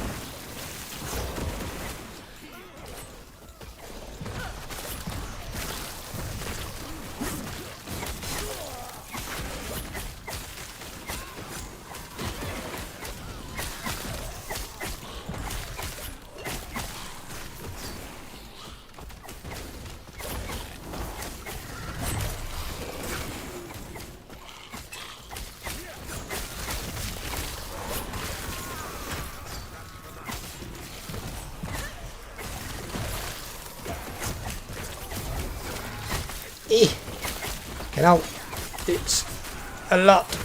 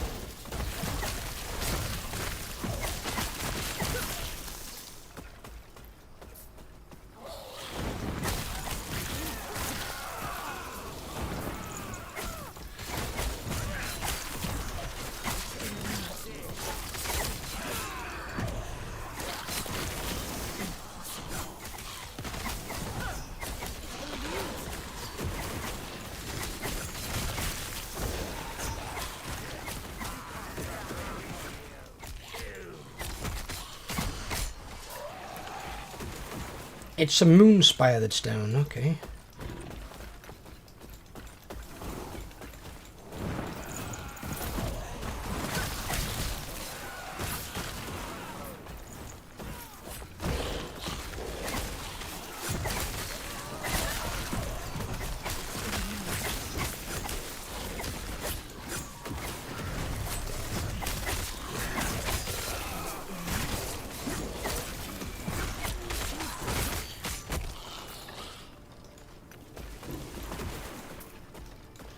So now there's only one.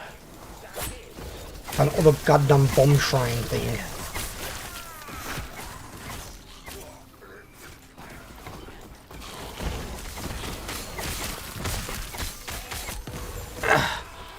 There we go.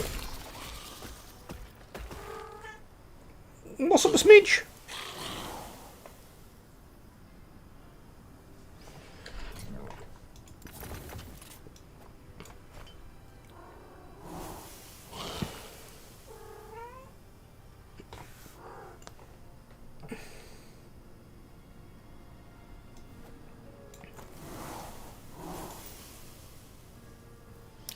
Ooh. Hang about here, boys. Hold the phone.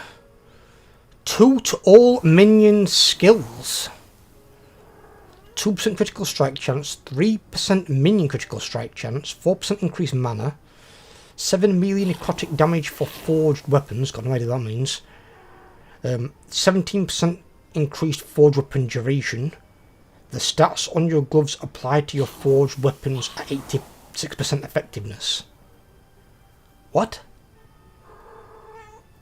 You tell him. Tell him.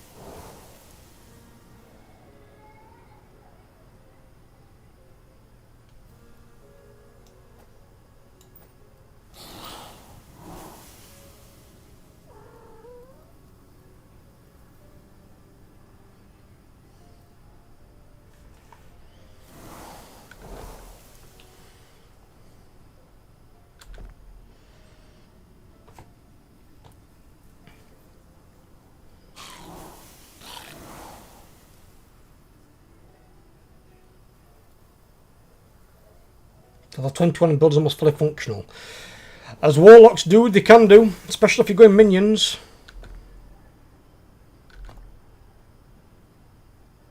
Even then, I suppose some of the casters can anyway as well, yeah. More so than the melee guys. The melee guys have the hardest time, that's why rogues suck ass. What does it mean by the skills? Holy shit. I gain +2 to all my skills while I'm wearing that ring. Okay.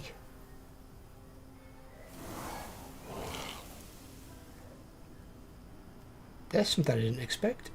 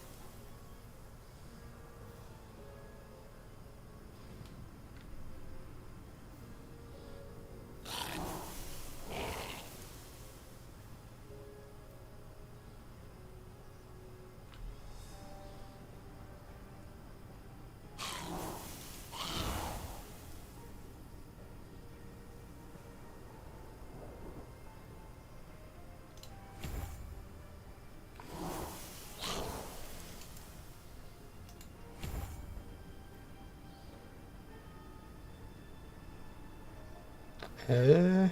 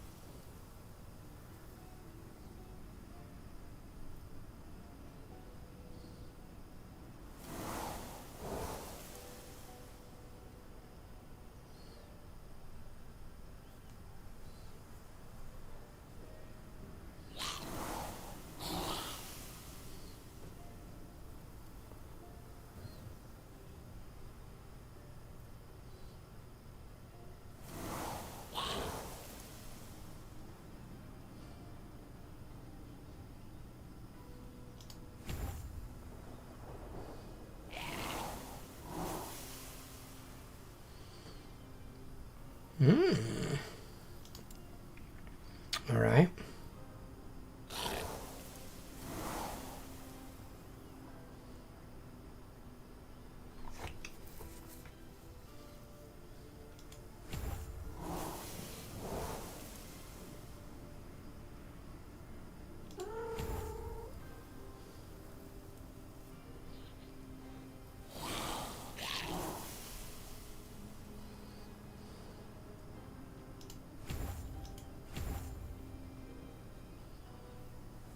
Fucking hell, my zombies are going to be like nuclear bombs. They're going to explode with a right bang.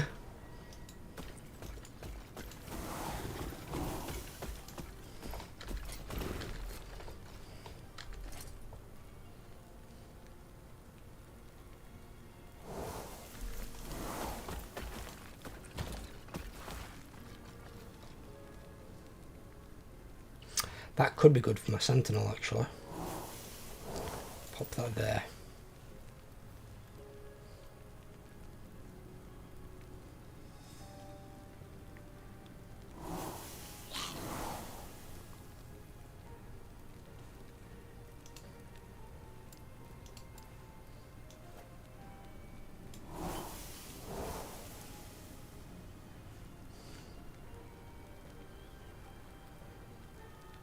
Yeah, we don't need that. That one's just trash. As a unique item, that's pretty pathetic. Now it can go here.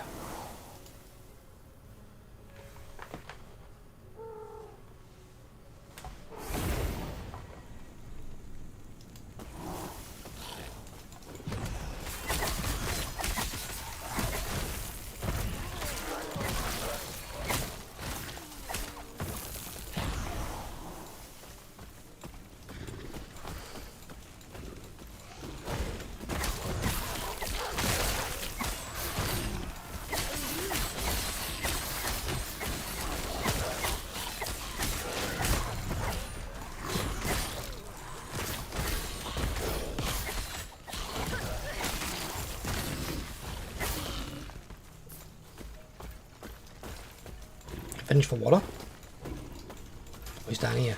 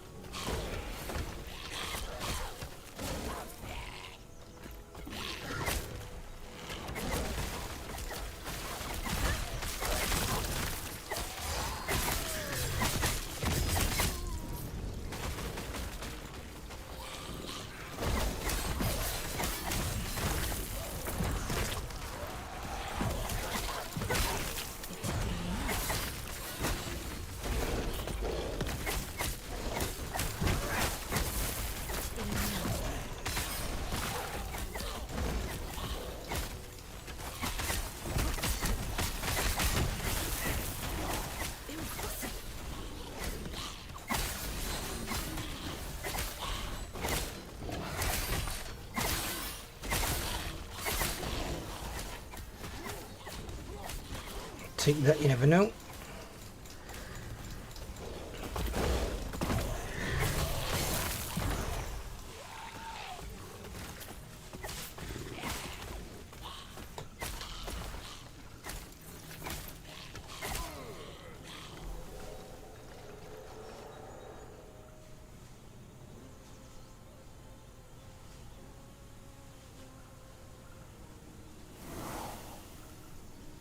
No.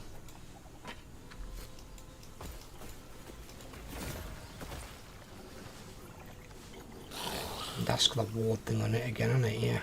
52% physical. What the fuck? Why is that so high? Fingers of the Phantom. Like a Phantom of the Opera thing? You are immune to slow.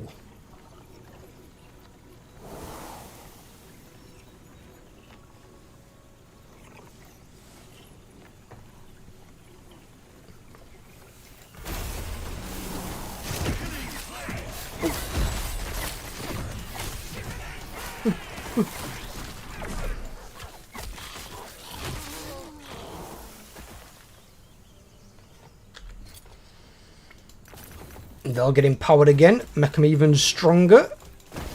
And then next time we can claim them.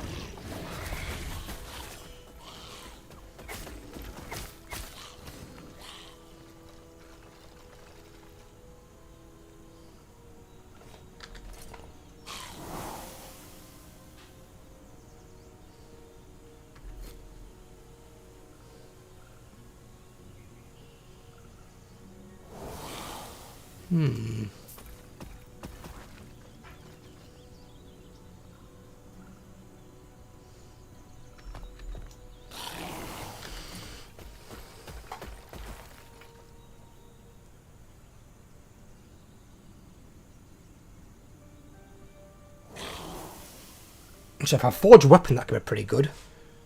And then stats from my gloves apply to my weapon or something. So from that, I wonder how that's going to work. Are they going to put armor onto your weapon?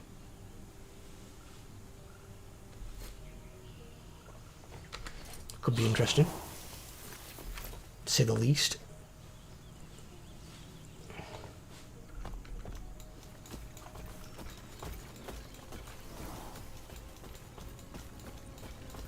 I can't believe it gives 2 to skills to all my minions, that's insane.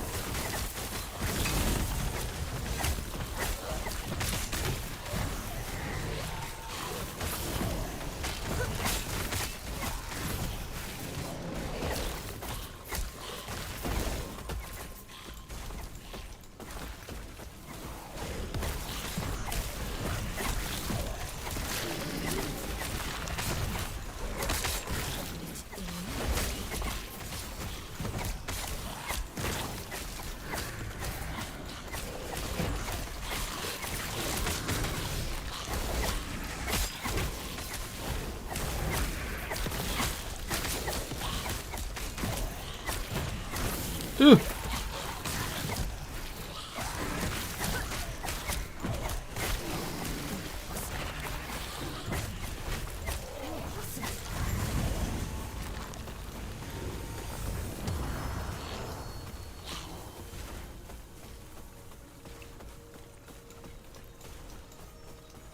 This one's got everything. This. It's got a chest. It's got a bloody mage, and it's got the fucking guy you can challenge.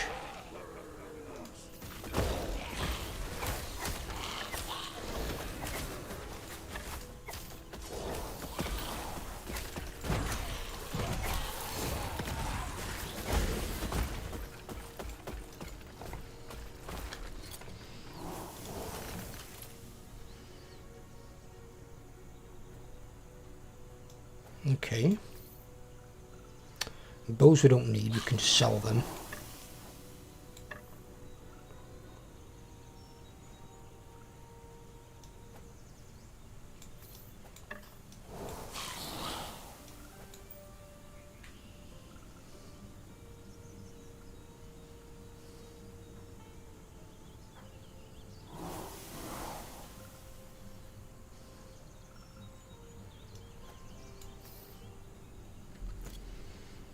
Do any of those? We're good. Oh.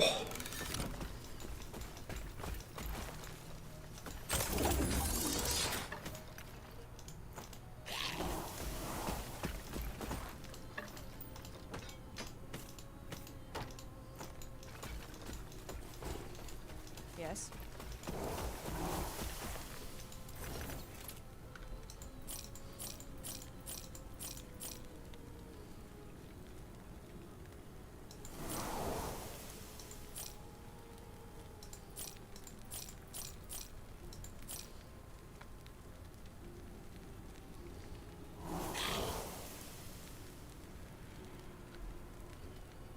It's 110 melee damage. What the fuck?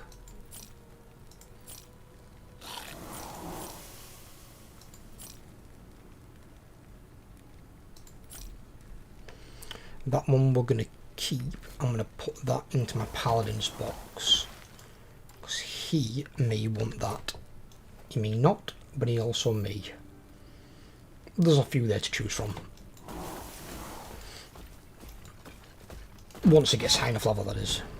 Right, so we unlock that. What else have revealed? Rare swords, arena key, runes, affix shards.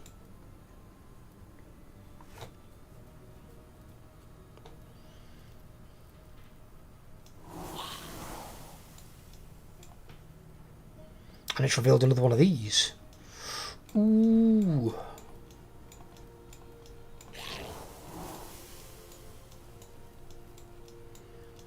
Right, well, let's go here then, and then we can get that one. And see where else it takes us.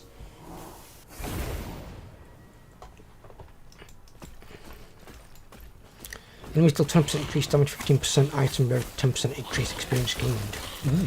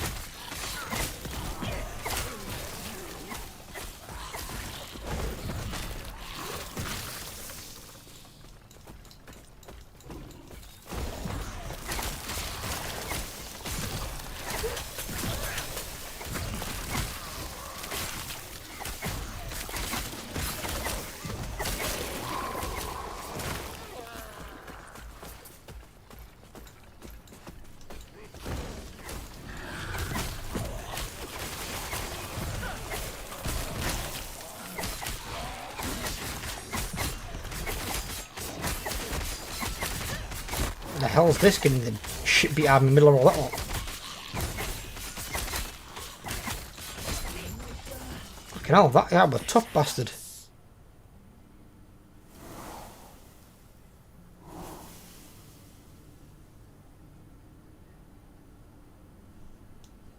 Nah.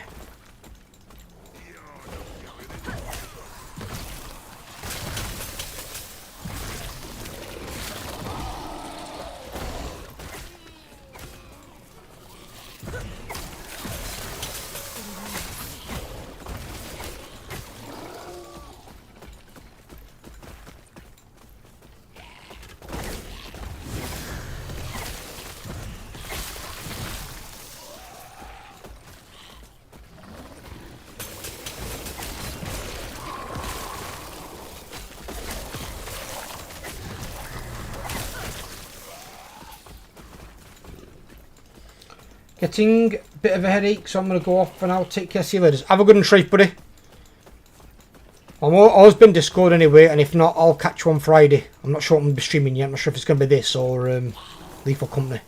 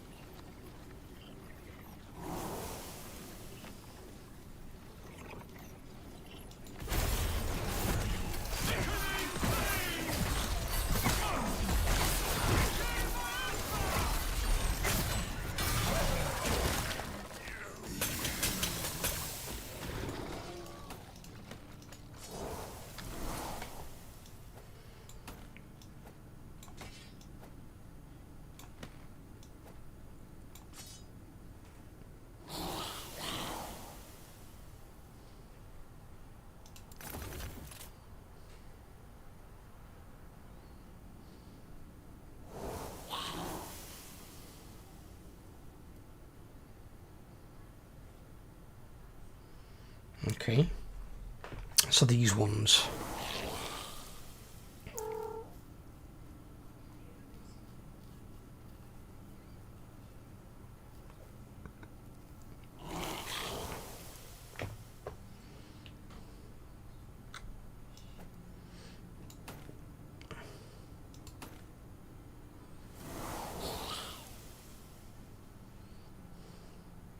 Because doesn't intelligence give you something? Each point of intelligence gets 4% word retention, improved skills that rely on carefully studied magic. Which is what that one's given us. And then 52% physical, because we're going to be... We're not well over the cap, but we are a lot higher now.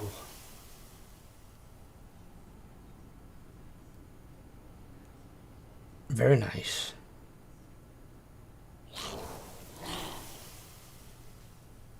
And then those I can potentially even give to the my paladin, but he's not high enough level yet. That one wouldn't be a bad item, apart from it's got lightning damage and cold damage.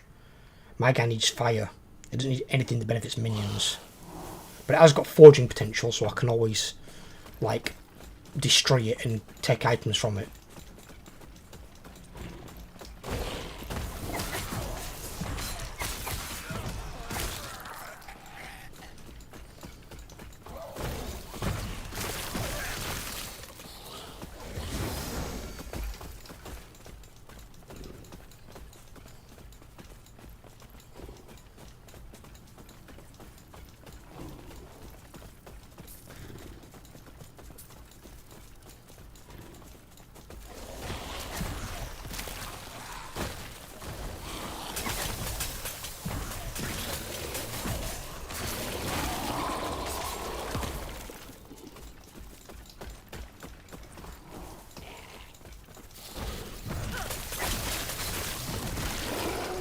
Stabilize all this shit. What's this one?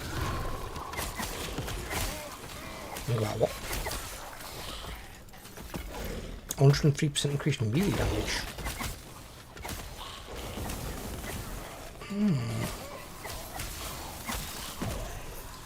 Then again, we've got that many purple ones to choose from. I won't need that now.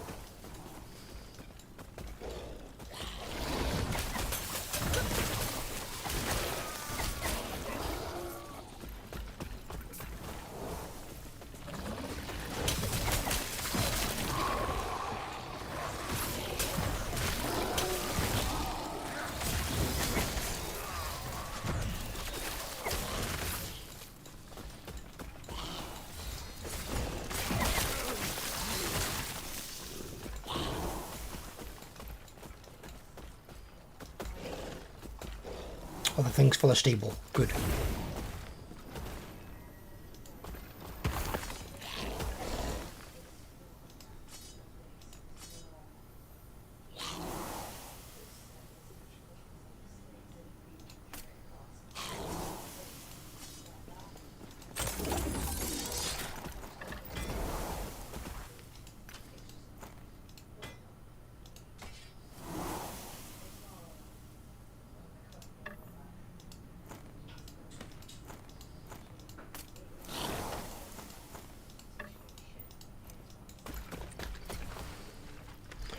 Right.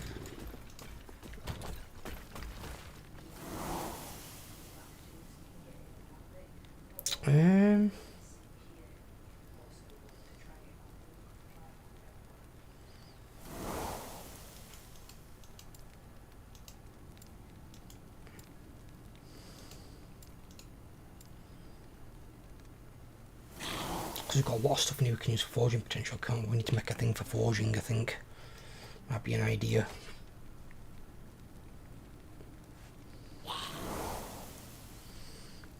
Yeah, those potentially can go to him.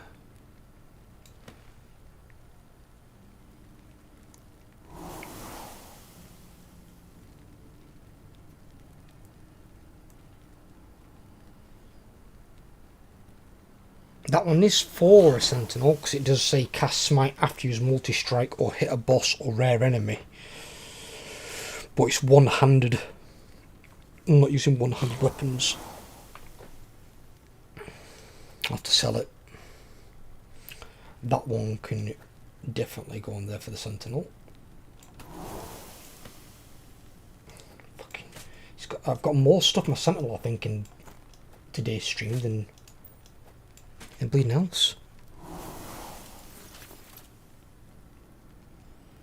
We've got another one there that's got forging potential. Pop that there. Yes.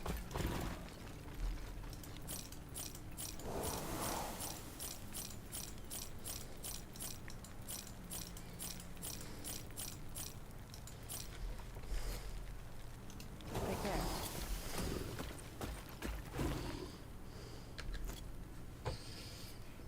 care. What did we get our thing to? What's the stability like on this one? Yeah, I'm maxed on this.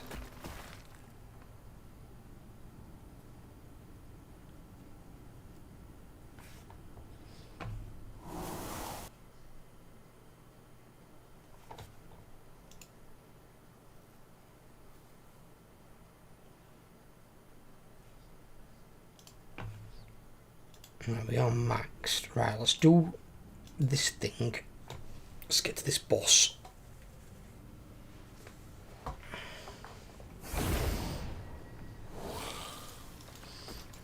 Yes?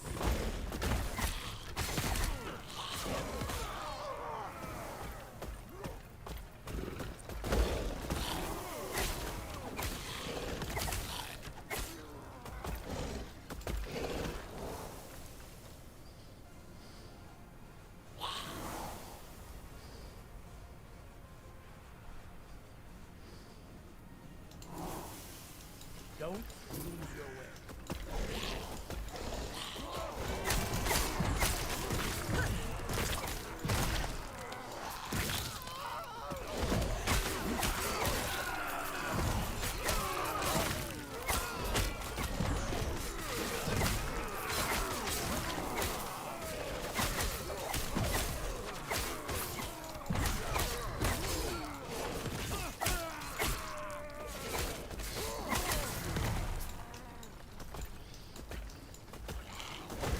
I've got to fight the Ngari chieftains again. Oh god.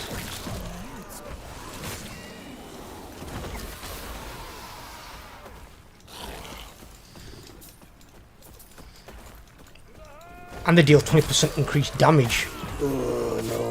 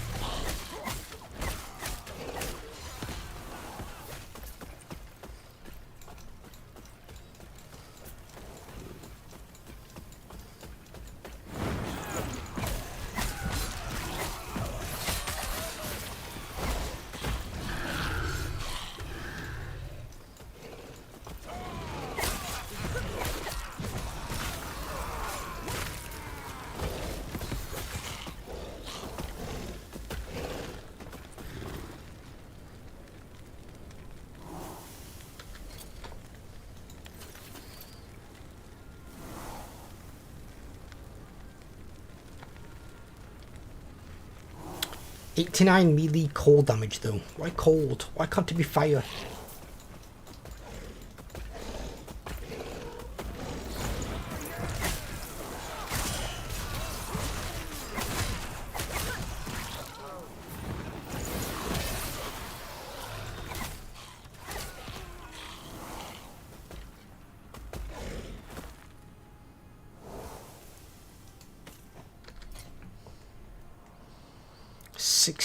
Ward per second.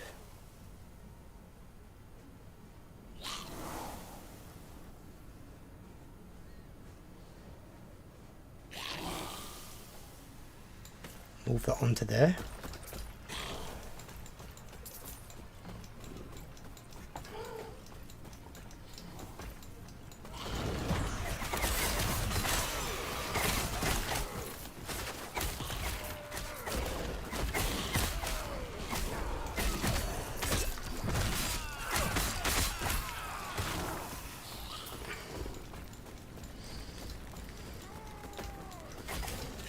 It's not like when Gary's village is getting fucked up by Rai's forces.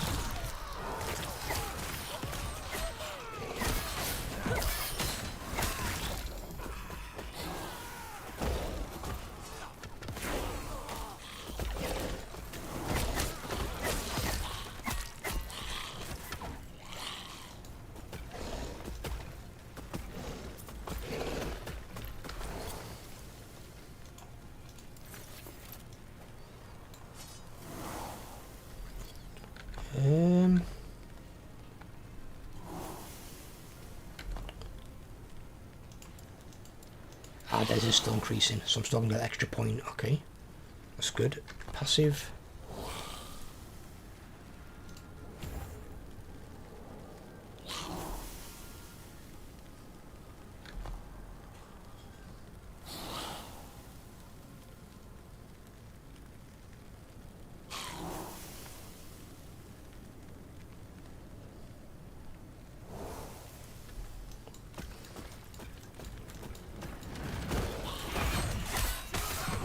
What does strength give us? We don't really need either of those, do we really? Intelligence is not bad, attunement's okay, and then vitality is always going to be good for everyone.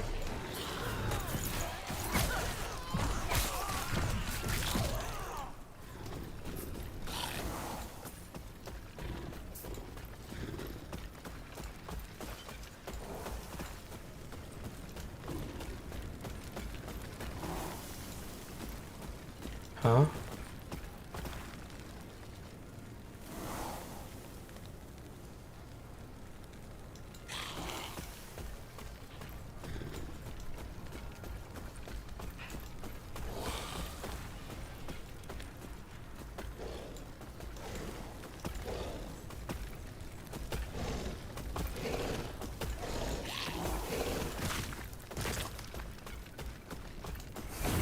Okay.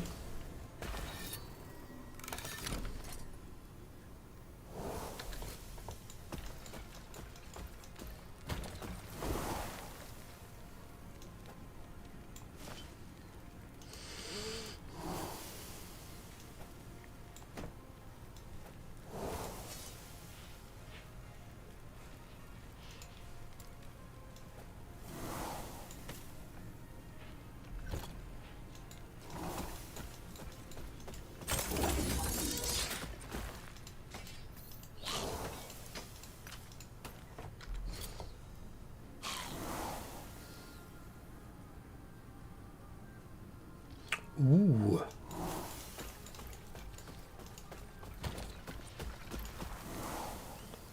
That one could be right up our boy's alley. What's in the second one? Oh my god. Need to take a serious look at his gear. Because that one's got melee damage leeches health, which is always good. And then you get some more of it on the weapon itself. 90% increased fire damage, which is awesome because it does fire damage. 11% increased area for melee area skills, which are very well warpath.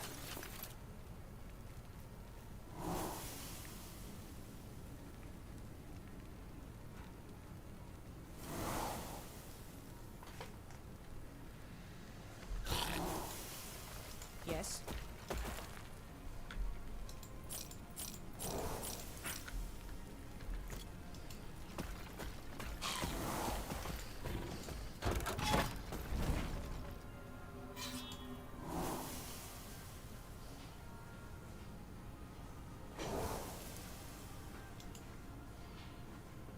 So they've taken the Blessed Horn then after the Lance of Herod.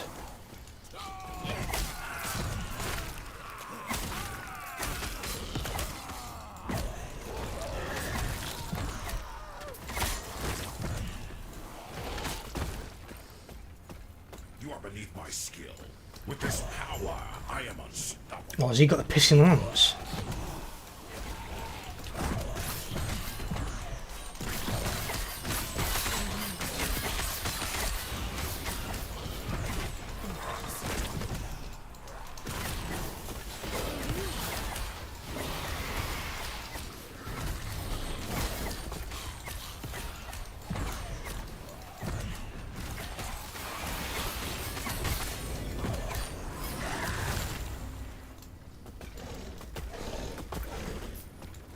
That was it, really?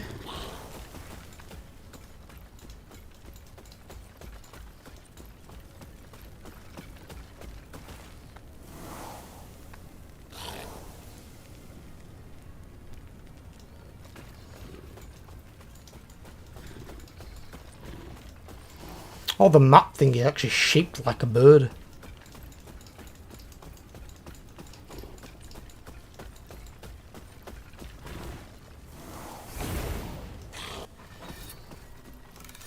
So that guy fucking robbed the goddamn spear.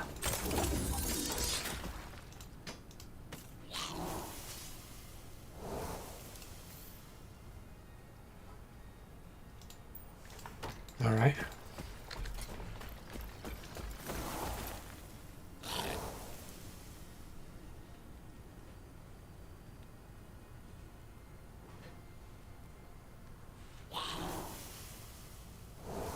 Could be used for forging potential, definitely.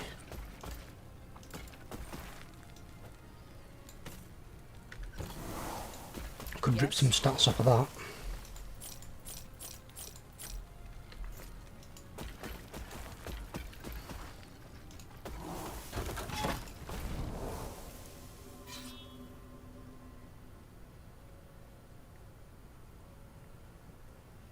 And God Hunter Argentus. God Hunter? Guess that's the dickhead who had the spear. Fuck. Oh.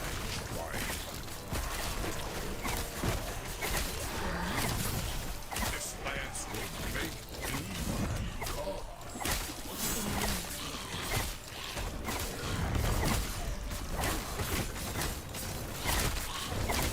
The lance's power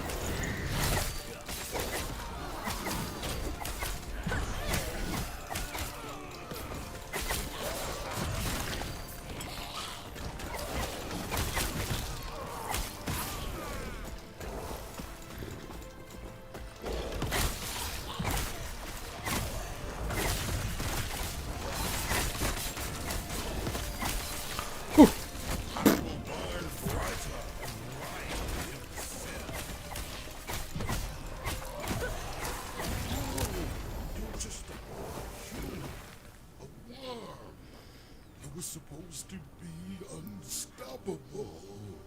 Well, it turns out you weren't. Didums. 13% increased helmet drop rate, 24% increased relic drop rate, 20% increased quiver drop rate. We don't want quivers because we don't fucking use them.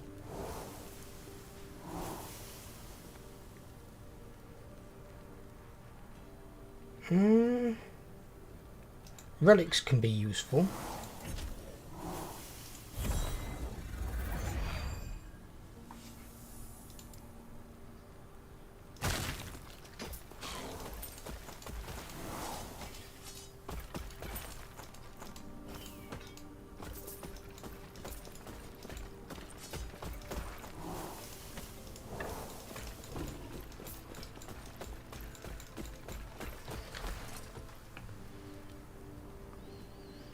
You gain a stack of ambition when you hit a boss or rare enemy 1 second cooldown.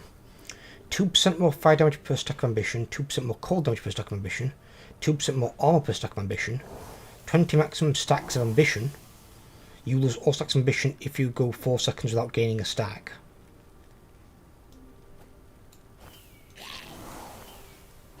And this is one of these things?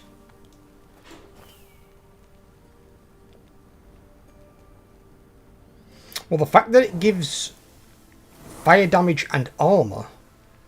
Cold damage isn't useful for any of my characters, but the armor and the fire damage is really good for my sentinel. I have to find somewhere to put that for him.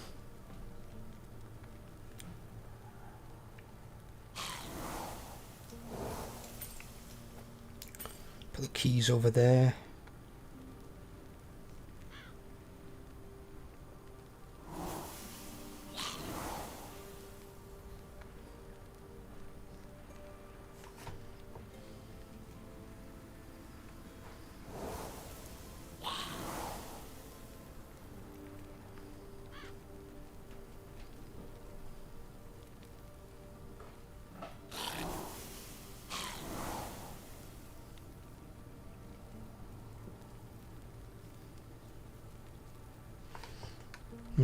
Nothing, the rest of it's good.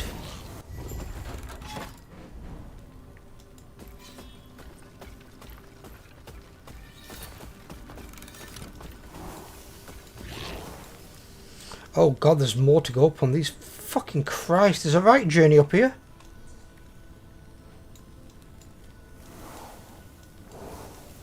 Reign of Dragons. Oh dear. Blood, Frost and Death. What is that, Death Knights from fucking World of Warcraft?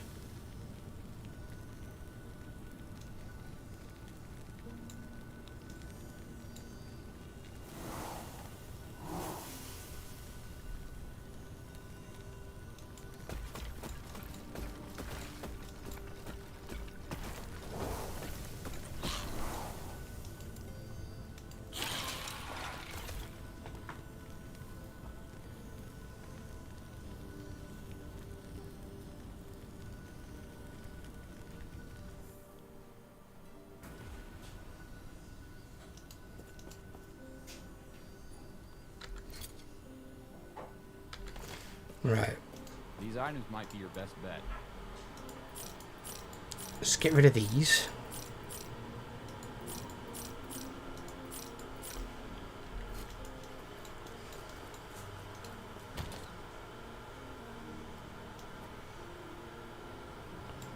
Pop that one. In fact, we'll pop it on the Sentinel himself, so I know what it is.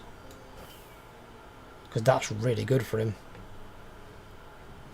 And it's against, I'm going to hit a boss or a rare enemy, so it's bosses are going to be the most dangerous fights anyway, so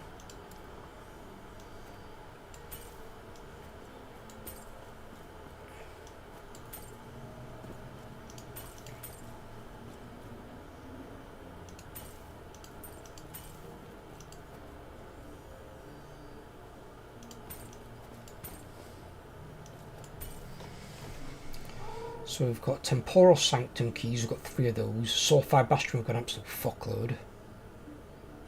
Arena keys, we've got 3 of them. And then Lightless Arbor, we've got 2 of those.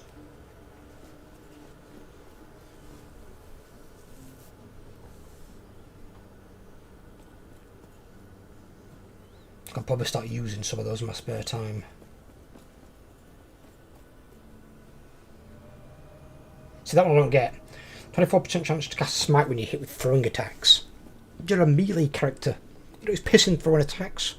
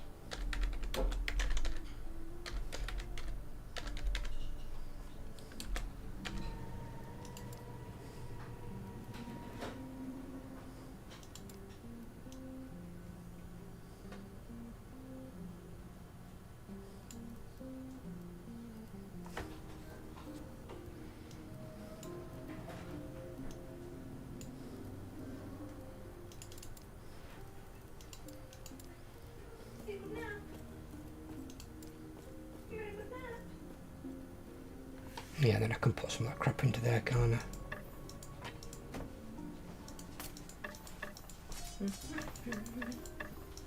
My lovely, how are you doing?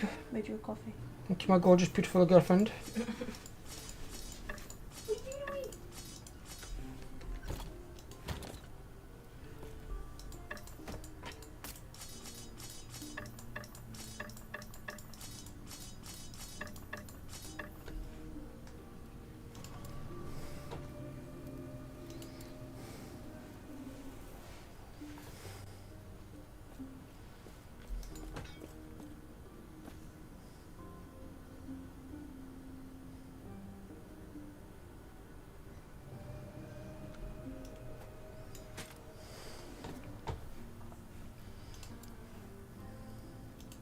I didn't put anything similar to, did I?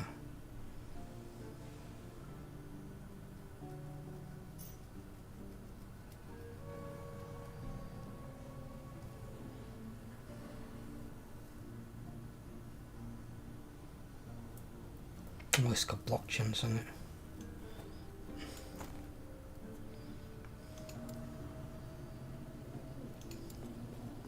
Need to have a look through that stuff, I really do.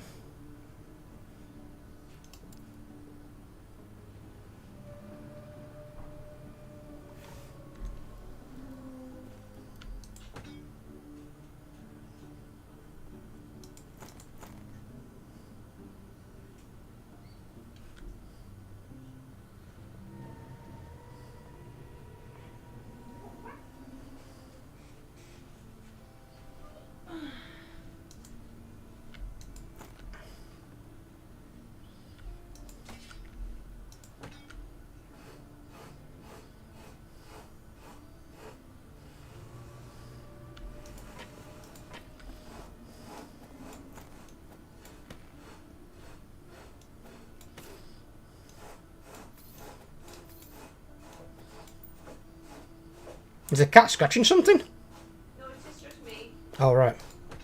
And see, he's getting that a fucking hammering. It's me. Won't be a minute. It's fine. As long as I know he's not wrecking something. Thought it were arsehole in the sofa. What? Sorry. I thought it was arseholing the sofa.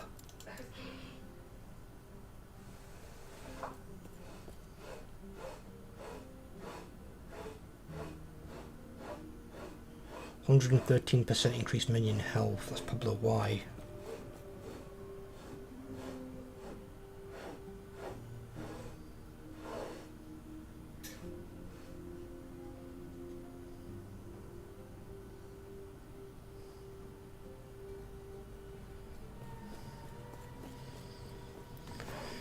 That gives 44% increased minion health. It's not enough. It needs to give more stats to the minions. That gives a metric shit ton of health.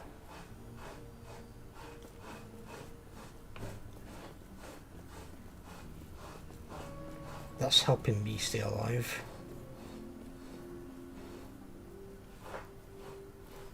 As is that.